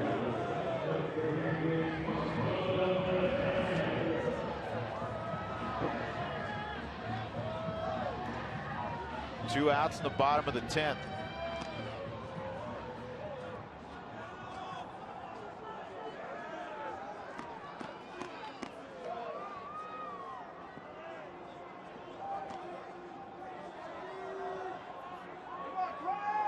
Cargo stole a base 2 innings ago, and he draws a throw.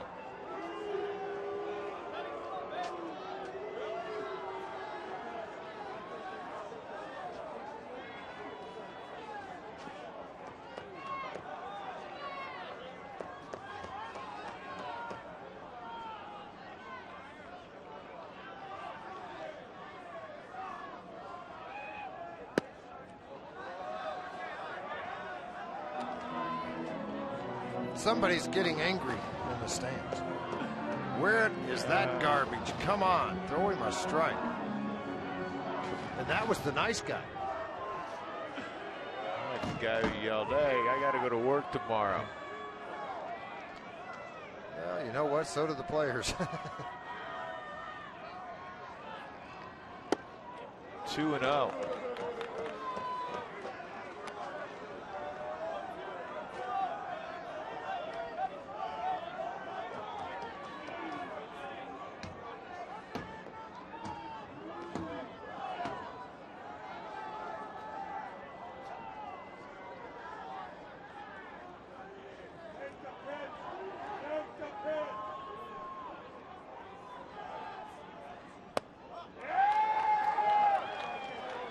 3 balls, no strikes on Cuddyer.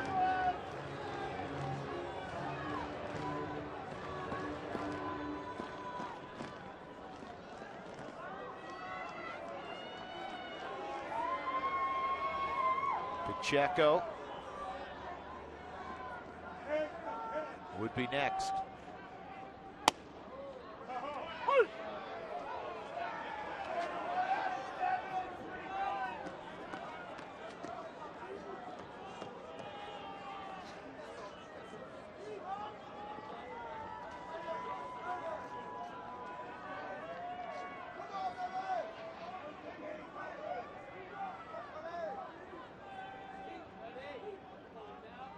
Three-one.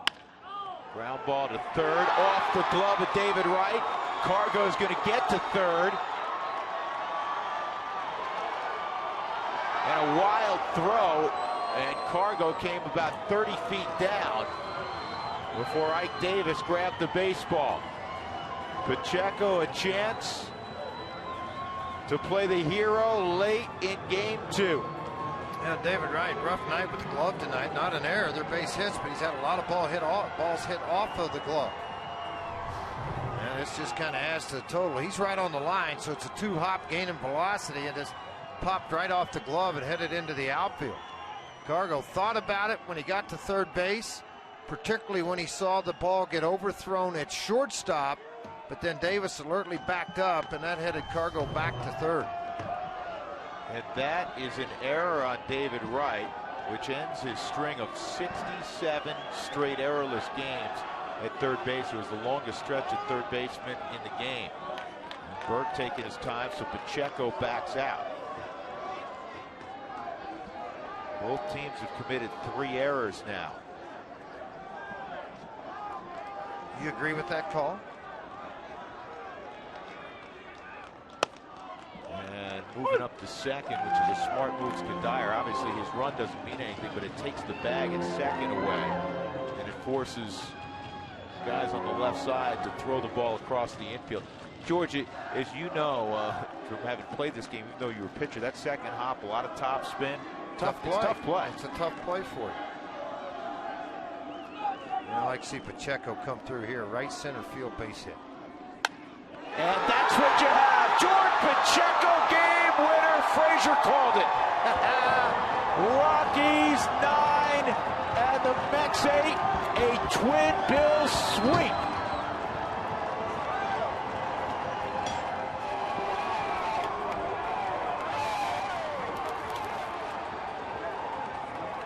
No dog pile. Quick hugs. Let's get up to the clubhouse where it's warm. Exactly. You guys hug. We'll talk about it tomorrow. I'm out of here, boys. Jordan Pacheco drove in a run in the 5th inning on a bases-loaded walk, and he gets his second ribby in the bottom of the 10th inning. A walk-off winner for Pacheco, and the Rockies have now won 5 in a row for the second time this year, and they improved to 10-4 by sweeping the Mets 8-4 and 9-8. And they came from behind in both ball games. Jenny Cavnar with the Rockies hero. Well, George Frazier called that one, just so you know. You can thank him for that one. Talk about discipline, because at this point in the game, in extra innings, you have to have a lot up there with 2 out.